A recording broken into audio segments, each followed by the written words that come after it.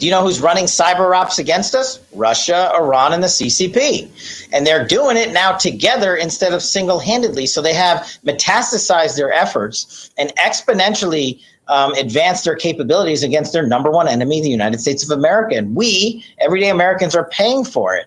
And what are you seeing is demonstrations in the streets of America that are actually celebrating the people that are bringing us harm, and they're going to continue to bring us further harm in the next year. And that's my fear. And Americans have got to wake up and got to get their news from better places, and have got to get the message out. Because what I told people, I think I was just in Machine Shed in Iowa, I said, listen, if we don't win next year, it's not Donald Trump's fault. It's your fault.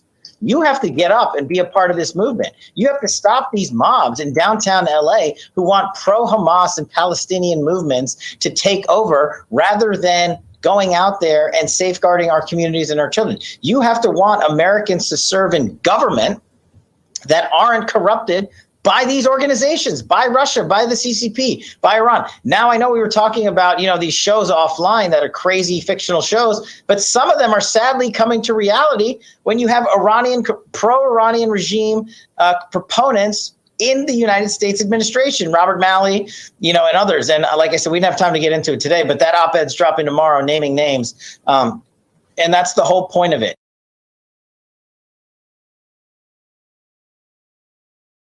Yeah, that's the whole point of it.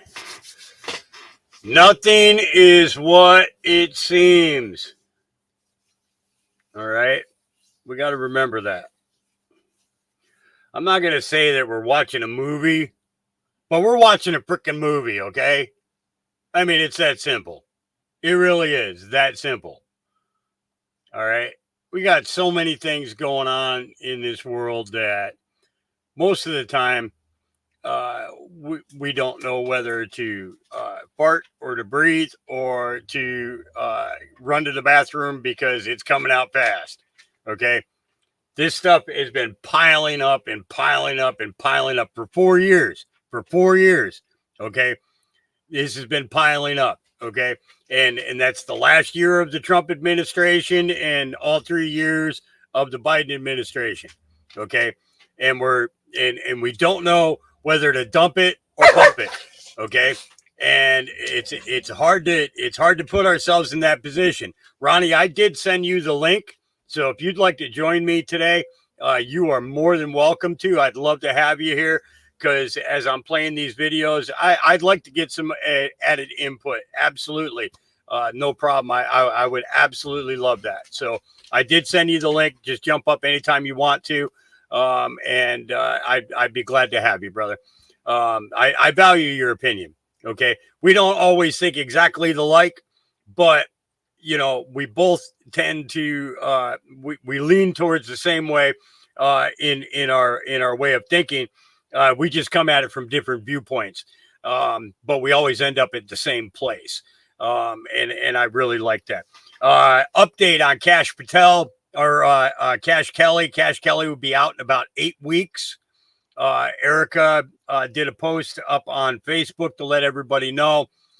Those of you that don't know who Cash Kelly is, Cash Kelly is responsible for me going from cannabis videos to truther videos. And I thank him heartily for that. I kind of faded away from his crowd of people just because I didn't appreciate the direction that they were going and the fact that they were utilizing his friends to create some division inside the group, and that just wasn't cool. Yeah, that's fine. It's it's I'm going to be going for a few hours, Ronnie. So yeah, absolutely. When after the noise is gone and everything, thank your daughter for coming in and taking care of you and helping you out. That's awesome that she does that. I love to see when the young step up and they take care of their parents. My sister Erin was responsible for taking care of my mom for a couple of years before my mom passed, along with one of my other sisters, and we're not even going to mention her. But Erin was, going through a lot of stuff on her own, but she always made time for her mom. Always, always, always. I was on the other side of the country. as mom was fading out. But you know, we were all there at the end, and I guess that's what mattered the most. Okay, so we're gonna go through a bunch of stuff that was on yesterday. We're gonna cover and we know X-22, and then a couple of interviews with Nicholas Viniamin, and an SGT report that I listened to wholeheartedly when I got up this morning, and I was like, you know what, this is another one I got to share. I don't always play all of the SGT reports, only because of the fact that some of the stuff that they do is on that controversial line, and I don't always like to ride that line like that. But there are a few that he's been doing lately that I'm just like all into. His next one with Nate Reynolds should be coming up here. I think it actually might be released today before we're done. If so, we're going to definitely get it on.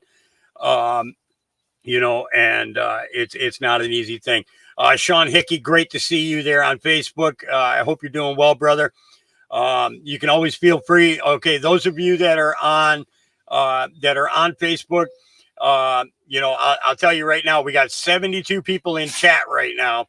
I'm not sure exactly how many are on the Facebook or how many, can somebody look at the counter and tell me how many people are on the YouTube side? Could you let me know that? And I'm going to put this information up on the screen for those of you that are on Facebook. If you'd like to join the awesome chat that goes on here on YouTube, even if you just do a pop-out window just to have the chat there, it would be great to have your input coming in, and for the entire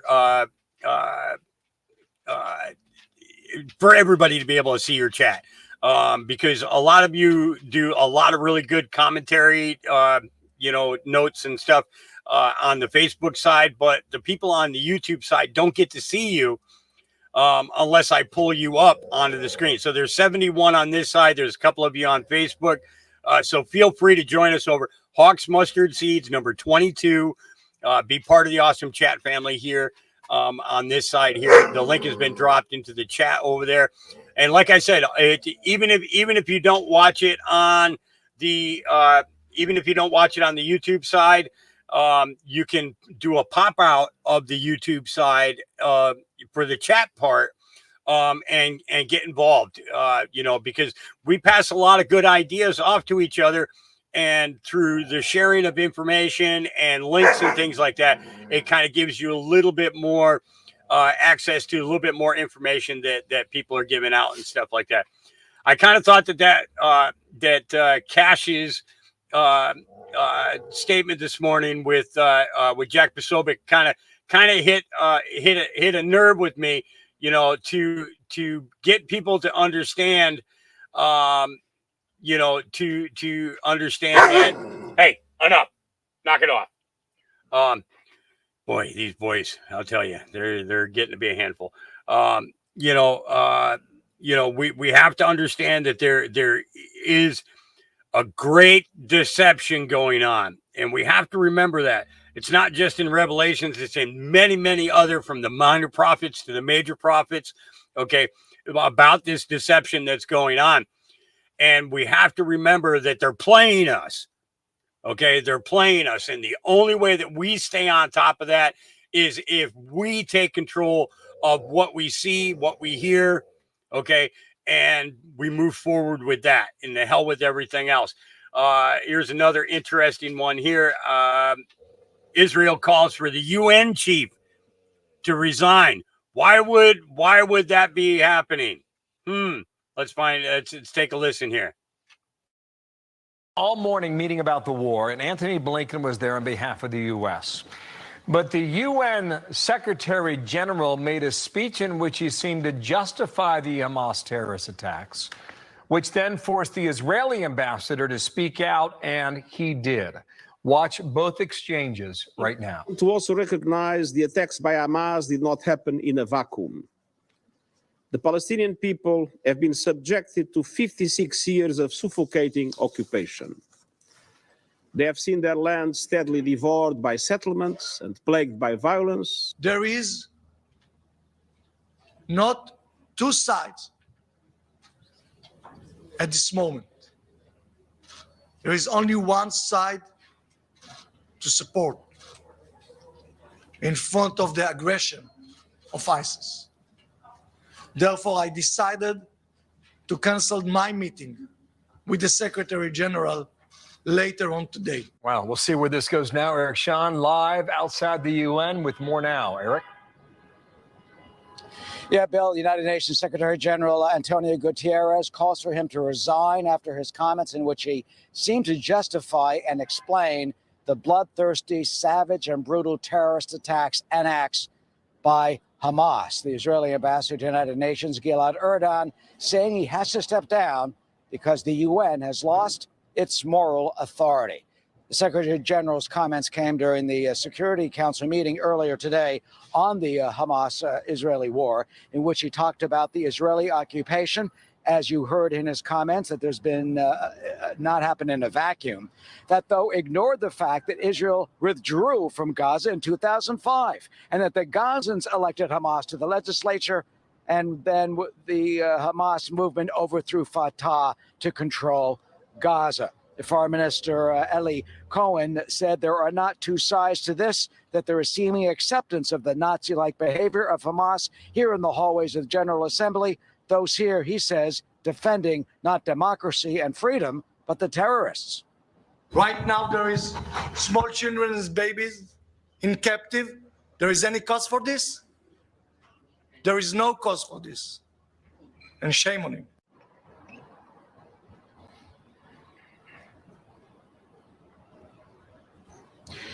In protest, the foreign minister canceled his meeting with Guterres. This, as Ambassador Gilad says, too many people here accept Hamas's claims and make a mockery of what the UN is supposed to stand for.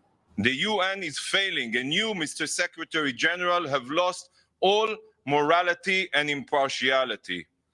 Because when you say those terrible words that these heinous attacks did not happen in a vacuum, you are tolerating terrorism. The Secretary General's office will only comment on these remarks, saying that the Secretary General in about an hour will be meeting with family members of some of those who are missing, and included in that group some Israeli officials. Bill, back to you. Thank you, Eric. More to I totally agree with you there, Ronnie. Absolutely. I totally agree with you. Absolutely. All right. So let's get ourselves started. We're going to start off with our and we know from yesterday. Here we go.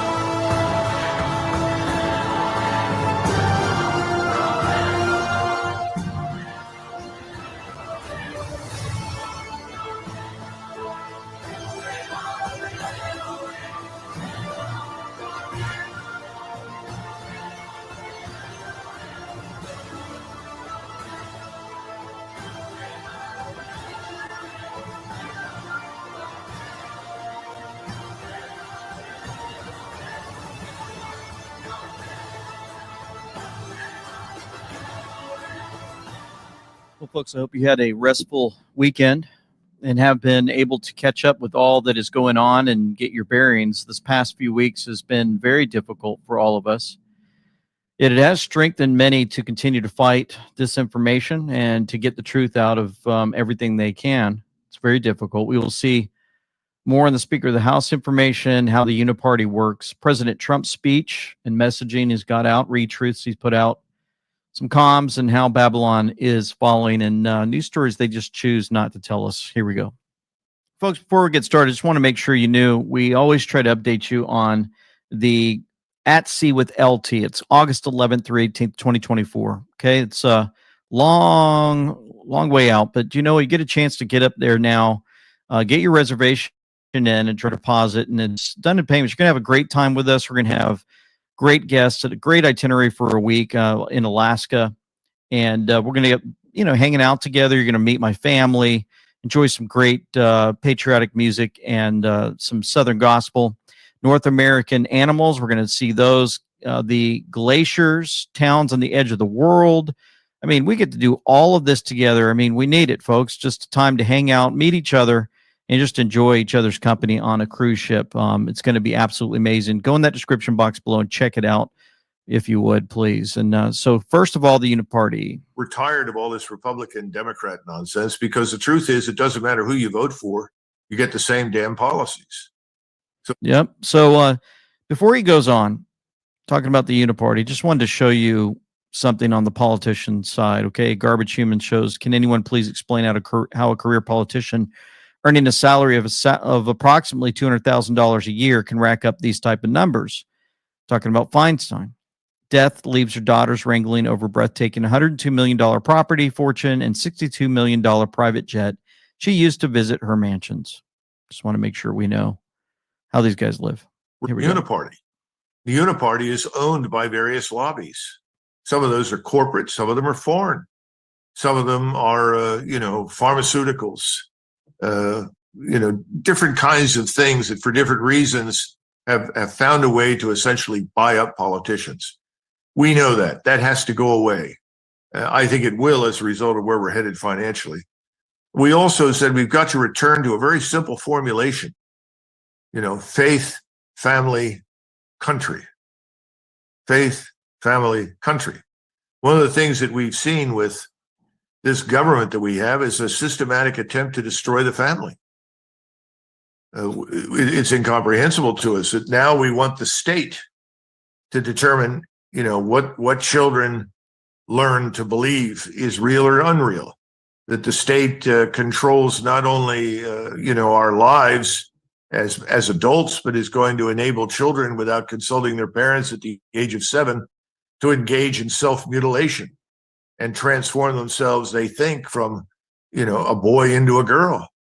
We think that people that are willing to do that sort of thing to anybody who's under the age of 18 should be treated as criminals and go to jail. So when you look at the things that concern us, we want to end these pointless wars overseas, stop the interventions. Secondly, we want to restore the rule of law. We can't go forward, indulging criminals, as you know from your own experience in your own country. You do it. We've got to stop it. Mao had a saying: shoot one, educate a million. When you watch people loot and commit crimes against fellow citizens, you shoot one. And you'd be surprised how much attention that gets on the street. Everybody else suddenly says, oh my God, I better stop her. I'm going to be shot. But we seem to have lost our intestinal fortitude, our guts, our courage to do what is necessary to protect our society. So we've got to restore the rule of law. And in connection with that, we've got to close our borders. We've got to round up all these people who've come here illegally and expel them. We can't afford them. We can't employ them. They're not coming with skills that enable them to assimilate. We've long since breached the limits of assimilation as it is, but we'll go under completely if we don't stop what's happening now. So these things have to happen. And then we absolutely must halt the sexualization of our children. Teaching sex classes to third graders? Good Lord. I don't remember anything remotely sexual about being in third grade. What are we doing to ourselves? So, now you're talking about an appeal across party lines. We're saying, look, there are lots of good people, Democrats and Republicans, who can agree on those things. We need to come together, and we need to go after these people in Washington, push them out of office. We need to force this agenda that I just described to you onto Washington, get out of this terrible pit of despair that we're currently wandering around in. And does that explain it? That explains it. Yeah, you're talking to.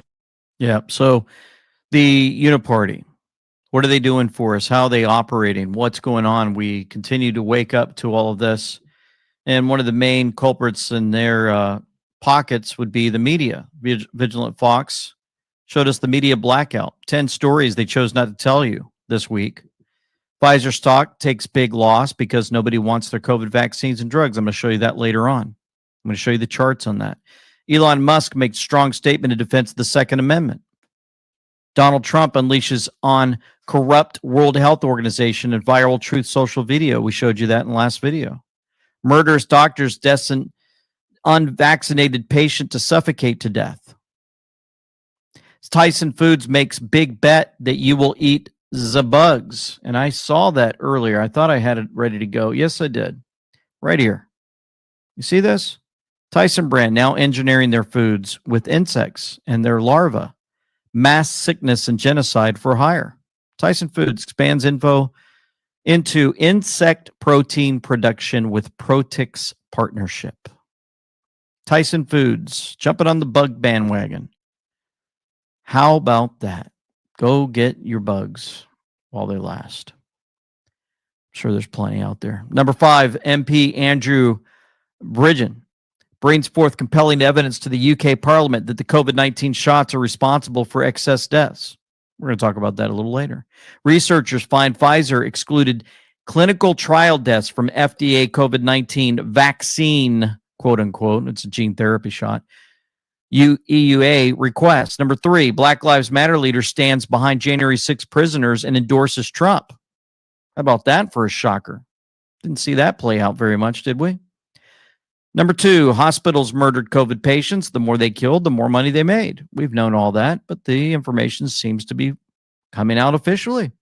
Number 1, it's no accident that 2/3 of the world's population fell for the greatest psychological fear campaign in human history. Perverse brainwashing techniques were thoroughly studied to get you jabbed. And there we are. Enemy of the people. And there's Elon Musk with his post there, strong statement. There he is, President Trump's video, all of these receipts below to show you even more how this works. That these folks not only get the information to us like Vigilant Fox, they provide the receipts. Outstanding. Moving forward to Senator Rand Paul, reveals that the United States is still funding the Taliban and the Palestinians. How about that? Now we're in this situation that Israel needs emergency aid. How will you deal with that? What is your recommendation? The same way I always have is that I'm all for the aid. In fact, we had this debate about a year ago with Democrats. They wanted $1 billion more for Iron Dome. And I said, sure, I'm for that. Let's take it from a fund that we're funding the Taliban with. There's still a couple $1 billion out there that we are the Afghan Reconstruction Fund that's going to the Taliban, to people who are not our friends, who are our enemies in Afghanistan. I don't understand that. Why are we funding the Taliban? They think that somehow when you give money to your enemies, it makes them less of an adversary. We still give money to the Palestinian Authority. We give money to the PLO. So what I would say is, sure, let's fund whatever Israel needs now, but let's take it from funds that we're sending to countries that don't like us, that burn our flag, that chant into America. Why are we giving money to people who hate us? So let's give it to our friends if need be, but let's make sure we take it from somewhere else in the budget. And that may or may not make me very popular, but I insist on this all of the time. And if you don't do it, that's why you wind up with a $33 trillion debt. Well, I mean, has the administration commented on the fact that we've been giving money to the Palestinian Authority? I have these battles all the time. I've battled the head of Senate Foreign Relations over this many times on the floor, over whether we should still be giving money to the Taliban, whether we should be giving money to the Palestinians. So years ago, I introduced the first bill that would have gotten rid of these martyr payments, where people who were blowing themselves up and blowing up Israeli civilians were getting payments, but it was coming out of a fund that the U.S. government was funding this fund. So I was the first one to introduce that, and they got rid of some of the payments, but some of those payments are still going to the Palestinians, and I'm for eliminating all of that foreign aid to the Palestinian Authority. Senator, we want to know. How about that? More and more revealing, playing out for all of us to see, and it happens to be on Fox with Maria Bartiromo.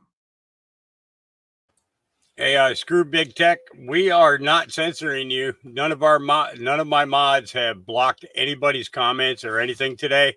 That's got to be 100% YouTube. Okay, that is definitely not my mods, because if anybody blocked anybody, it would come up on my screen. And I'm not. yeah, I'm getting no notices in mods doing anything to anybody on the channel. So that's just 100%. Yeah, that's not us though. That's YouTube doing it.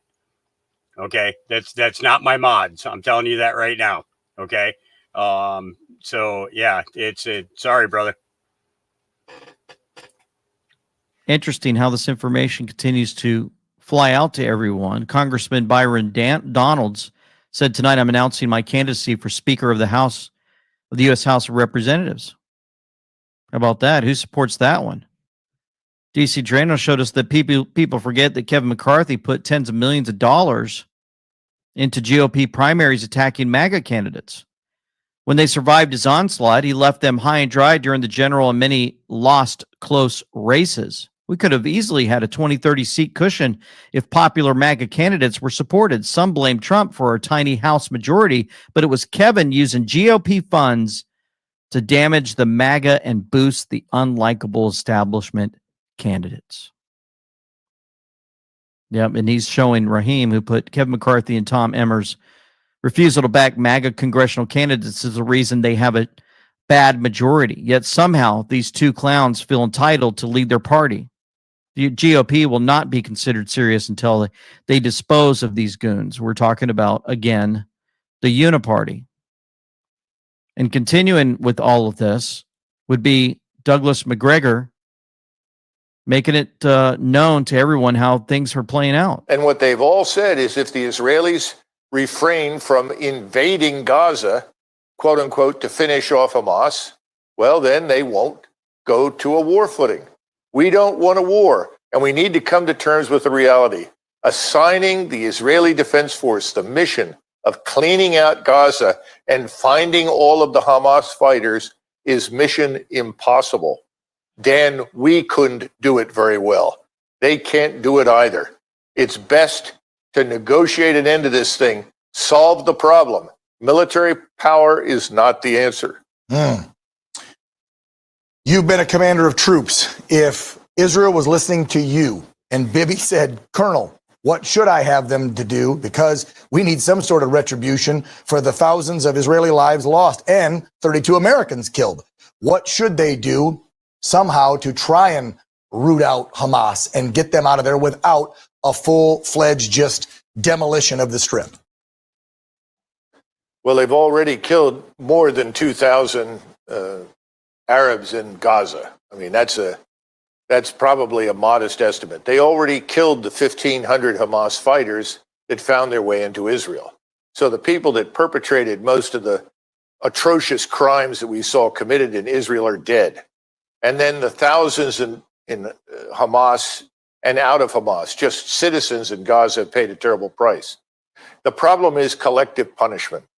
There's no doubt that very, very few Arabs anywhere in the Middle East have nice thoughts about Israel. We're not going to fix that. But collective punishment doesn't work very well. Historically, collective punishment breeds new enemies. The enemies don't vanish, they get worse. And Hamas is not so much people as it is an idea. And it's an idea that is made much more attractive by the brutality meted out to them in the aftermath of these attacks. It's easy to recruit people when their families are killed, when their homes are destroyed. Recruiting is not a problem. Great point. Recruiting on the West Bank for more terrorism is not a problem. And getting the rest of the region involved is not a problem. We need to remember Egypt and Israel have had good relations. Israel wants nothing to do with a war. But if Gaza is subjected to the kind of punishment that Netanyahu wants to mete out, the Egyptians are going to have a tough time staying out of it. And if they get involved in it, you're going to see everybody else pile on. We don't want it. We can't afford it. We're bankrupt. No one wants to admit the truth. We don't have the forces or the means to deal with this. Right. B-52 strikes aren't going to solve this. Our aircraft flying from carriers won't solve this. And we don't have the ground troops to put in there. Do we have a 50 or 100,000 crack combat troops that we can ship there right now? The answer is no. So there's got to be another way. You think? And so there's got to be another way. And so we talked about this. He comes, Colonel Douglas Macgregor, by the way, Colonel, at this with more information and truth. And as he's talking, this anchor even lifts his eyebrows a couple of times, like he's in shock. We don't need this war. We don't need to stop the fighting. Come to the table and finish this. It's done. Stop hurting people. We don't have the capability to pull this off. And it's just interesting as we play all this out. We show the uniparty. We show them talking about this war and more. Just amazing how these folks step up to the plate. And we start hearing more from them on how all of this works. So here, as we see our borders getting open and we're watching all this stuff play out in our neighborhoods and more, it's important for us to stay safe. Here's something for you. One is we know that God takes care of all of us, but it doesn't tell us not to be prepared. I tell you, we've got some warnings. A guy named John Boyd Jr. was on the news saying he's a fourth generation farmer. He said that we're going to see empty shelves in the coming months. So many folks keep talking about that. It's just good to be prepared for anything. I mean, not even just the scare tactics the deep state gives us, but have something in supply. We're talking a good for 25 years super survival food from 4patriots.com. It's in the description box below. They're hand-packed in a family-owned facility in the USA, and they give jobs to over 200 Americans. They have about, different types of things, breakfast, lunches, dinners, and more. Pretty good stuff. You get 10% off your first order with 4patriots.com in the description box below by using code LT. That's 4patriots.com, the number 4patriots.com. To a quote to close from Mike Waltz.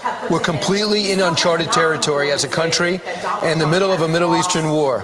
I'm a veteran. If you're going to blow up a bridge, you better have another one to cross. Those 8 clearly did not have another one to cross. There was no plan, Chad. That's why we're in this place. They just want to blow things up. They don't have a plan. And Chad, in addition to that, it matters to Americans because we can't give aid to Israel. We can't pass anything without a speaker. That's right. And this is where the Senate right now has the upper hand. You had Tony Blinken, the Secretary of State, meeting with Mitch McConnell, the Republican leader, yesterday. Chuck Schumer, the Democratic leader, has said that they will start that package there. There is more support for bundling Ukraine and Israeli aid together in a package and sending it over here. Keep in mind, in the House, they did pass a bill unilaterally with more than 300 votes, wide bipartisan margin, but more Republicans voted no than yes, just for Ukraine. That was back in late September. So there is support in the House of Representatives. But what could happen here is the Senate could try to jam the House, and the House would have no say. They might get this Speaker pro tem or Jim Jordan, and that might be take it or leave it. And would Jim Jordan, as Speaker, stand in the way of that because the president asked for so much money for Ukraine? But again, to underscore this, they can't do anything until they get a Speaker. And again, he failed to change any votes, as John Rutherford said leaving that meeting. He said this wasn't about trying to change our minds. We, the opponents of Jim Jordan, were trying to get him to change his mind and drop out. He's a military officer over in Jacksonville. Chad, they're determined to ruin your weekend, and we're not going to let them. We're going to make them vote and get a speaker today, we promise. How is he going to do that? Ultra Pepe Lives Matter. I'm not sure why everyone is so concerned about the Speaker of the House being filled as the third Jim Jordan vote failed, when all signs seem to indicate that Gates' actions caused them to have issues funding never-ending war and the military-industrial complex. As far as I'm concerned, I want $0 to go overseas, and anything that's agitating the uniparty in Congress, I have no qualms with. They're panicking over not having a speaker to supply the war funding. Lisa May said, just heard from Stinchfield 1776, that they're saying the Dems would be willing to get behind Liz Cheney for speaker. It would only need 5 rhinos to join them. The uniparty. Speaking of Liz Cheney, if Donald Trump isn't still over the target, then why does the uniparty continue to tell the sheep that he's the single greatest threat to democracy that we've ever seen, while simultaneously having their cohorts essentially bring us to the brink of World War III? Everything they told us Trump would do, they are doing, and much worse. Yet they still constantly think of Trump at all times. He lives in their heads 24/7. Why they are still so scared of Donald Trump. Well, I'm sure we pretty much figured it out by now. Here's Liz. But if it came down to it, even though you disagree with Joe Biden on almost every issue under the sun, other than maybe Ukraine and Israel, would you vote for him over Donald Trump? We're going to see what happens. We're going to see how things unfold. I think Donald Trump is the single most dangerous threat we face. I would imagine that there will be a number of other candidates in the race. Would you be one of them? I think I'll tell you what I am definitely going to do. I'm going to spend the next year between now and the election certainly helping to elect serious people, helping to elect sane people to Congress. Of both parties? Yes. Because I think that we could well find ourselves in a situation, given what we know the Trump folks are doing in terms of attempting to question the results of the election. We don't want a situation where the election is thrown into the House of Representatives and Donald Trump has any possibility at all of prevailing under those circumstances. So we've got to elect people who believe in the Constitution and who take their responsibilities seriously to Congress. So I'm going to be spending a lot of time doing that in addition to other things. But you're not ruling out a presidential run? No, I'm not. Okay. And we'll see you when your book comes out. Thank you. I look forward to it. Okay. Got to get those Bushes and the Cheneys and the Obamas and the Clintons. Got to get them back in power. Got to protect their all of their lies and protect all of the things that they've done to us. Forbes continues with their massive misinformation. Editor's pick: Trump spent $15 billion on border wall, but skimped on vaccines. December 9th, 2020. Then you fast forward to October 19, 2023, how Biden forgiving another $9 billion in student loan debt helps close the racial wealth gap. Can't afford to build a wall to protect our citizens, but we can send all kinds of money overseas. Yeah, Biden's request to Congress included $14 billion for Israel, $60 billion for Ukraine, $10 billion for general humanitarian aid, $7 billion for the Indo-Pacific, $100 million for Gaza, by the way, which goes to Hamas, and then Hamas sells that money off to the locals. Oh, yeah. $14 billion to process illegals faster at the border, all funded by the American taxpayers. What's being spent on us? Don't forget, inflation is just backdoor taxes. And here is the, well, before I show you the Hamas deal and how a whistleblower came out and talked about where that money goes when it reaches them. Just want to show you old Biden walking on the beach. Chinese military vessels are ramming Philippines Coast Guard ships. Iran's threatening joining the war against the Israeli Defense Force. Hamas is holding U.S. citizens hostage. Israel is considering using nuclear weapons. Meanwhile, Joe Biden's taking a stroll on the beach and ignoring the questions. Yeah. So, again, let's get back to this. Wanted to show you the Hamas seeking to impose media blackouts on Gaza. This video here will play. We're breaking through. And President Biden's pledged $100 million plus in humanitarian aid to Palestinians. It is scheduled to arrive immediately. We asked a Palestinian civilian what happens to aid when it reaches Gaza.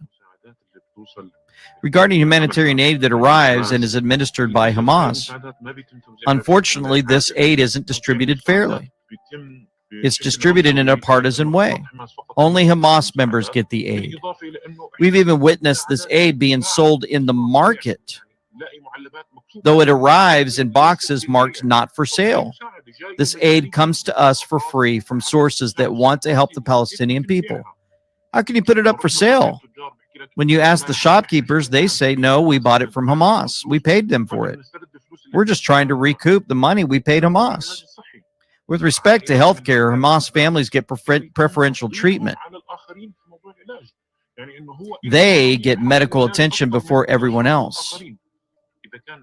If someone else needs an operation, it could be delayed for a long time so that Hamas loyalists are treated first. A lot of people suffer from this. To be candid, Hamas has utterly wrecked the Palestinian people.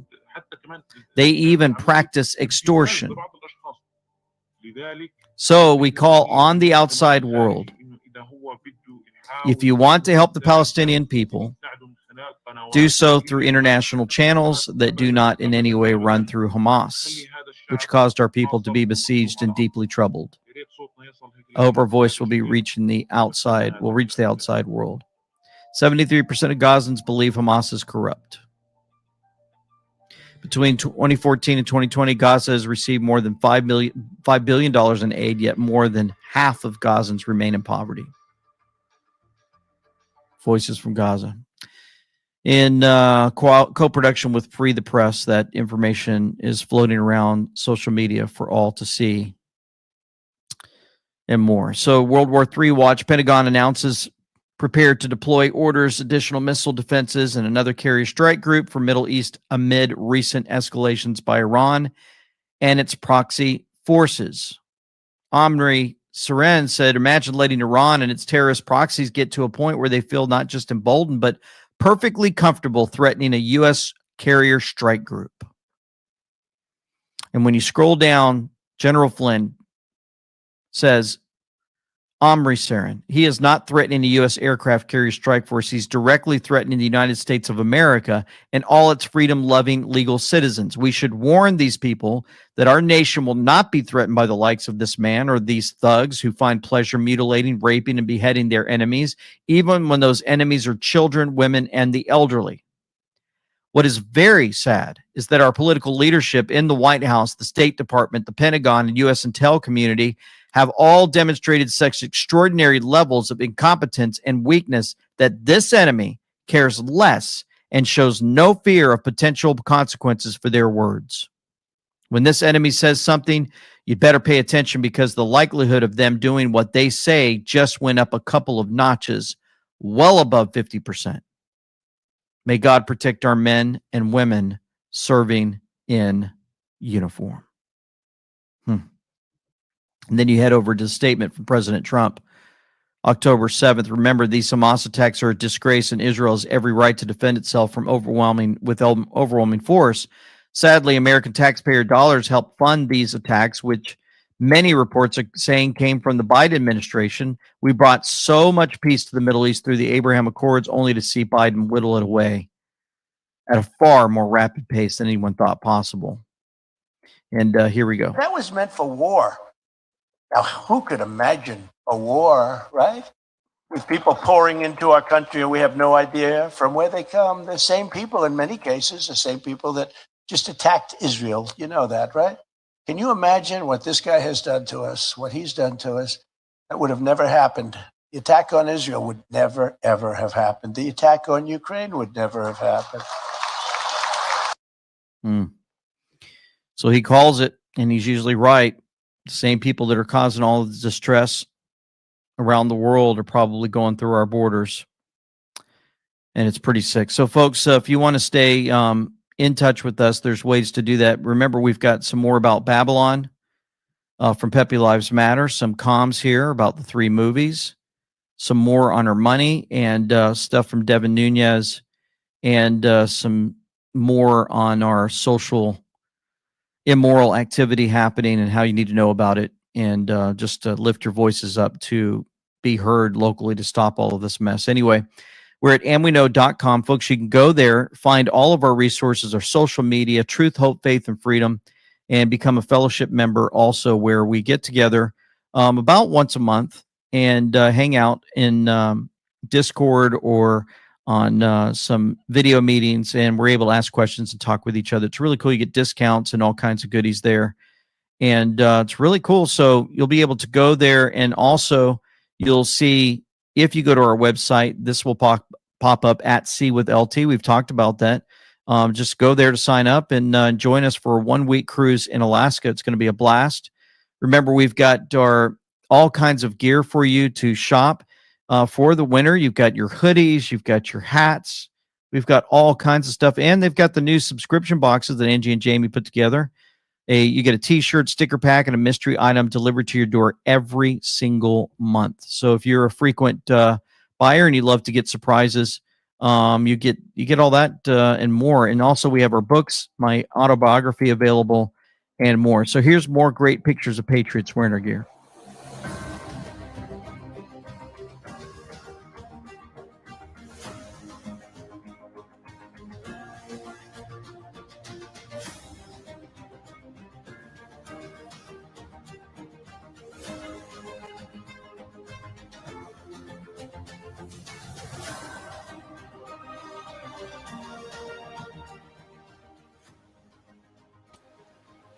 right, while their music's playing. Yeah, what you need to remember, Jem, is that after you park, make sure you move to another part of the camper. Do not stay in the same location because you will stink yourself out. Hello, all of you just joining us.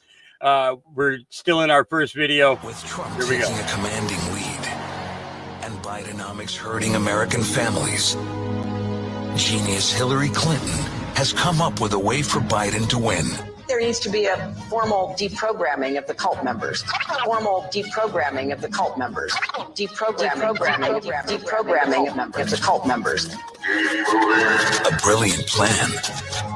And here's what that would look like. Pay attention.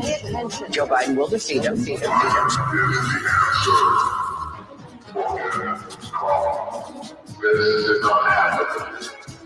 Biden has done an amazing job. Amazing job. But there's one small problem. The basket of deplorables. Working Americans aren't idiots. And they know who's on their side. To American workers watching their take-home pay shrink and watching inflation destroy their family and their lives, to all of you, I have your back. I'm Donald J. Trump, and I approve this message. So that was from Dan Scavino, posted Brainwashed, another ad for 2024. Brainwashed, 10 drops contain the word brainwash. We're talking about the drops that they say, oh, I'll stay away from that. But folks, we have, there's reasons that all this plays out. There's a reason that General Flynn would say what he did about the Intel board. I call it the Intel board, but Q drops, and the media is allowed to attack it. But we have to be careful. But many of us have worked hard. Many of us have seen how these drops had affected us and more. But he's probably having to step away from it for legal reasons.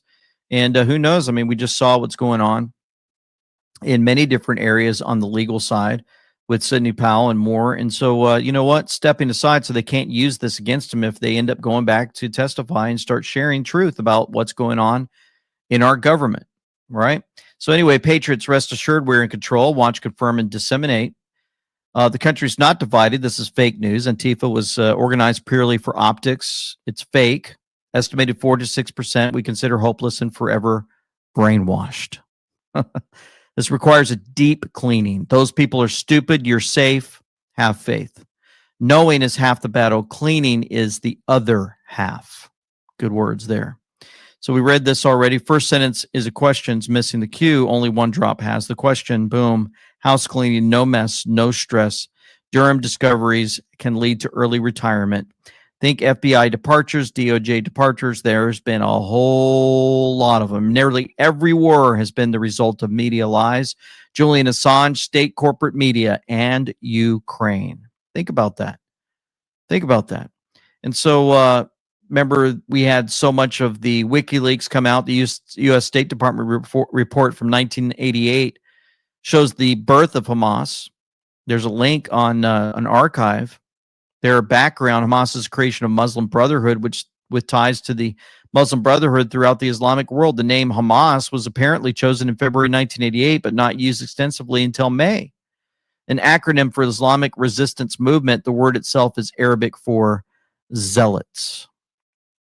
Zealots. And remember, the Muslim Brotherhood, they were brought over to the White House when this guy, O, was the president of the United States. Don't even like saying his name, but you know what? He was caught in a photo. If you guys remember, he was holding a book. In the book, a picture is worth 1,000 words, right? You take a picture in that book that he has in his hand, you look at that. Man, that's not something he should be reading. The post-American world. Really? Remember that? Yeah. He was really upset because it was reported that he was furious that he was caught on camera and it was published and tried to block it. The name of the book Obama's holding, Post-American World, and it was written by fellow Muslim Fareed Zakaria. Post-America means the world after America. If each person sends this to a minimum of 20 people on their address list, in 3 days, all people in the United States of America would have the message. This photo really should be passed around. Release the truth, Julian Assange. If wars can be started by lies, peace can be started by truth. Julian Assange. He needs to be freed. And more on some really cool stuff. President Trump retruthed this on October 21st, 2023 from Fruit Snacks 2016, A New Hope. There's President Trump with, he's got holding his weapon like Star Wars. 2020, The Empire Strikes Back. There's Biden, look like a fool. In 2024, Return of the Jedi. And there's President Trump. All three movies playing simultaneously. Why is that cool? Because October 21st, 2020 is when all three movies were playing simultaneously. And October 21st, 2023, 3 years later to the day, three movies playing simultaneously. And it was retruthed. Just one of those things. Coincidence. And then great job by Congressman Michael Waltz on Fox and Friends Saturday. The entire world needs to see strength, needs to see clarity. People need to understand what decision is. We need a commander-in-chief whose number one job is to keep us safe. This is why we can't get to November 2024 fast enough. We need to get President Trump back in. This wouldn't be happening in the first place if he were there. We know where he stands and where America stands. So he posted this at 7:43. 7:43 is the age of tech has hurt their ability to hide and control. What? The entire world needs to see strength, needs to see clarity. This tech, the world tech, is starting to see it all. This tech has provided us the ability to communicate with each other, folks. We are able to do this, get the information out, understand and grow together, and pray together and more. It's amazing. The end is near. We can't get to November 2024 fast enough. The media cleanse, Fox and Friends, is in there. Pretty cool. So we're watching the Babylon, the Precipice of Destruction, written by Pepe Lives Matter. I thought it was really good. And I put in the description box below in case you wanted to share this amazing write-up that he did. It can be frustrating to turn on your favorite social media news page just to find more dreary and dreadful news regarding war, two-tier justice, and empty promises from both sides of the uniparty. That uniparty word keeps coming up, huh? It can gnaw at your soul and wear you down to the point of exhaustion. Few have been so awake in the history of our world because of this instant access to media from thousands of sources. But this can take a toll. Many of you, like me, have been following the news as closely as a normie follows their favorite sports team for over 5 years. We've been cheering on our favorite white hats, exposing corruption, doing our own digs into subjects that fascinate us, and calling for the world to shake off its slumber.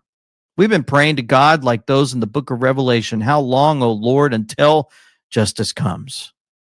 We've been like watchmen on the wall, peering into the enemy's camps and ruining their psyops for thousands, planting seeds that irritate the powers that be.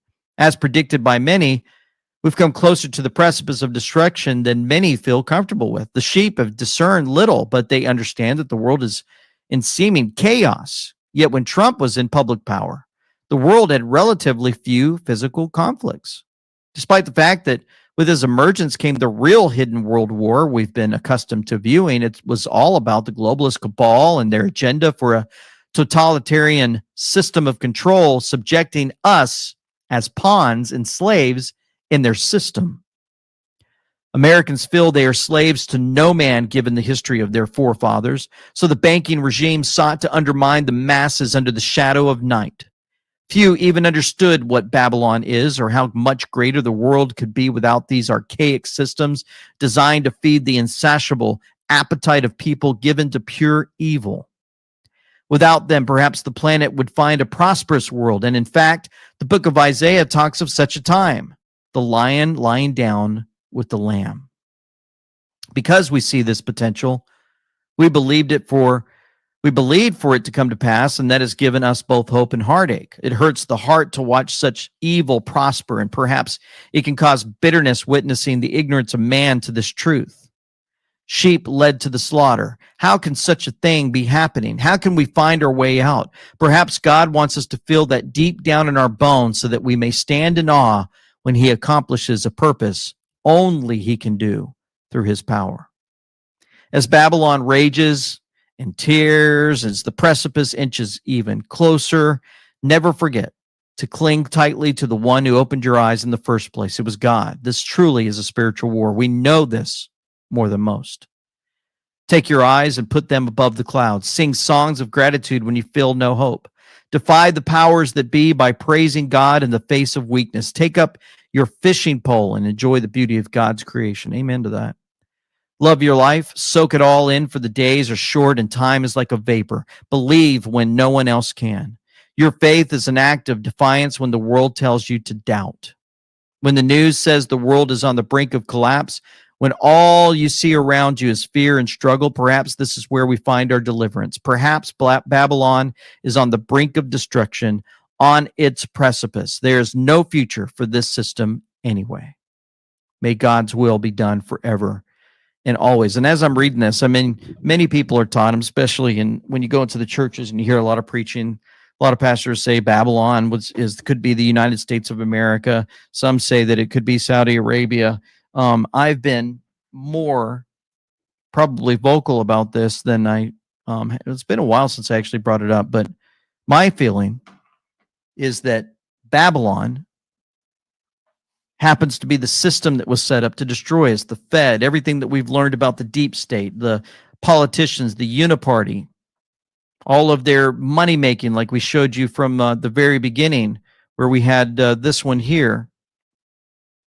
Millions of dollars for Senator Dianne Feinstein. I mean, that's the Babylon. It's got to be. But many people have their different opinions when it comes to Bible, and they try to figure out what's the truth and what's not. And it can become very confusing. USDebtClock.org says this. They had another one pop up. We need you to remain ignorant, compliant, divided, gullible, confused, lost, guilty, dejected, crushed, bitter, distracted. So they have this. Your silver does not equal fiat dollars, and then it has a green light, almost like something's about to play out. We talk about all this money and more when we had our interview yesterday with Dr. Kirk Elliott. These are so amazing to hang out with him and get this information. Corporate debt's increasing. ECB starts digital euro. 2009 will look like kindergarten. These are the things that we discussed, and I'm just going to play a clip from that. Do I have something from that? Yeah, I think I have it right here. An analyst said that as the side effects of the Fed's interest rate hikes become more apparent, corporate debt repayment pressures are increasing. As of the end of August, more than 450 U.S. companies had filed for bankruptcy protection this year, more than in the past 2 years combined. Yeah. So that amplifies everything I just said. Now, how much debt do those companies have? I don't know if that article tells it, but I know the answer. I read it this weekend. $2 trillion of corporate debt comes due in 2024. Ooh, man. And he just unloads. You could throw anything at him. Like I just find stuff during the interviews and just pull it up on Twitter or say, hey, look what this just came out. And he's so good. He's got 2 doctorates, 1 theology, and it's just amazing how he's able to piece the information together. And talking about all this money stuff, remember we said we're going to talk about this more. mRNA and Pfizer, look at that. mRNA is down 55.08% year to date, and Pfizer's down 40.21% year to date. Patriot Voice said Moderna's stock price down. That means since the beginning of this year, they lost all this. It's unrecoverable. Pfizer isn't doing so hot either. Huge losses. Talking records. To put this in perspective, S&P 500 is up almost 10.5%.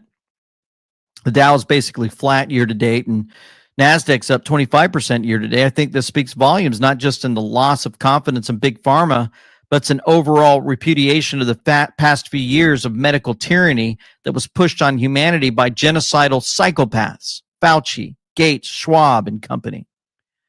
Who would imagine that seeing perfectly healthy people just drop dead out of nowhere after getting the jab would inspire a loss of confidence in big pharma?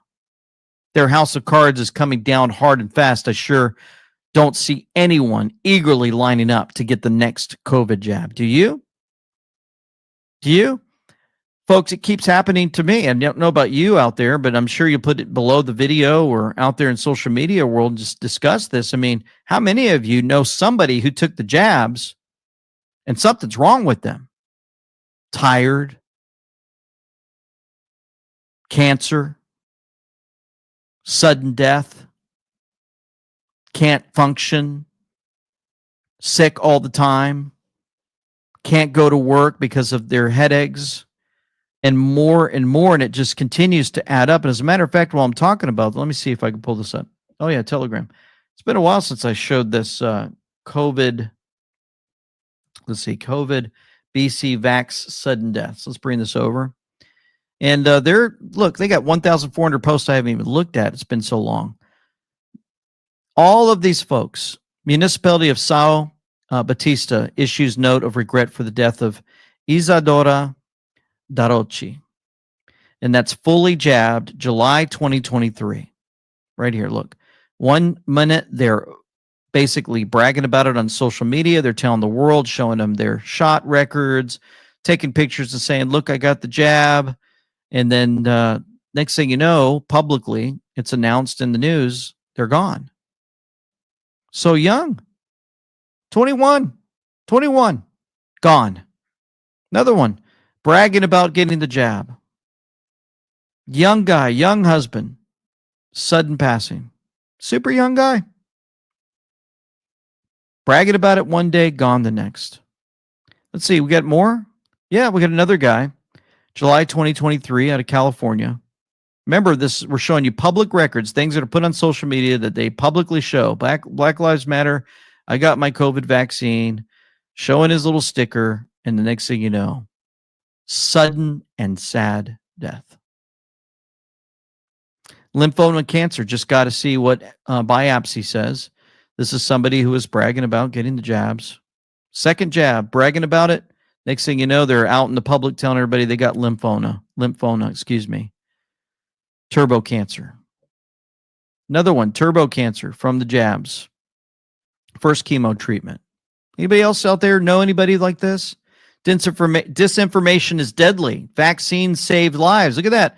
They get all this out there to make people get out there and go get these jabs. Today, I'm back at chemo trying new treatments because the last one did nothing. Fully jabbed, cancer plus full chemo.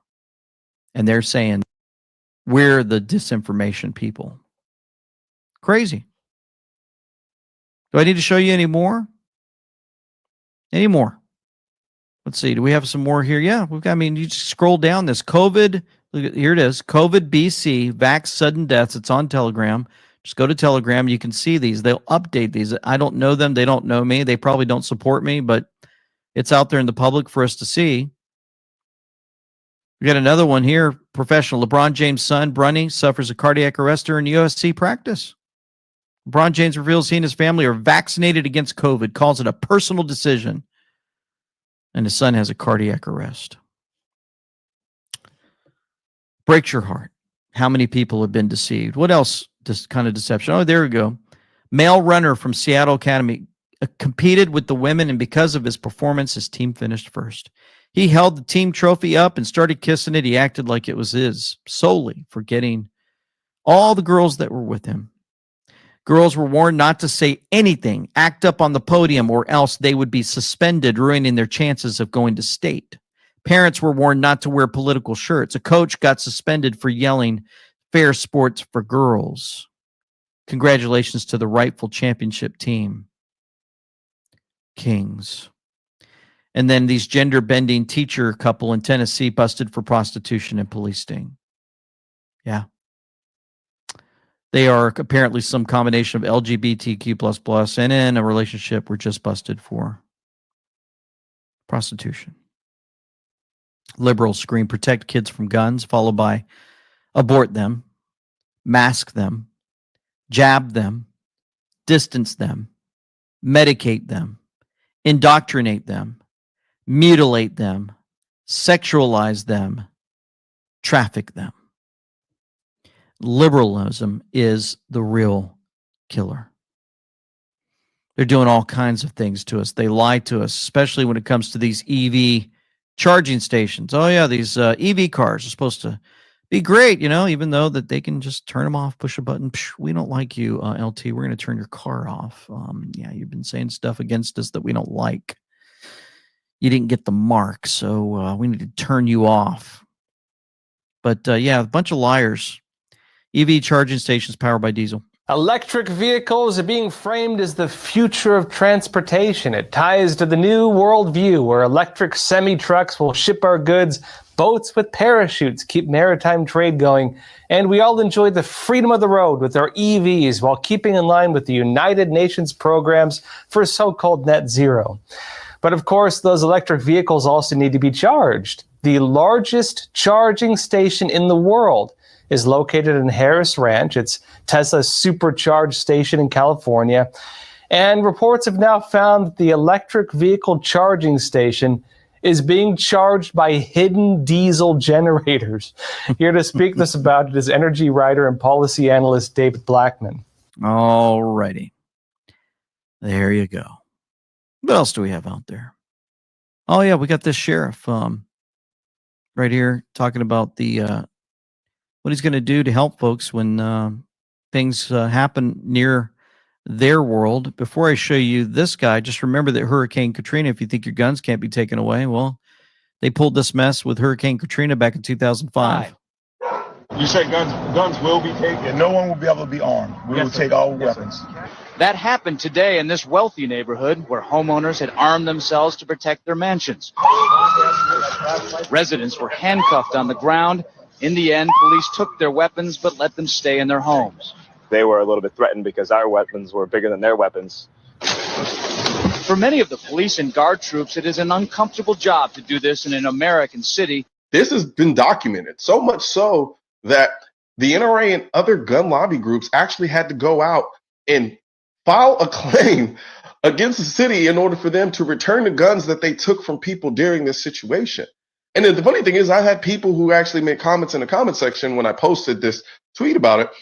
And they were saying something to the effect of, oh, well, great way to take things out of context. And I'm guessing they're insinuating because it was after a major hurricane and it was flooding and it was a disaster zone, that somehow that makes it better to take people's firearms. Police, open the door. They had AR-15s or M16s. They were pointing at us. They told us, put your hands up. Let us see your hands. They're drawing down on me, and they let the looters run rampant for over a week? Are you kidding me? I really thought they were going to kill me. I really did. They didn't care what your rights were. They were going to deny them. You're letting the thugs get away with everything, and you're coming to honest, good citizens and taking away their protection, and it is wrong. Wrong. Wrong. But still, the order have been given for police and National Guard to go house to house, often with guns drawn, to evacuate residents and confiscate their firearms. People decided to stay and protect their homes with their firearms. To me, that makes the most sense in the world for them to keep their firearms to protect themselves. That's the very reason why they have them. Yep. And so if you're wondering how this would play out, we've got all these issues across our country. The border's open, and they've been telling us over and over again, better watch out. Well, here's a guy. I'm going to use the office of sheriff, the power I do have, without arguing over a bill or law that's being passed. I have the ability to swear in citizens as deputy sheriffs. I have no limit on the number. I don't have a limit to my county borders. And as I told them in Richmond, and I mean it today, just as well if Congress chooses to go down that road, I will swear in tens of thousands of citizens as deputy sheriffs, provided they have their own weapons and be on call and available to me for service. And they will be allowed to keep those AR-15s, high-capacity magazines, and whatever else it is, generally speaking, that's being talked about through all the chatter and rhetoric. These people are not going to suddenly, because they're sworn in as my deputy sheriff, start to run out and commit crimes and do bad things with the guns they've owned for decades. They're citizens that elected me into office to protect them and protect their rights. And that's one way I can use the power of my office. That is what you call leadership. The sheriff, and he's not a paid off uniparty member. So anyway, so we're talking about the borders. Since we're there, might as well show you this clip from Nunez on the Border Patrol. I am back with former House Intelligence Committee Chairman Devin Nunes. And Devin, you did a very in-depth investigation into communist China when you were the chairman of the Intel Committee. I want to get your take on what Griff Jenkins is reporting. Griff Jenkins is at the border, and he says that CBP sources have told him that nearly 2,000 Chinese migrants have been apprehended at the southern border. China, 7,000 miles away from the United States. They are coming through the southern border, and these are military-aged men. What do you make of this? This is just 14 days. This number is astonishing. 2,000 people in 14 days, Devin. From the beginning of the fiscal year. This has been going on for a while. This issue has been covered up really by the fake news and the Biden administration. They knew these Chinese nationals were coming in months ago.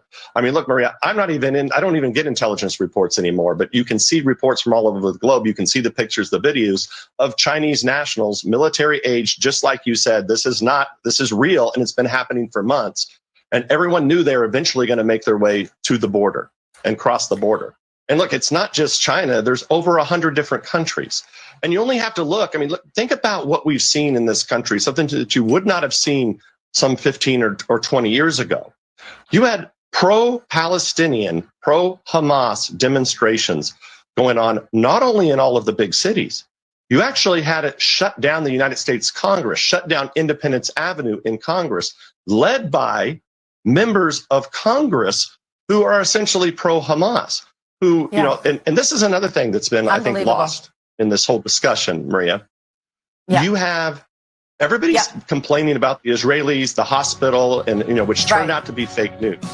But what they're not talking about is they were celebrating this before the Israelis started bombing Gaza. Celebrations were going on around the world about this devastating attack on Israel. Thank you so So more and more information playing out for all of us to see.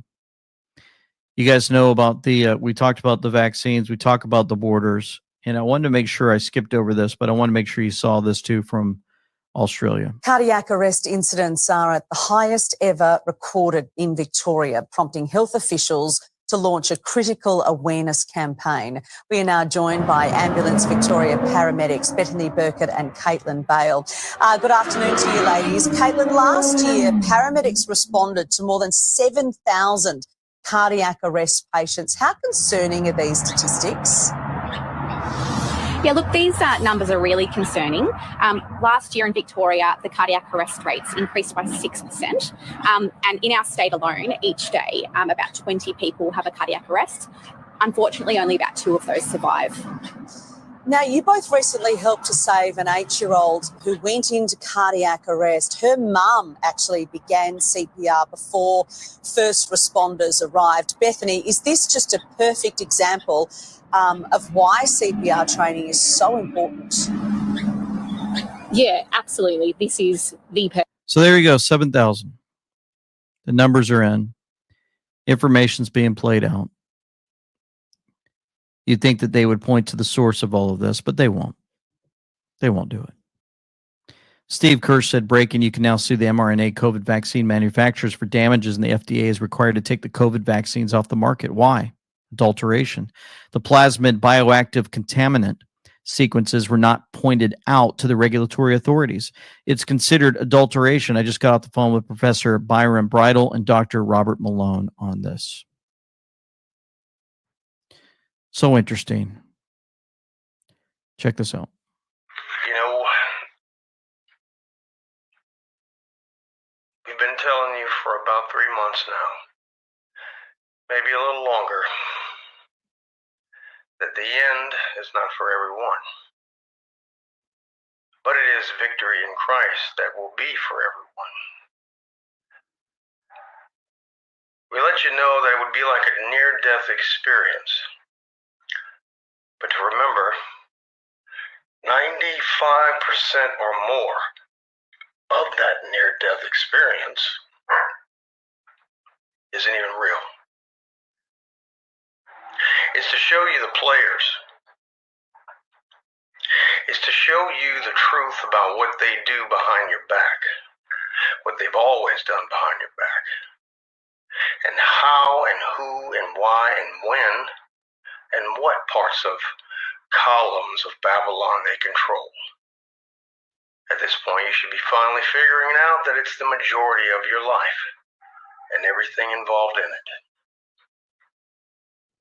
But this is why it's so important for you to understand that God has given you all very many, many blessings and will continue because He loves each of you. But that He also is expecting you, as you are, to take a stand for the most innocent and precious, the children and the elderly, Christ's most precious. So with that being said, the final act is underway. This part is very, very important because as you will see, as the things break down, you'll discover that all the upper hand top is already gone. They put fake players in place so that the middle ground could be seen and visible. And so as this plays out, the music gets a little louder, so I can't finish the last few seconds. But again, the end's not for everyone, right? It's going to be difficult. I hold to that.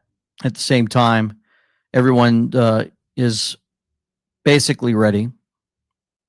We've seen this play out over many, many years. It's been very, very difficult and challenging for all of us to get to the bottom of what's going on, what's the truth, how are these battles playing out. We don't know. They don't forecast everything that they're up to. Thank goodness.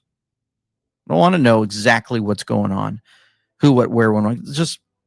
It's just good to know that through all of this, we're prepared. We're getting retruths with information that help us continue to move forward because why would President Trump retruth stuff about 3 movies playing out, folks? Just small things, simple things. Why post things at specific times for us to wake up? Why do we have so many posting messages about Babylon, the precipice of destruction, waking up to what exactly is going on? How in the world did we get here? From 2015, when many of us were still asleep, and President Trump decided to run for president of the United States and shake up the enemy in so many ways. Pledge 17, there's no money in peace. There's no money in cures. There's no money in free energy. There's no money in good diets and eating habits. There's no money in no vax. There's no money in zero debt. There's no money in homeschooling. Do you get it now? There's no money for them, is basically what we're saying. This enemy is being exposed. The enemy of people, mainstream media is exposed. Those that thought that they could get by with their immoral behaviors are now starting to realize that the people are not going to take it much longer. They're going to stand up, get elected officials in, and do it lawfully and in order to stop this demonic behavior from happening any further. It's going to take time. It's going to take us, we the people, to stand up. We've been empowered, and we're able now to move forward with the truth. The verse that we'll leave with today is Proverbs 3:5-6. Trust in the Lord with all your heart. Do not rely on your own understanding. Think about Him in all your ways, and He will guide you on the right paths. For nothing is secret that shall not be made manifest, neither anything hid that shall not be known and come abroad. Let's pray. Heavenly Father, again, so grateful to you how you continue to shower us with your grace and your mercy. We don't deserve it. Many of us are suffering, hurting.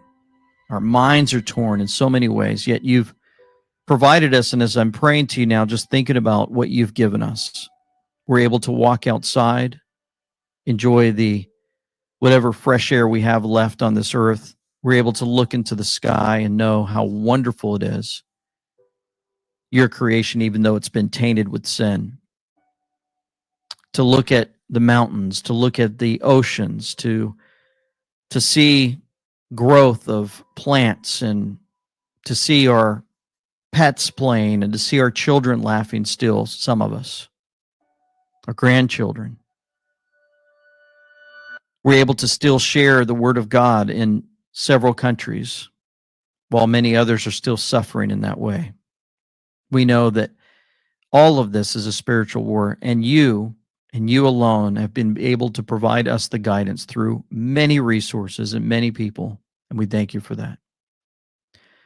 Please continue to just encourage us through that still small voice to read your word, to soak it up and realize each ink drop of your word has been provided for us, and that you gave your Son, only begotten Son, that whoever believeth in him shall not perish but have everlasting life. Thank you for those words. Thank you for your Son. And we ask, as we continue to enter into this very, very difficult storm that we're in, you provide us a calm and peace beyond understanding. And may people ask us, why are you so calm? And we would have the answer ready from you. We ask all this in the name of Jesus Christ, our Savior. Amen. Folks, I hope everything's good out there for you in such a way that you're getting the information that you need. I'm hoping that many of us are not fighting, that we're discussing amongst each other things that are going on, that we're praying together, and that we're helping each other day after day. Just a simple thing is walking up to somebody and saying, I just wonder why you're wearing that mask.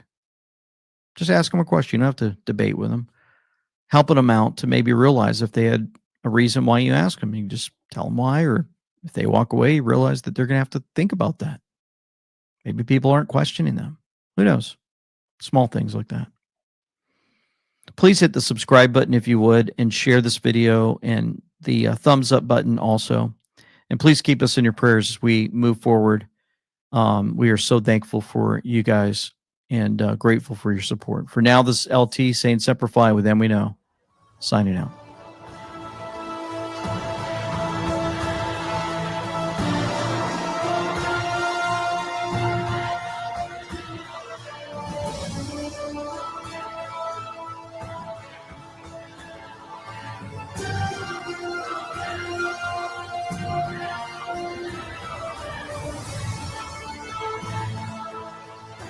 All right, that was Dan Reno, LT. That was a good podcast there. Very good. Very good. All right, up next. Let's see who we got next. Oh, we got X22. Here we go.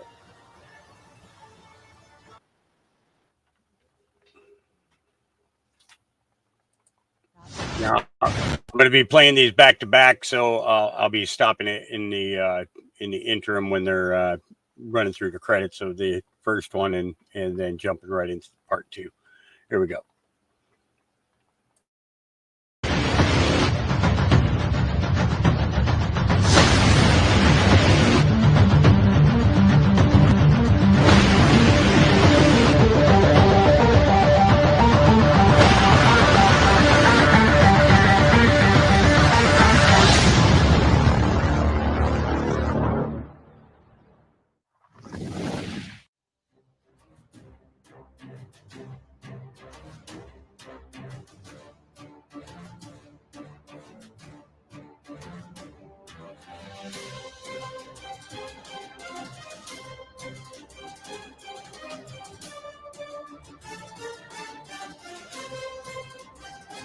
Hi, and welcome. You're listening to the X22 Report. My name is Dave, and this is episode 3194 AN. Today's date is October 23rd, 2023, and the title of the episode is Trump Proved It. The pattern is clear.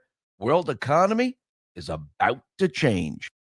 Let's talk about our health. The shredded lettuce in a double-double and the fruit filling in a donut are awesome, but they don't count against 5 servings of fruits and vegetables a day. I won't nag you about your diet. I don't always eat healthy either, but I'll share with you what the Mayo Clinic says. If you want to help prevent heart disease, lower blood pressure, and cholesterol, eat 5 servings of fruits and vegetables every day. I don't, and you probably won't. That's why I take Field of Greens. Unlike the others, each fruit and each vegetable in Field of Greens was medically selected by doctors to support your vital organs like heart, lungs, kidney, and immune system. Flu season is here, and I trust Field of Greens to help me stay healthy. Field of Greens works fast. You'll feel better with more energy, and you'll notice your skin and hair and nails will look healthier too. If you don't always eat right and exercise, join me and take Field of Greens. Let me get you started with 15% off your first order. Visit fieldofgreens.com and use promo code X22. That's promo code X22 at fieldsofgreen.com. That is fieldsofgreen.com, or click the link in the description.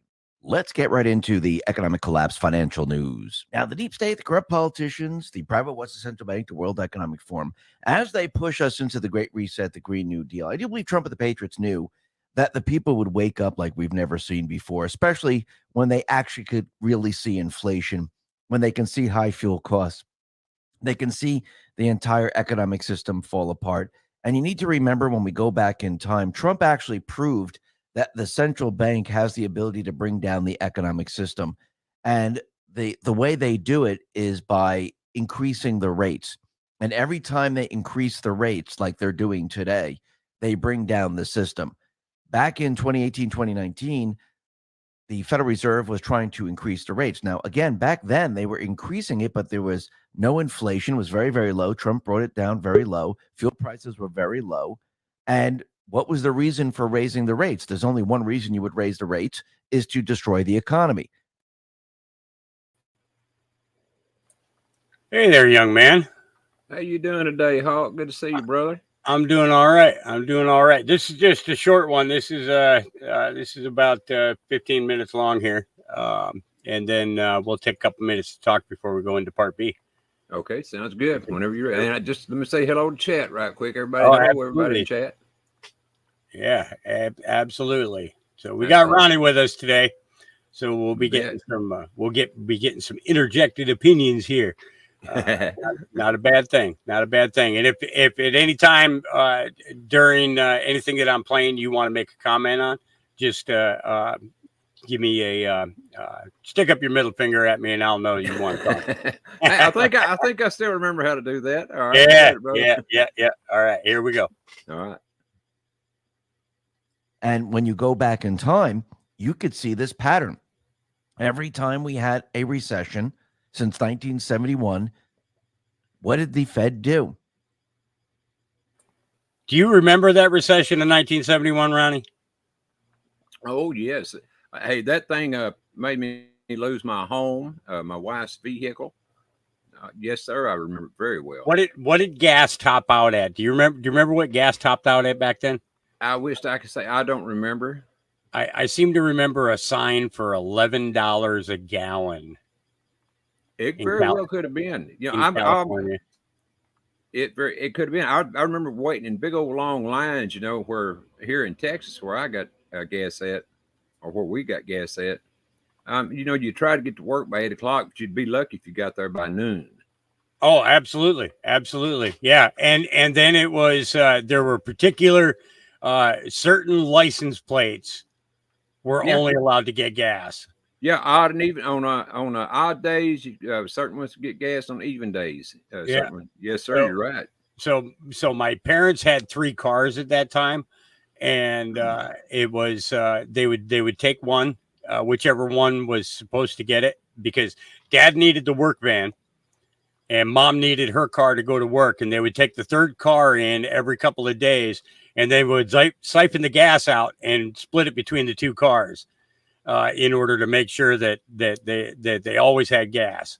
Not a bad idea at all. Yeah, it was about the only way to do that. Yep. Hey, I heard House. Look at that. Boy, we got some people coming in. Salt and Light, great to see you. If you want to go through that list there and say hi to some people, go ahead and do so. We can pause out on X22 for a minute here. Okay. Well, let me say hello to Jody Terry. The Nut House. I mean, it's good to see the Nut House in here always, you know. Absolutely. Nut House. Salt and Light, hello there. Miss Karen Reese. Hello, Miss Karen. Let's see who else. Camel Carl is here. Oh, you made the big time, Hawk. You got Camel Carl in here, Mike. Oh, he's good people. Let's see who else we got. Melvita Barnado, hello to you. Hoodal is here. Hello, Hoodal. And Miss Cheryl Rich. Hello, Cheryl. Let's see.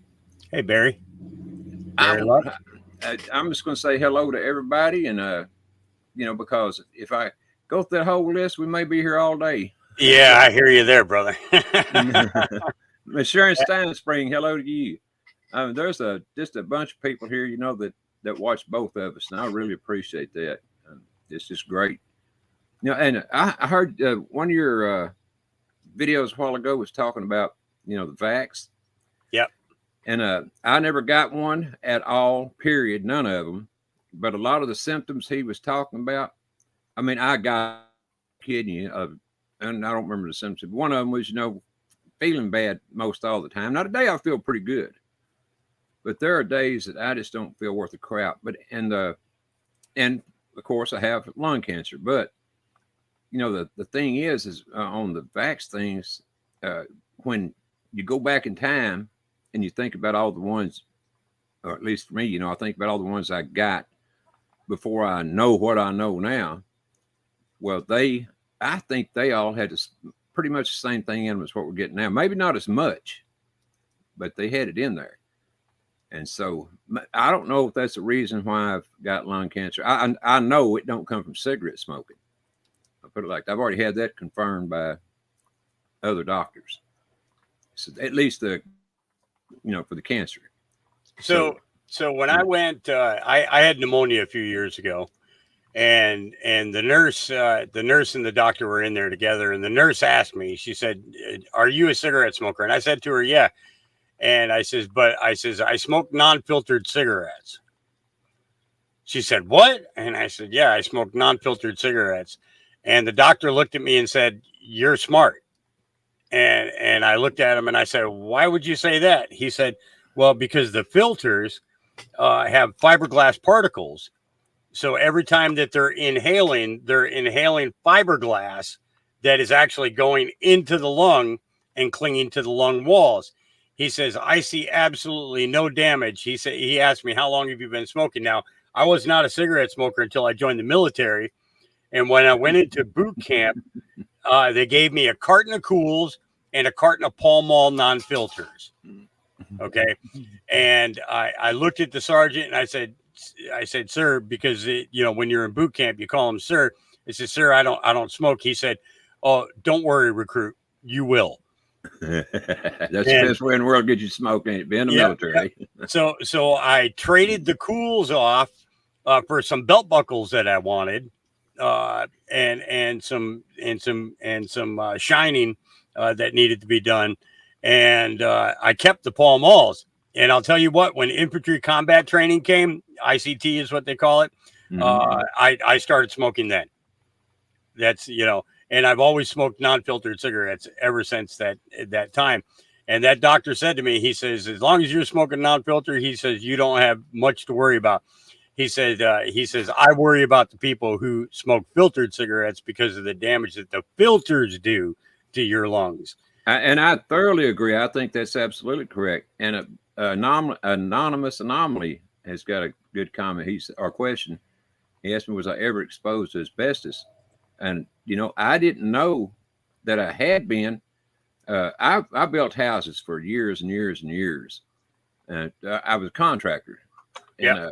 And, we were around everything that you could think of that they built houses with.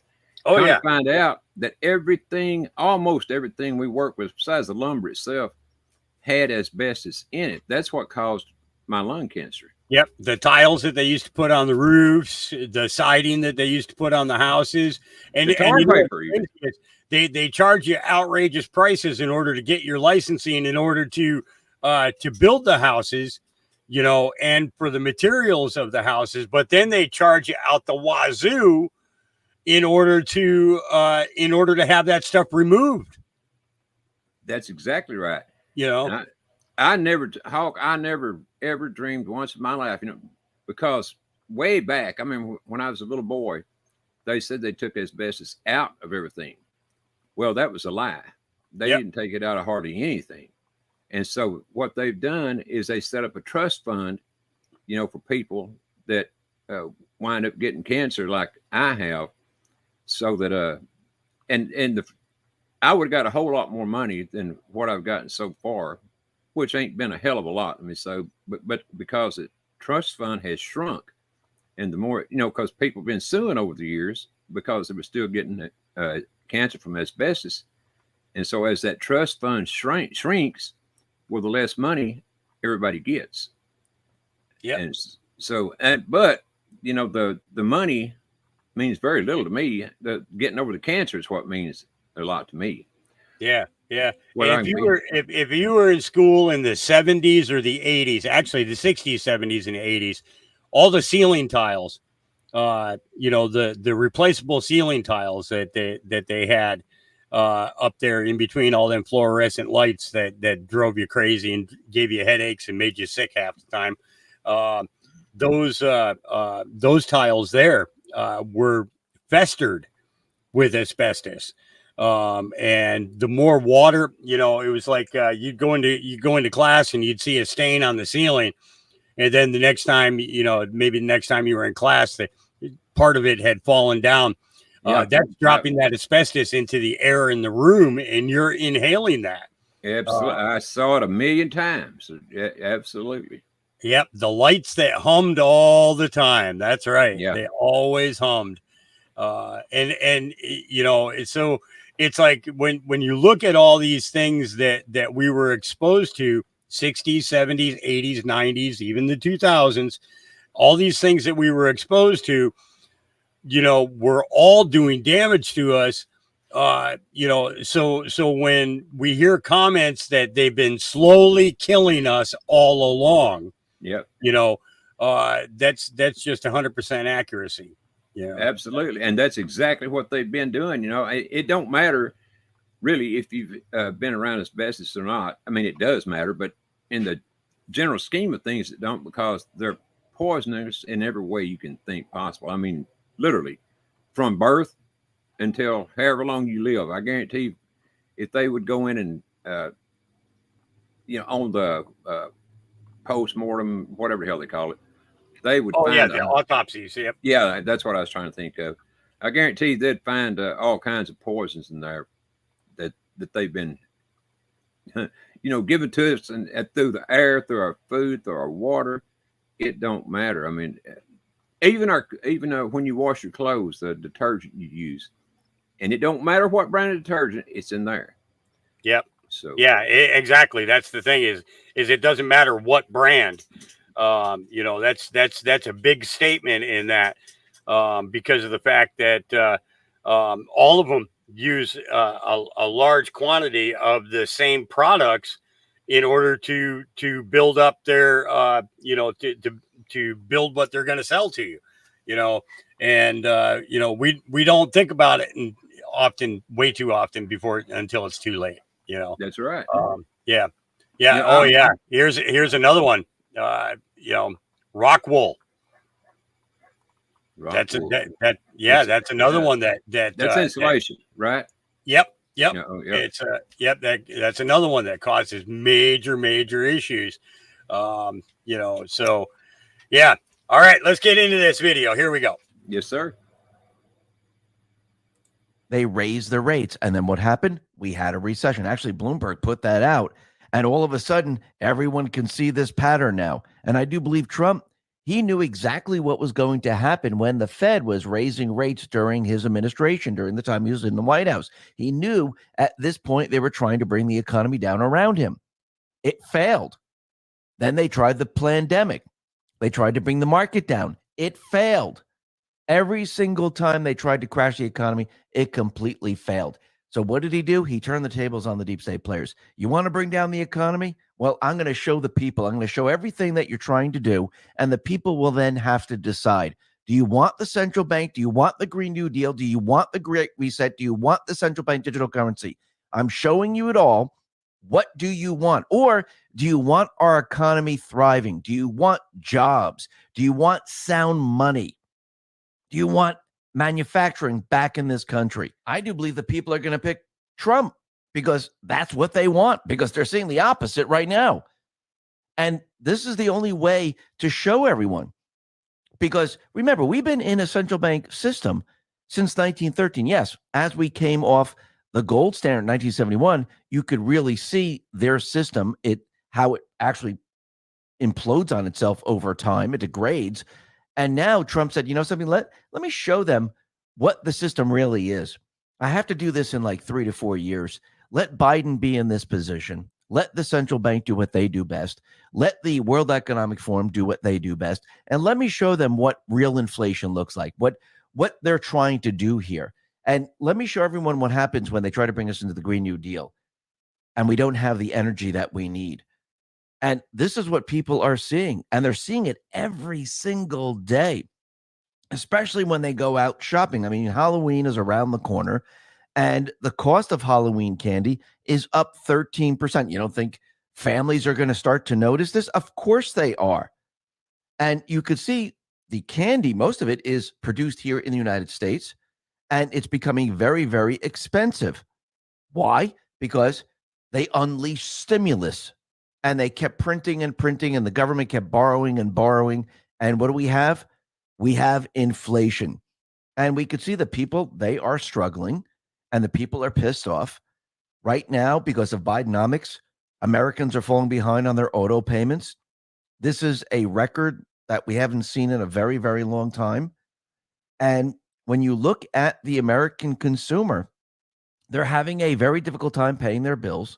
And the data is showing a rise in vehicle owners having trouble making their payments on time. The rate of subprime interest rate borrowers who are behind 60 days or more on their payment hit 6.11% in September.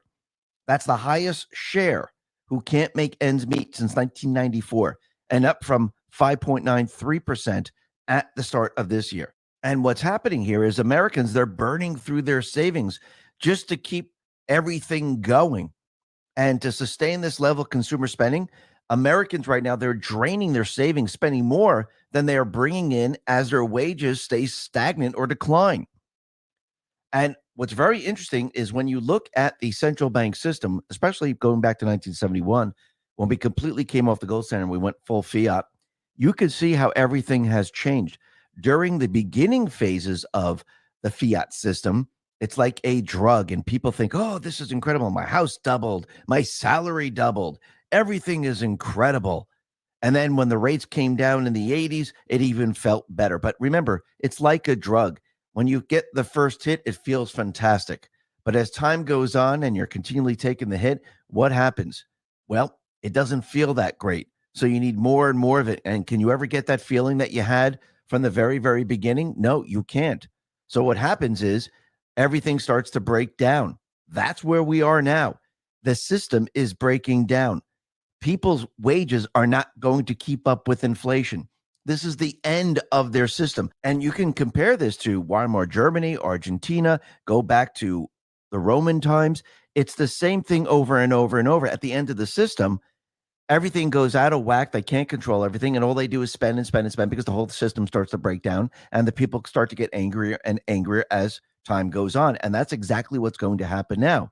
People are going to get angrier and angrier as time goes on. Why? Because the entire system is completely breaking down, especially when the value of your currency doesn't go far. When you start going into the store and you say, okay, bread now is $12 a loaf, and you go in a couple months later and it's $20 a loaf, people are going to get really pissed off. And it's already happening. Wall Street Silver put this out and said the dollar has lost 17% of its purchasing power in the last 3 years. And that is if you believe the CPI is accurate. Most people know if it intentionally underreporting inflation. So the loss in purchasing power is actually much more than 17%.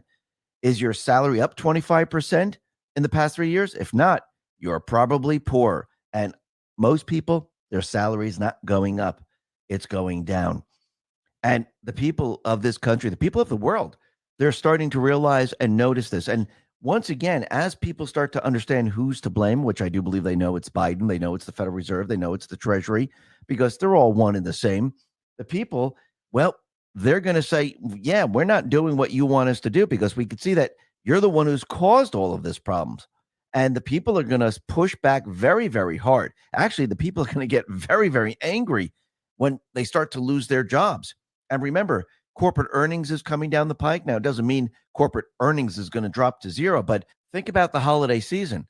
Let's talk about your health. Did you know one of the leading reasons skin begins to sag or form wrinkles isn't necessarily because of old age, but because our bodies are missing out on essential collagen? You see, we produce 10% less collagen every decade once we hit 30, and that's a major reason behind those pesky wrinkles. Adding just a little collagen to your diet can have noticeable effects for your skin and youthfulness, preferably the sooner the better. That's why myself, along with tens of thousands of people, have turned to this cutting-edge new substance to help reduce visible lines of aging. It uses the top 5 most researched types of collagen, which is essential for skin health to support skin elasticity and skin hydration. These 5 collagen types are difficult to find on their own, but they're all included in every scoop. Just mix the serving with your favorite morning drink to give your skin the building blocks it needs to reignite a youthful glow. The best part I love is you get 53% off the rest of the month or until they sell out, whichever comes first. Plus, you'll also receive several additional gifts valued at over $500 free with every order for a limited time, including free VIP live health and fitness coaching for life, a free new ebook titled The 14 Foods for Amazing Skin, a 60-day satisfaction guarantee, and free shipping. Get yours now by going to healthwithx22.com. That is healthwithx22.com, or click the link in the description. You won't regret it. We're not going to find out what's really going on until 2024. And then all of a sudden, everything's going to start to fall apart. Because remember, a lot of these businesses depend on the holiday season. And when they don't hit their mark, everything starts to fall apart. But you can see the pattern, like we've been saying from the very, very beginning. Trump, he knew exactly what the Fed was trying to do. He knew that if they continued on raising the rates, and remember, we didn't have high inflation or anything. So again, what was the reason for raising the rates? There was no reason. He knew they were going to try to crash the economy. So when you start to look at this, you could see the pattern. And actually, Bloomberg is now showing that, yes, hey, there's a correlation. Every recession since 1971 has followed rate hikes. The longest lag was before the recession in 1990. So every single recession, the same exact thing happened. So when the Fed tells you, hey, we're just out here, we're trying to control inflation, that's why we're raising the rates. No, they're bringing us into their new system. At least they're trying to do this. And the only way to do this is to crash their old system. Now, Trump and the Patriots, they knew they were going to head in this direction. Why would Trump want to be out front destroying the central bank system, destroying the economy? He wouldn't. That's why when he was in office, what did he do? He improved the economy to the point where people went, holy crap, look at this.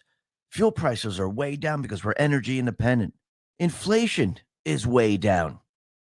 He renegotiated trade deals. He placed tariffs on China. Jobs are coming back. He's keeping manufacturers from leaving the U.S. He did this to show people we can make the economy great. Now, he had to do this in a central bank illusionary economy. Was he going to destroy their system? No, because people would look at this and go, holy crap, he just destroyed the system. Why would he do this? Well, he could explain, well, I want to bring us into the new system, which is going to be run by we the people. But first I had to destroy this system.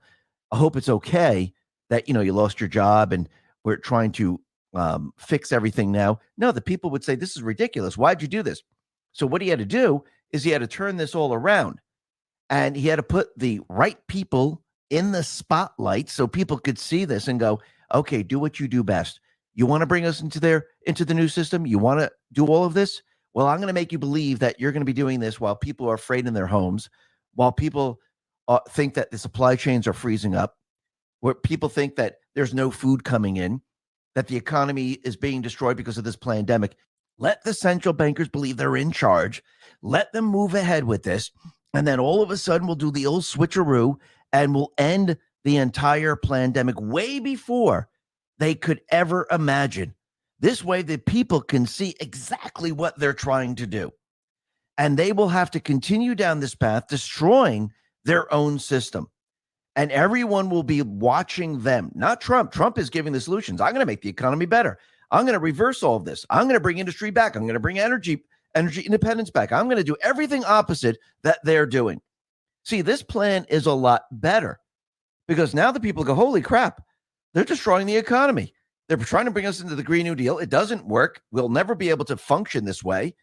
And they're making fuel costs much higher. They undid everything that Trump had.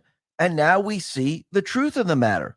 And I do believe as the system comes down, not just here in the United States, but around the world, the people are going to realize who is responsible for all of this.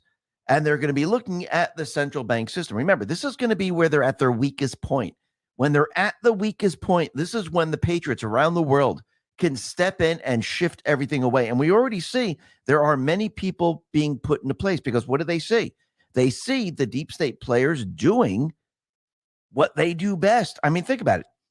Biden started the American Rescue Plan, and he put that into motion, and he told everyone that this is going to improve the economy. Everything's going to be fantastic. It's going to bring inflation down. It's going to be absolutely incredible. Economists, we read this yesterday, they even came out back in 2020 saying, here's why economists don't expect trillions of dollars in economic stimulus to create inflation. They lied to the people. So they ushered this in. They went ahead and they moved forward with it. And what did it do? Did it make the economy a lot better? No, it's destroying the economy. And this is what people are seeing. And in the end, the people around the world, they're going to rise up. The other leaders are going to come into focus, and they're going to rise up and challenge the party. You think they're going to have a much easier time convincing the people that, hey, this party we need to throw out. We're in war. The economy is completely crashing. It's time for change. That's what people are going to see. And we see it's already happening in El Salvador. We see it's already happening in Switzerland. We could see it's happening in Argentina. And they are now pushing to get someone in that will change everything. And out in Argentina, we see something like this already happening. Because remember, that country has about 140% inflation. And the economy is completely imploding. And this is not the first time this has happened. And now we have a new candidate who says he's going to scrap the peso. He's going to close the central bank. And we're going to change everything. Now they're heading towards a runoff. Now, does this mean the deep state, the central banks are going to try to cheat? Of course they do. Of course they're going to try to cheat because this is what they need to do to maintain control. Because if countries didn't install these individuals, the countries wouldn't have these individuals in power. If the people had a transparent vote, the economy wouldn't be like this. We wouldn't be at war. Nothing would be like this. So we could see that the people now, they have to rise up worldwide and they have to fight this every step of the way because the people don't, the deep state players, the central bank, they'll just continue to do what they've been doing. And I do believe this is why Trump has set this up this way because he needed the people to see the truth. He needed the people to see the patterns. He needed the people to rise up and say enough is enough. And how do you get people to rise up? Well, when you crash the economy and you lose your job because of this and you can't pay for anything because of inflation and high fuel costs, well, that stirs the pot and people wake up and people say enough is enough. While that is happening and you actually bring people to war at the same exact time, well, this really wakes people up. And remember, this is part of the central bank strategy. Their strategy is to have the economy crash and at the same time start war and have war cover up for the crash. I do believe what Trump and the Patriots are doing, they're using this against the deep state players. They have turned the tables on them, and Trump wants the people to see this. He wants everyone to see it play out, and he's going to continually come up with solutions. I do believe everything is being controlled going down this path, and this is why Trump is continually saying the economy is going to crash, and on the other side, we have Biden saying the economy is doing great.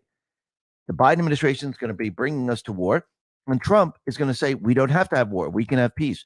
So he's going to be countering this entire time. But before all of this happened, he needed to wake the people up. And that's exactly what he did. He had to wake the people up economically so they could see what was going on. He also had to wake people up with everything else that's going on, because without a population that's been awake, you can't use this type of strategy because the deep state players, this is their playbook. This is what they use every single time. But now that the people are awake and he's out there telling them and giving them solutions, well, the people now will go to his side when everything starts to fall apart, especially the economy. This is when people really start to wake up because this affects everyone. Same thing with war. Actually, if you put them both together, It doesn't matter what side you're on. It affects everyone at the same exact time. And I do believe Trump and the Patriots, they're counting on this, and they're counting on the deep state, the central bank, to be at their weakest point. Because once they crash the economic system worldwide, what leverage do they have? They lost their leverage because they're scrambling now to convince people to go to their new system. And I don't believe it's going to work. I do believe Trump and the Patriots, they're going to have control over this, and they're going to show the people something completely different. And then the people will decide, yeah, you know something? We're going in a different direction. See you later, central bank. Listen, everyone, thanks a lot for listening. Be well, be safe, and especially be prepared. Thanks a lot. All right, we're going to go ahead and pause that right there because we are going to jump right into part B, the political, geopolitical side. And again, this is yesterday afternoon's, okay? The new one should be dropping probably in the next hour and a half to 2 hours. And we will definitely be getting part B played a little bit later because we have the Evil Eye of Sauron coming up. That's an SGT one with Corey Lynn interview. And then we have a couple of Nicholas Viniaman that are coming up. One of them is with Sean O'Hara, Dark Psychology Propaganda. And the other one is the Pleading Guilty Trump Trap. And we'll be catching all of those. And then by the time those are done, we'll have the new X22 will be out. But the reason that I do these back to back like this is because of the fact that we get to see how much the news changes over a 24-hour period. Okay. And that to me is kind of important for people to understand where these 2 or 3 movies are playing at the same time theory comes in. Okay. And I know that Ronnie definitely agrees with me on this. There's a good portion of this that we are literally watching a movie. Okay. Absolutely. But that's notwithstanding the fact that there are real things going on, but we just we have to kind of work our way through it. We have to pick out the pieces of information that coincide along with the research that we do, and then turn around. And as we build our maps, let me tell you, folks, those of you that have been with me 5-6 years now, okay, you guys know exactly what I mean with talking about the maps. Okay. We've been building this map. It's like the old detective board where they'd have the big chalkboard there, and then they'd start sticking the pictures up, and then building the timeline or building the structure of whatever organization. So like the old mob theory, okay, where it started with, the underlings, and then it got into the lower level capos, and then it got into the big heads, and then at the very top you got the guy who's in charge of the mob, and that's the reason that the RICO Act was so successful in destroying the mob. The problem is that our government became the mafia when they destroyed the Cosa Nostra. Yeah, well, you know what I think, how, and I could very well be wrong here, but I think they've kind of been the mob ever since 1871. Oh, absolutely. And the thing is most of the criminal organizations that have been built in the United States have been built because of what the government has done to the people. Okay, yes. It's taking that Robin Hood theory and bringing it to the forefront. That was a real phone ring. Yeah, it's my heard that before. It's my cell phone. I've got it set to sound like a regular phone, but yeah, I get spam calls up the wazoo every day. I showed a couple of people a rotary phone a few years back, and they had no idea how to use it. And then lo and behold, about a month later, I see a video out of a dad saying to kids, okay, this is a rotary phone. I want you to call this number. and they would and watching these two teenagers try to figure out how to work a rotary phone was amazing, you know. Yeah, you know, and it's really one of the most simple things in the world when you get right. It's a lot more simple to me. Of course, I grew up with them, you know, but it's more simple to me than the cell phone. Yep. But that's just me. And the thing is, you know, I'll tell you what, this is going to sound strange, me saying it like this, but I've noticed an increase in headaches per month in comparison to when there was a 25-foot cord, you know, hooked up to the wall. Oh, good Lord. Yes. I'm even getting headaches too. I don't know if they could very well be coming from the phone, you know, and all the stuff it puts out. I try to put the phone all the way on the other side of the room. You know, when I know I'm sitting still, because I just don't need it in my face. You know? Me too. But with all these spam calls, you know, then I had to be jumping up and running to see who it is calling, because I don't ever know if it's family member or what. Yep. It just gets so spam calls. I hate them. Yeah. God, I hate them. I like remote viewer. He's got a phone that actually says the name of the person who's calling. You know, really? It says it out loud. It says so-and-so is calling. And he just kind of knows not to answer the phone if it's not somebody that he knows, you know, so it works out pretty good, you know. But the bad thing is like doctors calling you know, it doesn't say a doctor's name. It says so-and-so corporation or something like that. And it's kind of crazy. And you might miss the call if you don't answer it. Yeah. You know, and it might be an important one, but you know, when it says spam, 99.99999% of the time, I don't answer them. And I tell them all that, you know, if you're going to call me and it says spam, I ain't going to answer.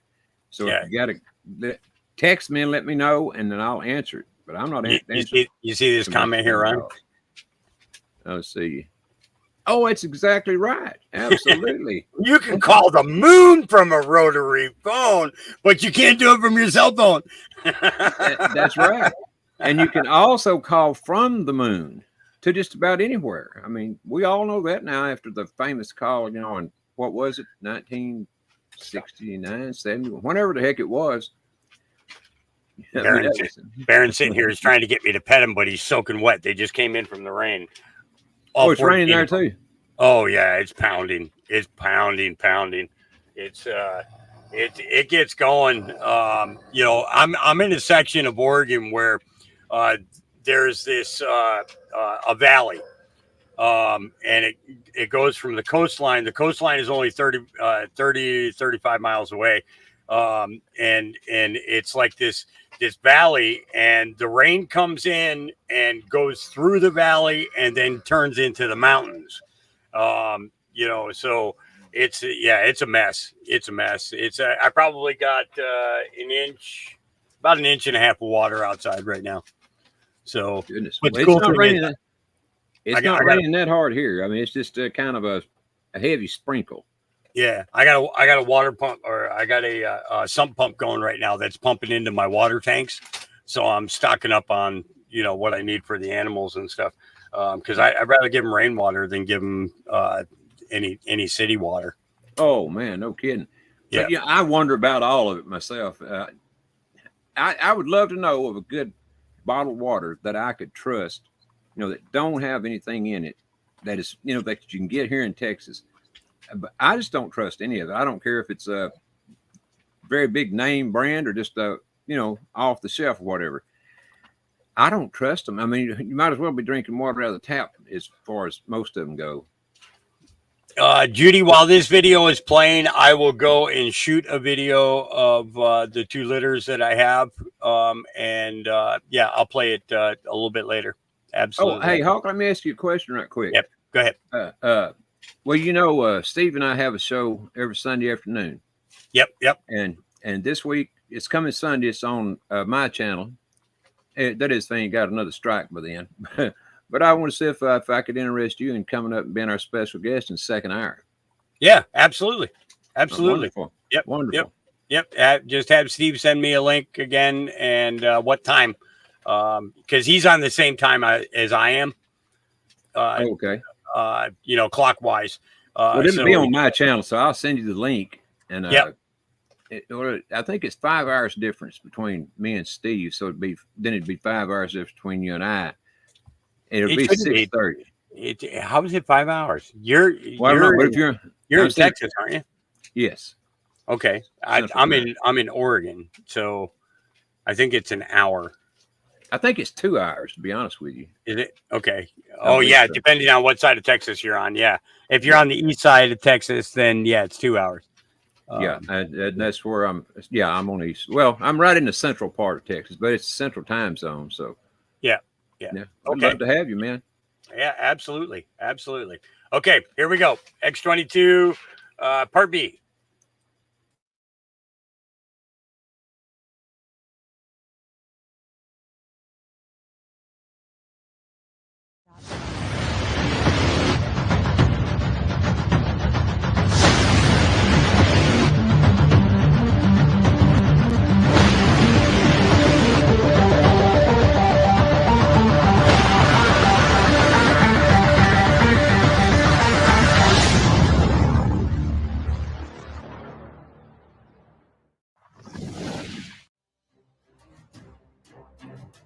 Hey, can I get somebody to drop a link for Ronnie's channel on here, please?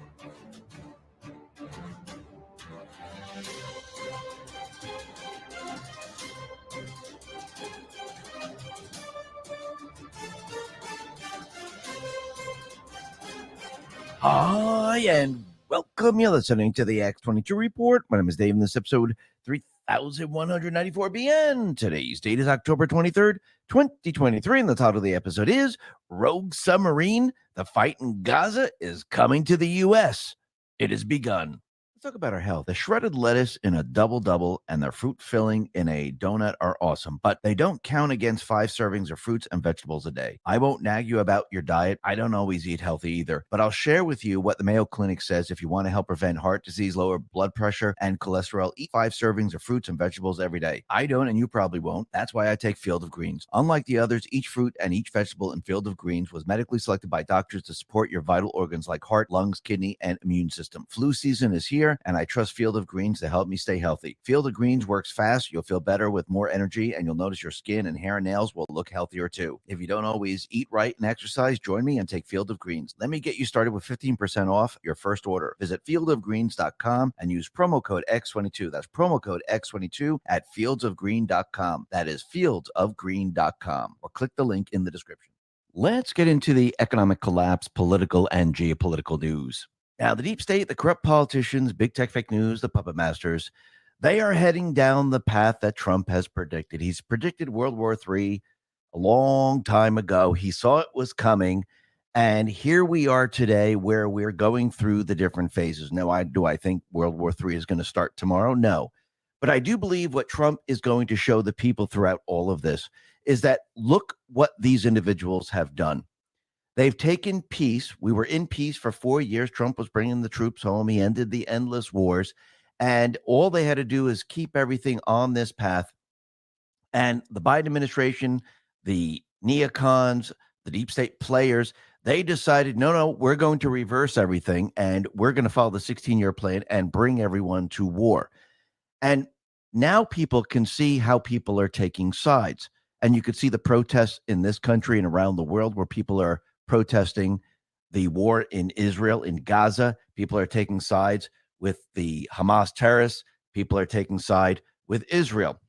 And I do believe the people in this country, which are made up of Antifa and BLM and the rest, they're all on the side of Hamas and terrorists. And yes, they have a lot of people along with them because a lot of the children have been brainwashed in school into thinking this is the direction we should go in. Think about what's going to happen if there is some type of terrorist attack here in this country. Because remember, all these individuals are saying that Palestine and the Palestinians and Hamas, Israel, they're going at these people way too hard. But remember, who fired the missiles? Oh, that's right. It was Hamas. It was the terrorists. So what happens if the terrorists are in this country and they go ahead and they have some type of terrorist attack, which I do believe is going to be a false flag in this country. And it doesn't mean people don't get hurt. I mean, people do get hurt in false flags. I mean, the World Trade Center, 9/11, that was a false flag. Yes, people died in that. Buildings came down. So when this happens, what happens to all these people that are chanting for Hamas? Does it all backfire on the deep state players? What happens when people learn that they came over the border and Biden kept the borders open? Does it backfire on everything the deep state, everything Soros has set up? Yes, it does. And if it happens in multiple countries, does this backfire on the deep state players and Soros that have been pushing this agenda? Yes. And I do believe this is what's going to happen. Actually, Trump has let us know that the Gaza war is coming home to America. Now, I do believe we're going to go through many different phases where we're going to see many things happen, because remember, you need to wake the people up. You need the people to see this play out. You need to see the people who are responsible for this, and you need the people to make decisions, because this is all about taking the country back. And people who are saying, well, why would we have to go through this? This is horrible. This is terrible. Well, think about what the deep state actually wanted going back to the very, very beginning. If they were going to follow their 16-year plan and Hillary Clinton won, we would already be in a nuclear war. You wouldn't see people dying out in Israel. You'd be seeing people die around the world and in this country. Cities would be obliterated already, because that's what they had planned. Trump countered that when he came into office. That was the first counteroffensive. He had to beat Hillary. They had to use the Electoral College because they had the popular vote, because they brought in the illegals. They have the cheating system. So they had to use a completely different method, a method that they wouldn't think they would use. He countered the war at that time. Then, when Trump was in office, they unleashed the pandemic to get him back out of office so they can continue with their plan. Trump countered the entire pandemic by opening up the country, having people go back to work, children go back to school, and they never expected this to happen. They never thought everyone would go back, because they thought they would have everyone trapped in their house, scared, people dying off, committing suicide. Supply chains would just dry up, food would just dry up, credit would just freeze, and the entire economic system would just come tumbling down. And they thought, oh, we can use this, and this way we can use the pandemic to bring everyone to where we want them to go. That's the Great Reset, the Green New Deal. So that was countered, and Trump caught them rigging the election, which is the insurrection of this country. And yes, we were attacked with a virus. So that's a double whammy on the deep state players. So here we are now, where Trump placed the resident in place, because this is the pause, if you'd like to call it that. It's actually Trump's second term. And he needed to wake the people up, because this is part of the mission, to wake people up and have them see the truth. So he turned the tables on them and said, okay, you want to wake the people up? Here you go. Because remember, they were going to bring us to war. We're going to have death and destruction. They're going to have the pandemic. We're going to have death and destruction. Trump, if he went directly at the deep state players, what do you think would happen? Do you think they wouldn't try to destroy a city? You don't think they would try to bring us to war? Absolutely. So Trump, he said, okay, if we're going to show the people, yes, we're at war. War is terrible. War is dirty, but they're going to cause all of these problems. And this is exactly what we're seeing today. The deep state players, they're pushing their agenda. And the people now, since they're awake, remember, this wouldn't work if the people weren't awake, if people didn't see what was going on. How do you know people are awake? Well, the people countered the corporations that were trying to push wokeism on us. The people are no longer getting the bioweapon injected into them. That percentage is getting lower and lower and lower. People are starting to realize who the deep state is, how the intelligence community works, that the FBI, DOJ, and all of them, they're all part of the criminal syndicate. So without doing what Trump did, the people wouldn't be awake right now to see the last part of this plan. The last part of this plan, and it's the final battle, is to wake the rest of the country up and to unify the country for 2024. Because without the country unified, without the country saying, yes, we want you to take care of these evil people that have unleashed the virus, destroyed our economy, and tried to bring us to war. And now the people are going to witness this. Even those people. And remember, it's not just the Republicans. You need the country. This is the United States of America. We need the people. Now, I'm not talking about the far, far left or the far, far, far, far right. I'm talking about everyday people who want families, who want to support their families. They want good jobs. They want sound money. They want a peaceful existence. That's what I'm talking about.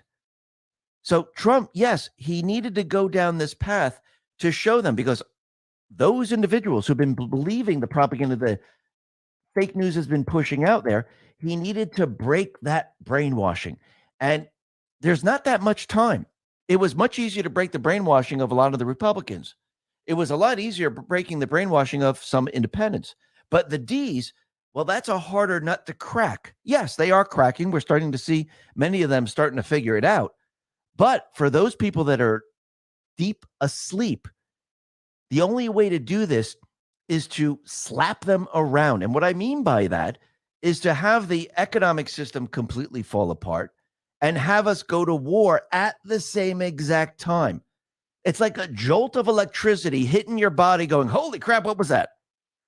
These people are going to see something that they haven't seen. Now, and I do believe it's most likely going to happen, because I don't think Trump just says it just to says it. He let us know that the Gaza war is coming home because we have open borders. We need to see the ramifications of what happens when you cheat in the election. You get a destroyed economy, you get open borders, you get criminals coming into the country, you get terrorists coming into the country, and you get war. And these are the consequences when people just go along with rigged elections. When you have a government that is overthrown and a puppet government is put into place, you get all of this. And this is what the people are being shown. And yes, it's going to be scary. We said, if going back in time, going into 2024, it's not going to be easy. It's going to be very difficult for a lot of people, because when you're exposing the system, when you're exposing the swamp, and you actually need to show the people what they're capable of, that's going to be very, very difficult for the population. It's going to be scary. Go back in time. How many people were so scared of this virus? Well, take that, multiply by 100. And it's not to scare people. I just want everyone to be prepared for what's coming in 2024. Because Trump, I don't think he just says it to say it. Oh, I see war coming. Well, yes, you could just say it. Yeah, I see war coming. Oh, the Gaza war is coming to the United States. Well, to wake the people up, you're going to experience these things. And it's going to get pretty darn scary as we go down this path. And it's not to bring us to war. It's to wake everyone up. It's to make them see it. It's to make them say to you, where they would never say this to you if they're Democrats, maybe even Republicans, what is going on here? I don't like this Biden guy anymore. I don't like where the country's heading. I mean, I agreed with him this entire time until right now, because I have children that can be drafted because they're of age. I have relatives that can be drafted because they're of age. And a nuclear war, nobody wins. Nobody wins. And I do believe with this first phase of having the open borders, because yes, people see the open borders, people see illegals coming in. We don't know if they're terrorists. We don't know if they're criminals. We don't know anything because they're not vetted. Now, people are pissed off because these illegals are going to their neighborhoods. But how pissed off do you think people are going to be at the Biden administration when the terrorists turn out to be individuals that came over the border? They were bused to a certain town, and the Biden administration knew nothing of this. Okay, I want to pause this here. Okay, do you remember, just a couple of weeks ago, people have been talking about the 15 cities. The 15 cities. the ones that are going to be most affected by all of these people coming in. Okay. And that's where, like, New York, you know, the city, not the state. Okay. New York, Philadelphia, Chicago. There's a place in Mass that I believe is they were talking about as well. But Seattle, and what surprised me, no, not 15-minute cities, but they're going to be these are 15 cities that are going to be affected during this uprising that's coming. Now, what surprised me was that Portland was not on that list. Okay. And but I've had some very prophetic dreams in regards to Portland and something major happening there. And that was one of my main reasons for not even wanting to ever go back to Portland again, other than the fact of, you know, that it's a total liberal city that's been destroyed by the people who've been voting the way that they've been voting in that town. So they've totally destroyed that city. It's basically no different than what San Francisco and LA and these other towns are dealing with the, you know, large homeless populations. And what's crazy is, you know, back when I first started doing podcasts in regards to truth casting, which was about 6 years ago, what's crazy is that I was saying then that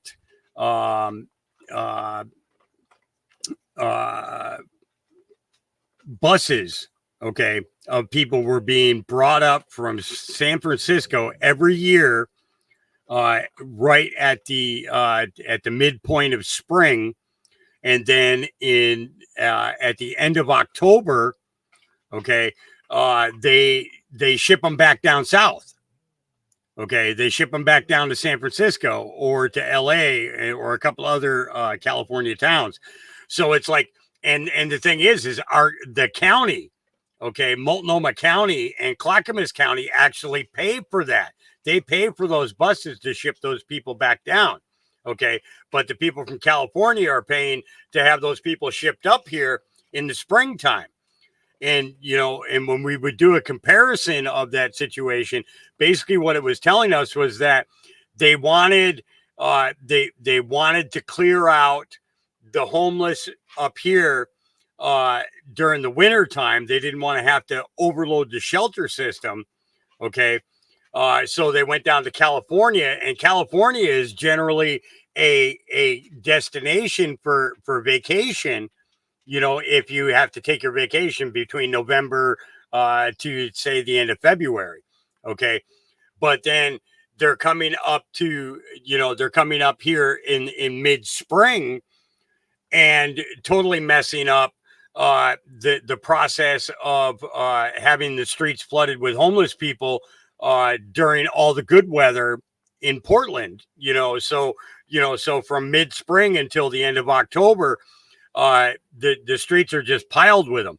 Okay. Panhandling and everything else. And I don't know if you guys are from a state that allows panhandling, okay, where they can literally stand at the on-ramps and off-ramps of highways with signs collecting money, okay, or on the street with signs taking up sidewalk space and large sidewalk space. I mean, I'm not saying just a little bit, but big. And it's like that's always been in the Portland, Salem, Eugene areas. It's always been that way. But there are some states that you're not allowed to panhandle like that. You can't stand out there with a sign begging for money. Go to work, get a job. And the thing is if you're a homeless person and you go to Portland, you check yourself into a shelter. Before you leave there, the shelter will make sure that you're collecting Social Security. Minimum $680 to $720 a month. Minimum. They'll make sure that you're getting it. But listen, if you have a terminal illness, okay, and you go to Social Security to try and get any type of assistance or help or anything, oh, sorry, you're not dead enough yet.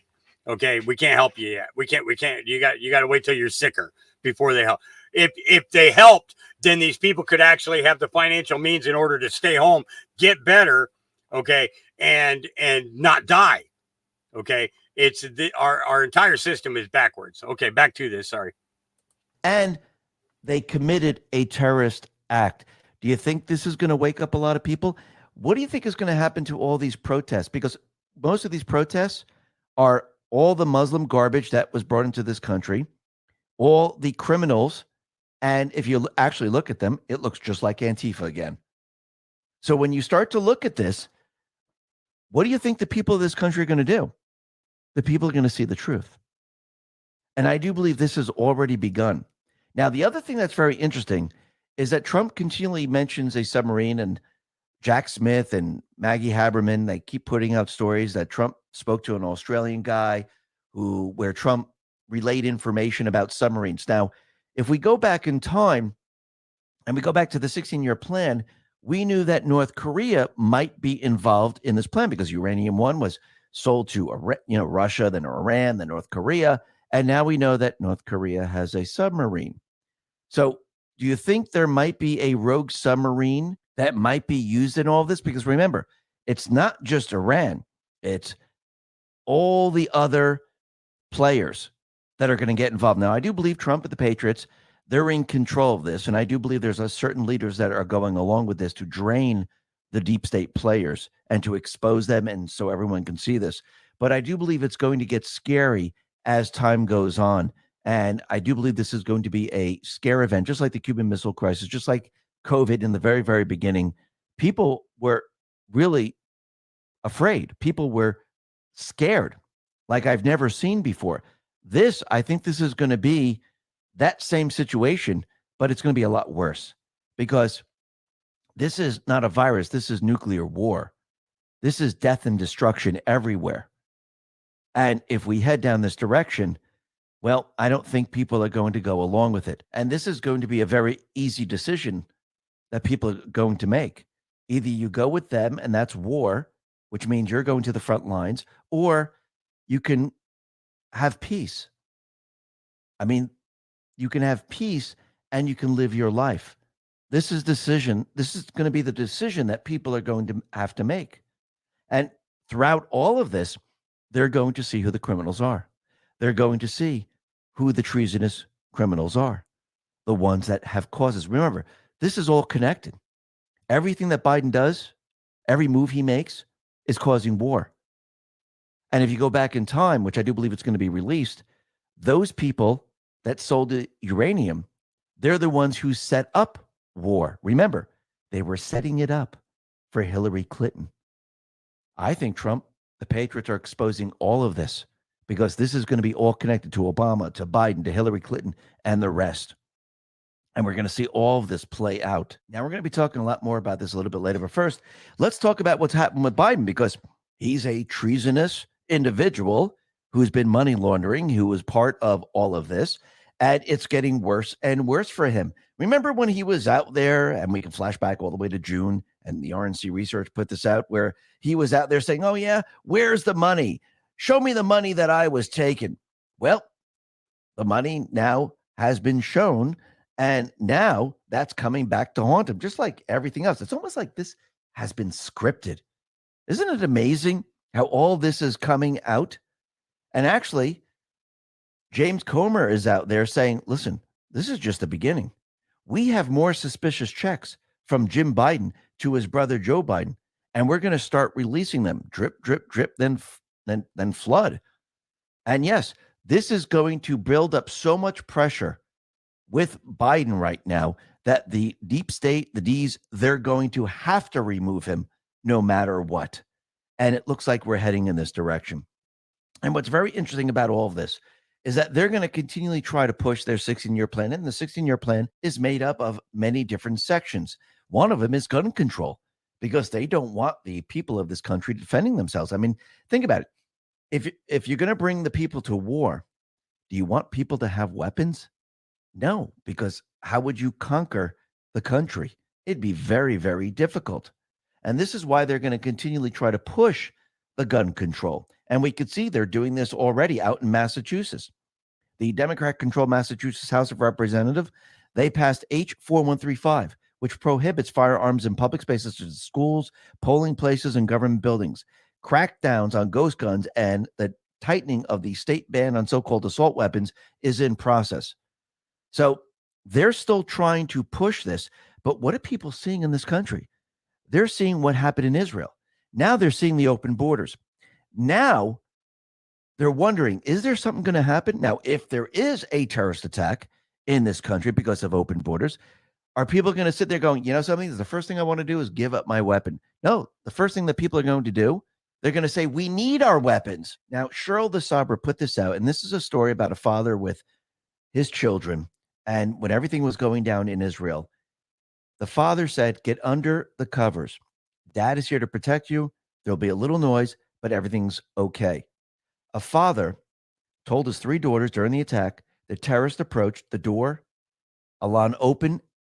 He opened it, and he fired his personal weapon, killing one, and the other 2 ran out. If this individual didn't have his weapon, they will be dead. Don Jr. responded to this and said, so people who were armed and knew how to operate their weapons saved themselves and their families. Funny how this works. Don't ever give up your guns. Absolutely. And I do believe that when this terrorist attack happens, people are going to wake up like you've never seen before, because they're going to start to put it all together. The border was open. The terrorists came in, and now look what they did. And you're trying to take our weapons away from us. You want to keep the borders open. This is your fault. The blood is on your hands, and everyone's going to be pointing their finger to Biden and Obama in the basement and Soros and the rest. And remember, this is why they wanted to take the weapons away from the people. And Wokeness put this out on X and says, the United States has 72 million gun owners and 25 million AR-15 owners. We are the largest de facto army in the entire world, and that's what terrifies our overlords more than anything else. Never give it up. This is why our founding fathers, after they fought a war, they died, they bled, they lost their properties, they lost their families. That's why they said the Second Amendment is so important. It's not about regulating the people. That's not what the Second Amendment says. It's a well-regulated militia. It's a well-trained person. The people must be trained in their weapons. It doesn't mean the National Guard. It doesn't mean the Marines. It doesn't mean the Army. It means we, the people. We must be trained in our weapons. If we're not trained in our weapons, we cannot use the weapons effectively, because we, the people, are the last defense against tyranny, against anyone that wants to do us harm. And I think the people are starting to see this, and the people are starting to learn this. And now the people are going out and they're saying enough is enough. The people are going to be brought to the edge, the precipice, and the people are going to say enough. You could see it already happening, and it's happening in phases as we go throughout this entire thing. And you could see it with the parents. You could see it with COVID. You could see it every step of the way. Now you're seeing it with guns. You're seeing it with the economy. You're seeing it with war. It's all happening. And Trump is giving us warnings every step of the way. Look what the Biden administration is doing. Do you see it? Well, if you don't, you will.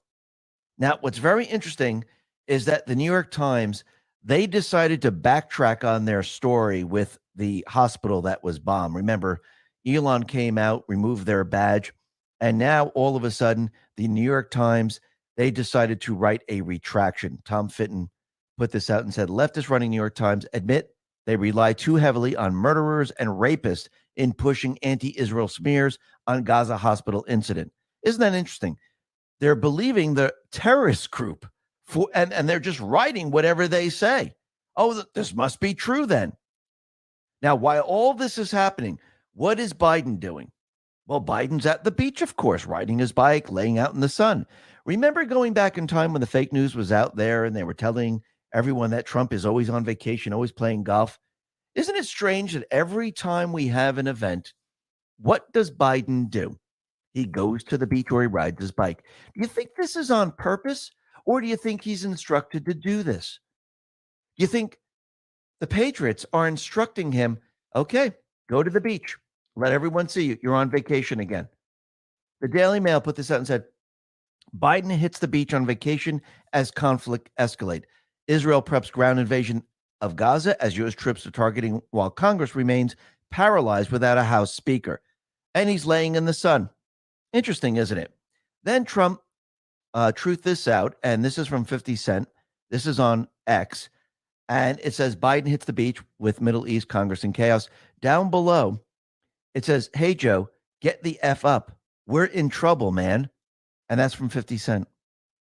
So the people are seeing this, and I do believe Trump and the Patriots, they're doing this on purpose. Now, what's very interesting is that J.D. Vance, he circulated a memo to colleagues detailing the major differences between the conflicts in Ukraine and Israel. And here are the 5 takeaways. And William Martin put this out, and this is what it says. Israeli operations will help secure the Gaza Strip. The Ukraine war has jeopardized the European security architecture and threatens global disorder. Our political and military relationship with Israel is qualitatively different from our relationship with Ukraine. Israel has a qualitatively different defense capability than Ukraine. Israel has an achievable objective. Ukraine does not. The United States does not have a plan in Ukraine, but we do have a plan in Israel. And I do believe this is a cleanup operation. Yes, it's a cleanup operation of getting rid of the Muslim Brotherhood, the terrorists, the Iranian terrorists, stopping the deep state players. And I do believe this is a cleanup operation. Is it a cleanup operation to kill every single Palestinian? No. I do believe it's a cleanup operation of getting rid of the terrorists. And I do believe this operation is to expose who the terrorists are and make the connections all the way back to Iran, which I do believe is going to happen. Now, the other thing that's very interesting is that with Ukraine, Biden decided not to accept a peace deal. Now, think about this for a second. He decided not to accept a peace deal. David Sachs put this out, confirmed. Former German leader Gerhard Schroeder confirms that a peace deal could have been made at Istanbul. Ukrainian officials were willing to accept neutrality, but this was rejected by the Biden administration in Washington. So there was peace on the table. Ukraine wanted it. Biden didn't. Think about this for a second. Do they want war? Of course they do. And what's very interesting about all this is that when you start to look at these Palestinian protests, it's starting to blend all together like the BLM protest. Basically, we have BLM and Antifa, and it looks like it's the same exact people. Remember, these people are rooting for terrorists. These people who commit. Hey, Hawk, I'm raising my middle finger. Out in Israel, people might not believe it. Go ahead, brother. I've been talking about this for a long time. I don't know if you ever heard me say it or not. This is just my theory of things. And I have noticed here lately that a few other, pretty big time folks are going along with this same thing. But my theory is that our illustrious resident was placed there by Trump and the military for all these things we're seeing right now. Because if Trump would have done it, if he would have stayed in there and did it, it would have been can you imagine what would have happened to him? And there's no way he could have brought the world together. Well, you got to think of it like this. One of the posts said that, sometimes you have to show the people. That's exactly right. And that's basically the stage that we're at right now is people are seeing this stuff going on, and more people are waking up. But I don't think that they ever would have awoken if, awakened, I should say, because we don't want everything that goes broke. Absolutely. Or as Trump says, anything that's woke, it turns to shit. And he's not kidding, but that's, I believe that post was explaining what exactly we're seeing right now, because we are seeing people like they're coming in and asking questions now. You know, they're turning on to podcasts that normally they never ever would have. You know, and they're realizing that that the propaganda is really coming at Adam full bore, whether it's through newspapers, television, or radio. This is the thing is it's television. Okay. Oh, absolutely. But do you agree with me though that it's? I mean, it. I know everybody's got an opinion, but I'm just saying, that I think that Biden was placed by Trump, the military, however you want to look at this, to carry out all these bad things that had to be done and to make people pay attention to what the hell is going on. Well, okay, so we have to kind of step back because we know that that's not the Biden. Okay, absolutely. That's in office. Okay. And Trump keeps saying, Joe shot. Joe shot. There you go. I believe that Joe went out the same time that that McCain went out and that Bush Sr. went out. Okay. And what we are seeing is an actor. And I mean, obviously people have, if you haven't figured out that whoever's playing him has been wearing a mask all this time, then you're pretty freaking blind. No shit. Or you just, it's either people are blind or they just refuse to see, so they're mentally blind. And that's where the problem is, and this is the thing is I look at my living situation, what I'm currently going through. And this is a big lesson to me, let me tell you, but above and beyond that is I would not be going through this if people had been awake. My business would still be open today if people had been awake. I wouldn't have lost everything. Yes. Yeah, exactly. And that's what this is all for, is to wake people up. And like you said a while ago, parts of it, and many parts of it are the movie that we're going through. It's hard to understand sometimes, but to me, once you put your faith in God and you put on a little bit of a thinking cap, you'll get what's going on. I mean, it's to me, it's plain that it's mainly a movie that we're seeing. And with the thing he's talking about in Israel there, I wholeheartedly agree with what he said. The special forces and whoever are going in there with maybe with the Israeli forces, and they're cleaning out all these terrorists, bad actors, whatever you want to call them. That's what they're doing. In my opinion, I totally agree with what David's saying there. Yeah. Tennessee. Okay. So, I have to confer this to what LT said earlier today. Trump or Flynn is getting ready to go in some court battles. He's in some lawsuits against some of the news organizations, and he needs to separate himself from the quote unquote QAnon narrative because of the fact that he needs to win in court. Okay, that's how he's going to get his money back from all the crap that the government put him through and the years in court that he spent and everything else. Derek Johnson, albeit the kid's got a lot of great information, but I'm telling you, he's a 70%er. Okay. He's 70% correct on everything that he talks about. 70%. I won't give him the 80, 90, or 100% correct. That just won't happen. Because there are some things that he's basically feeding into the narrative that is current. No different than what's it Charlie Ward and all those other guys do. So I give him a 70% out of 100% on truth wise. I still go LT and X22 are the mainstays. SGT comes in a very close third. You know, some of the guests that Nino brings on his program are good, but it's jumping behind a paywall in order to get that information.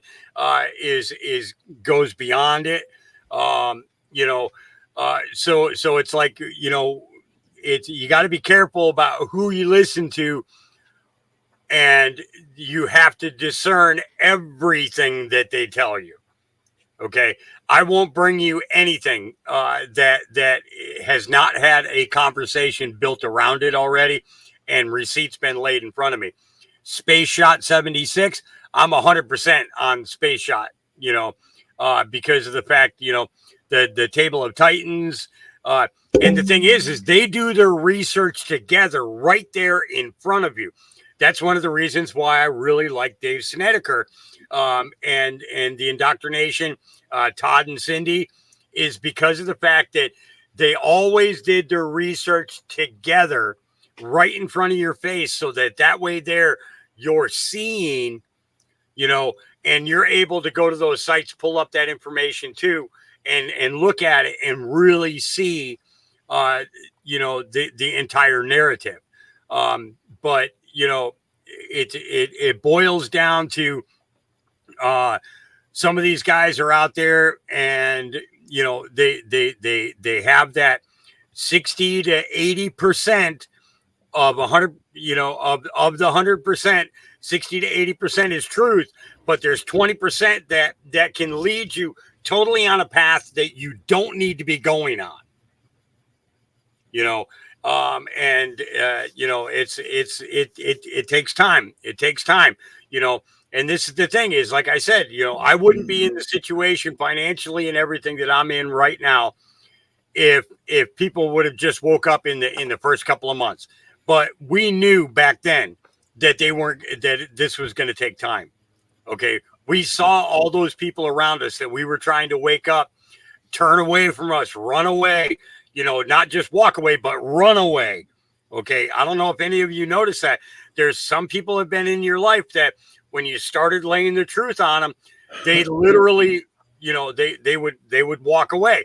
But then another group of them would literally run away. They would get away from you as fast as they could, and no future contact. You know what I mean? Their discernment is turned off. Their ability to take information and digest it is turned off. And this is the thing. That was one of the things that I'm most thankful to the Q board for, was the fact that I learned how to research again. I hadn't done that since my early days in the Marine Corps. There you go. That's it. Research. That's it. Yep. It's teaching you how to do that all over again, asking the questions where you have to take the time and go and look.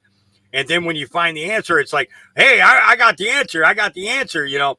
And that was one of the things that I liked about Todd and Cindy. They would pose the question, and then everybody would look for it at the same time. You know, you have a couple of hundred people there in chat, and then everybody's typing in the answer. Everybody's typing in the answer. And then they're posting their link as to, you know, where they found their particular answer and stuff again. And it's like, you know, that's one of the reasons why I'm glad that I don't drink alcohol. Okay. And I'm going to say this, and, you know, some people may agree with me. Some people may not. But the difference between me not drinking and me drinking is 80% of my brain capacity. Okay. When I was drinking, I couldn't remember crap from day to day to day. Okay. I heard that. But when I quit drinking, man, I couldn't stop remembering. You know, some things you just don't want to remember. Okay. I totally get that. But the thing is that I was in that position where I just could not retain any information. And it took me a couple of years after that for me really to see the overall outcome of that going on, and let me tell you, to have the brain capacity that I have today compared to then is 100% 100% difference. 100% difference. 80% of my brain capacity is back because of that. And what's really cool is the cannabis that I use, okay, slows down my thought process enough for me to be able to coherently put sentences together with specific information and not be sidetracked and everything else. Okay. Because let me tell you, if I didn't smoke cannabis and my brain was running at the 100 miles an hour that it does, okay, you wouldn't be able to keep up with me.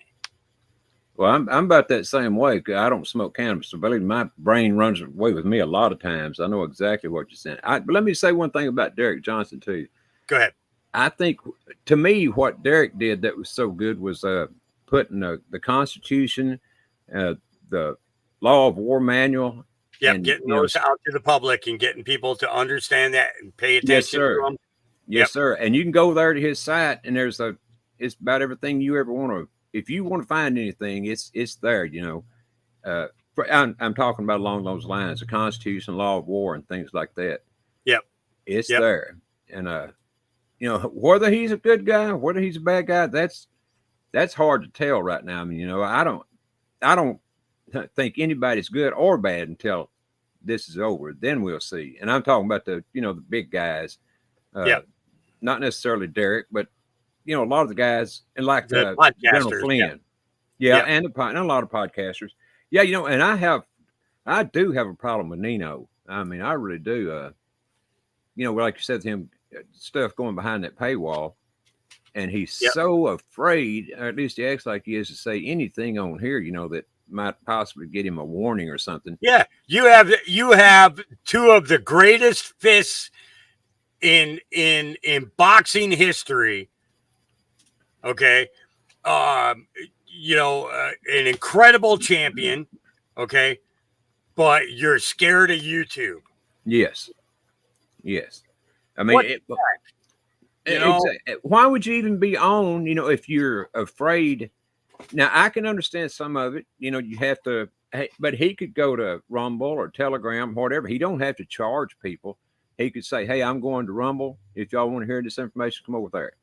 Or I'm going to Telegram, come over there. No, he goes behind that paywall. Yep. So to me, that's a big problem. And, this is another thing. I just want to throw this in there right quick. Here, a couple of weeks ago, I was watching him, and he was talking, the theory that I told you about a while ago about Biden. Yep. Well, he was talking about that, and he said he was talking about some of us supposed truthers were putting that out there, and then he called us effing idiots. And I thought, well, just because, if you're a true patriot and the other guys, just because someone has a different opinion than you, don't mean that they're not a patriot.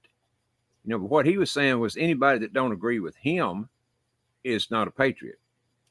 Well, all the thing I can say to people like that is F them.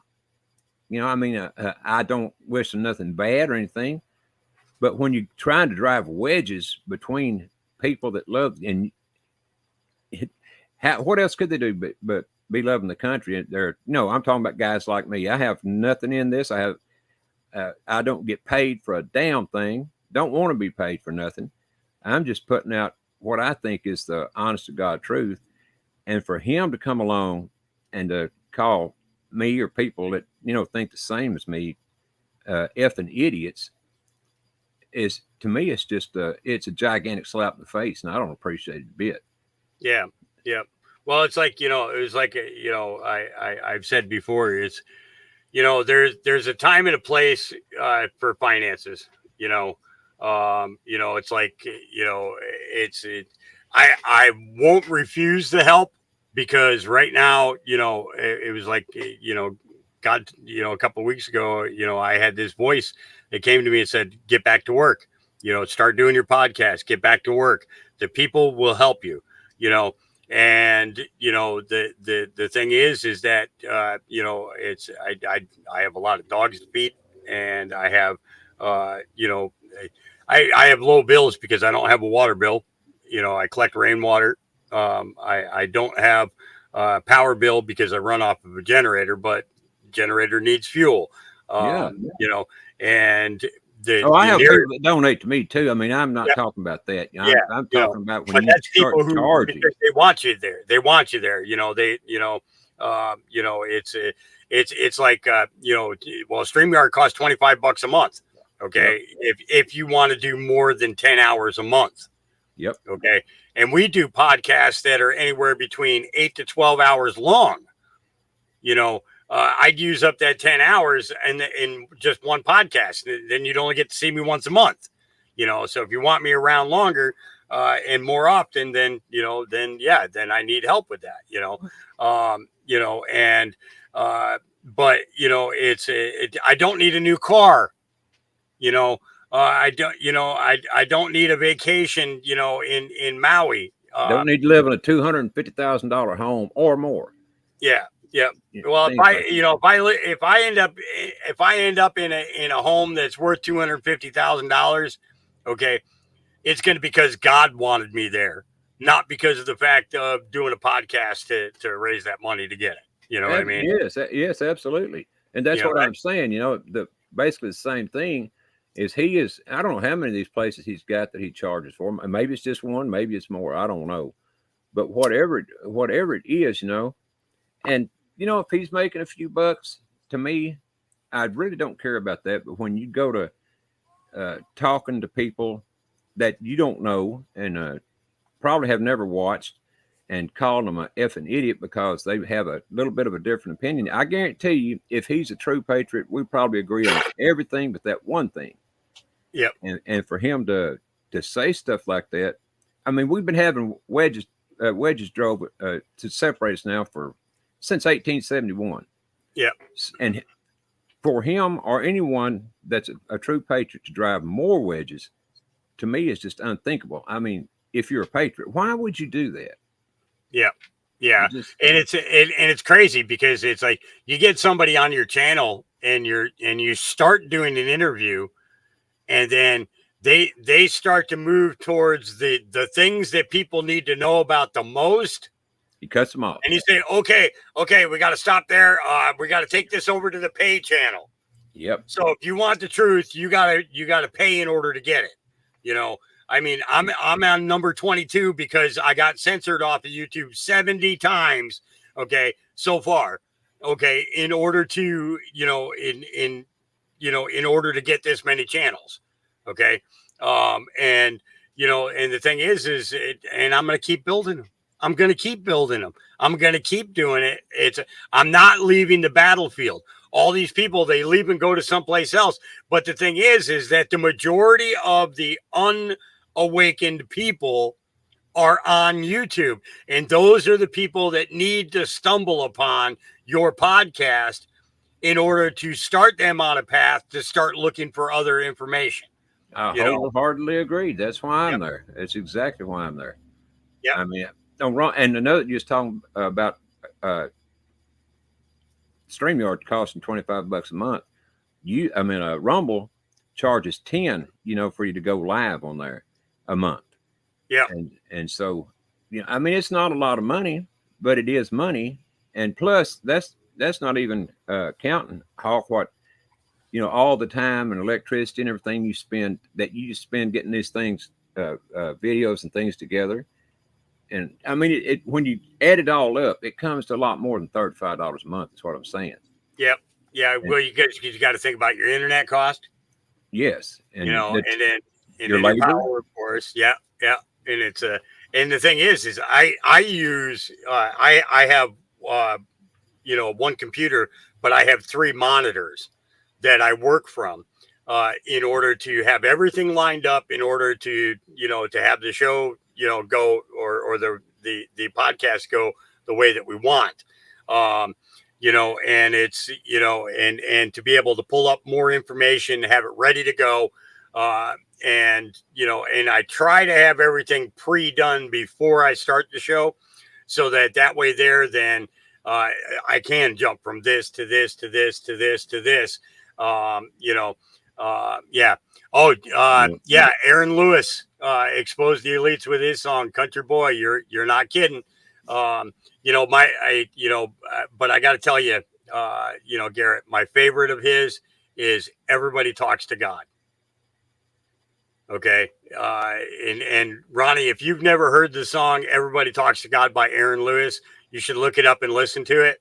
Oh, I've heard it. I've heard it. I love the way it starts off, because, it's a guy sitting down in a diner to have breakfast, and he bows his head and prays. Okay. While the guy at the next table is saying, I don't know what you're praying for. There's no God, and it's like, and by the end of the song, you get the whole meaning of exactly why that guy was praying and Yes. continued his prayer while that guy was saying that, because, absolutely. All right, let's get back to back to X-22. Here we go. This because everyone's saying, they're going down the path of it's a Holocaust denial. It really didn't happen. Everything that they're saying is false. So these people are out there protesting. And like I said from the very beginning, what happens when we have these terrorists come into this country and all these people are protesting? Oh, it's all fake. Israel's fake. They're telling you that it's terrorists, but it's not happening that way. They're actually killing the people in Palestine. What happens when those same terrorists come here and it happens here? Does their entire agenda fall apart? It does. Do people wake up very, very quickly? Do people see the foot soldiers of the deep state players?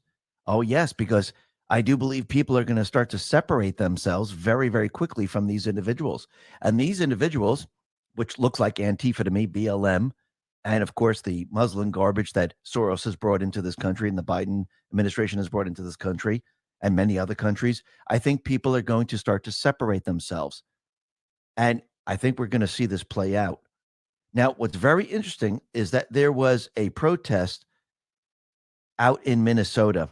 And what's very interesting, there was an old man in a car who was surrounded by all of these people. Now, of course, if there wasn't a drone watching all of this, the fake news would have had a completely different story.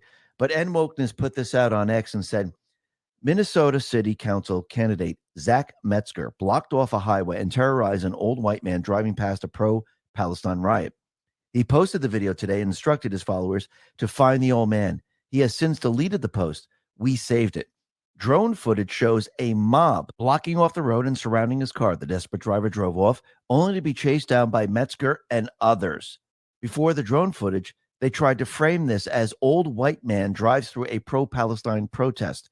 Turns out a mob blocked off the highway, surrounded his cars, chased him, and then tried attacking him.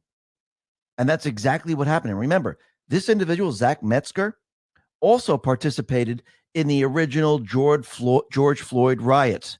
It's the same exact people. It's the foot soldiers of the deep state players. That's who you are seeing right now. And what's very interesting is that Israel, they decided, you know something? You don't believe us? Well, we're going to call in all the different news media from all different parts of the world, and we're going to show you 43 minutes of what Hamas did, because certain individuals were carrying GoPro cameras, some certain terrorists, other individuals, they were taking videos of what was going on.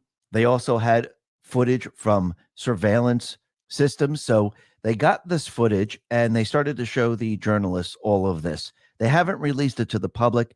And most of these individuals, they had a very hard time watching it because they decided to release this screening, counteracting the Holocaust denial phenomenon, which is starting to permeate across the globe. And this is really going to be countered when the terrorists start invading other countries, which I believe the cells are already in these countries. And we start to see different attacks around the world. People, I do believe, are going to start to wake up very, very quickly, especially in this country. I do believe that people are going to wake up and they're going to see all of this play out. Now, the other thing that's very interesting, as this is all playing out, the people of this country are waking up, and the majority of Americans right now, they're uneasy about Biden's ability to handle an international crisis. Now, this was done by a YouGov poll.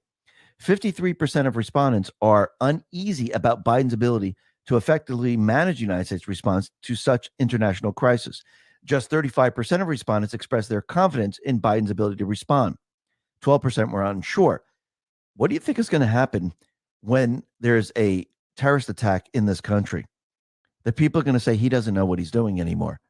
Let's talk about your health. Did you know one of the leading reasons skin begins to sag or form wrinkles isn't necessarily because of old age, but because our bodies are missing out on essential collagen? You see, we produce 10% less collagen every decade once we hit 30, and that's a major reason behind those pesky wrinkles. Adding just a little collagen to your diet can have noticeable effects for your skin and youthfulness, preferably the sooner the better. That's why myself, along with tens of thousands of people, have turned to this cutting-edge new substance to help reduce visible lines of aging. It uses the top 5 most researched types of collagen, which is essential for skin health to support skin elasticity and skin hydration. These 5 collagen types are difficult to find on their own, but they're all included in every scoop. Just mix the serving with your favorite morning drink to give your skin the building blocks it needs to reignite a youthful glow. The best part I love is you get 53% off the rest of the month or until they sell out, whichever comes first. Plus, you'll also receive several additional gifts valued at over $500 free with every order for a limited time, including free VIP live health and fitness coaching for life, a free new ebook titled The 14 Foods for Amazing Skin, a 60-day satisfaction guarantee, and free shipping. Get yours now by going to healthwithx22.com. That is healthwithx22.com, or click the link in the description. You won't regret it.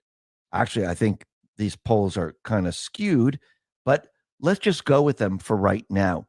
Trump, he put this out on True Social. He said, everything the resident has said for many years has been wrong.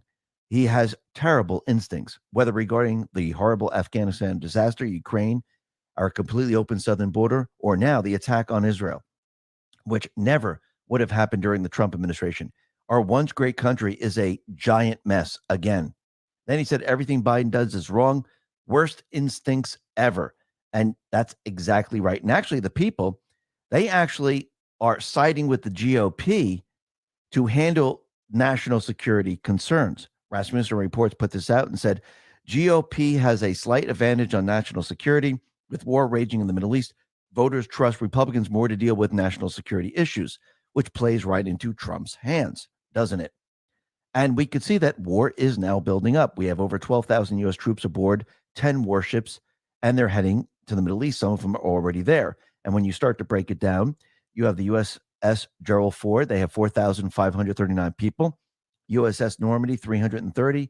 USS Tom Hudner, 329. USS Ramage, 322. USS Carney, 329. USS Roosevelt, 329. USS Dwight D. Eisenhower, 5,000. USS Philippine Sea, 330. USS Gravely, 329. And USS Mason, 329. And we could see that the troops are being put into certain positions. And this is going to be a complete and utter disaster because who do you think is going to get involved in all of this? I think Blinken has already blurted this out and already projected this. Iran is going to get involved in all of this, and they always do. Kyle Schittler put this out and said, in 1983, the U.S. sent troops to protect the PLO from destruction at the hands of the IDF, only to become targets of Iran in a deadly terror attack. Does Biden risk repeating the same mistake trying to save the very group who attacked us? That's exactly what he's going to do, and we could see it happen. And what's very interesting is that they created this entire thing. Everything that we're seeing, the economy, wokeism, war, terrorism, since they overthrew the United States government, they cheated in the election, they put a puppet government into place, they're the ones who did all of this. So cheating has consequences. And I think the people, they're going to see this in the end because people, they understand that the elections were rigged. A lot of people think the elections were rigged. They see election interference right now. And they're starting to realize, holy crap, this person is taking this country down. He's taking us to war. And is this going to make it a lot easier for Trump later on to do the things that he needs to do? Are the people going to be behind him? Absolutely. But you could see how Soros, the deep state players, have done this. And Gad Saad put this out and said, individuals leave nation X to move to nation Y. Please, let us into your society. We wish to escape the hell of X to be part of Y. Once generously allowed into Y, we hate Y. We despise all that Y stands for. Y is a miserable cancer. We will make sure that Y will become like X, once we have the power to do so. Politicians of Y, best way to address this issue is to increase the number of people from X. 10 years later, politicians from Y are utterly baffled why their societies are failing. Good night to the West. You had a really good run. Now let's take this a step further. The people that they're bringing in, that's the garbage from those countries. Those are the criminals. Those are the terrorists. Those are the people those countries got rid of, and what Soros, Biden, Obama, and the rest brought into the United States, into Canada, into Europe. So, of course, if you bring the garbage in, they're going to hate this country and they're going to destroy it just like the country they were just in. That's why they wanted to get rid of them. But again, this is all part of Soros's plan. They want the countries destroyed. What better way of destroying the countries? By allowing these individuals in who are actually the foot soldiers of the deep state. They're males who are war ready and they're already in the country and they can actually destroy the country from within. But to destroy the country from within, they can't have people with weapons. It's much easier in Australia. It's much easier in New Zealand. It's much easier in the UK. It's much easier in France. But here, well, now Canada too, because what did Trudeau do? He got rid of everyone's guns. Here in the United States, the people won't let this happen. You see, this is how they decided to bring down all the countries. They knew they couldn't attack us from outside. They had to do it from the inside. You're actually seeing the war inside the country now. And I do believe this is going to escalate as time goes on. Now, any Republican, any Democrat that says we must go to war and they vote for war, those individuals must put on their fatigues. Those individuals must be first on the front lines. Same with their families. Because if their families are going along with this, they go with them. And I believe that should be the rule, just like going back in time. General George Washington leading the charge on his horse. Going back in time, the leaders always led the charge. I think these people who want war so badly, they lead the charge. How quickly do you think they're going to change their mind? I think it's going to happen very, very quickly. Now, the other thing that's very interesting, and Trump mentioned this again. He mentioned it a little while back when there was an article that came out, and Jack Smith put this fake information out that Trump was talking to an Australian, Anthony Pratt, about submarine technology.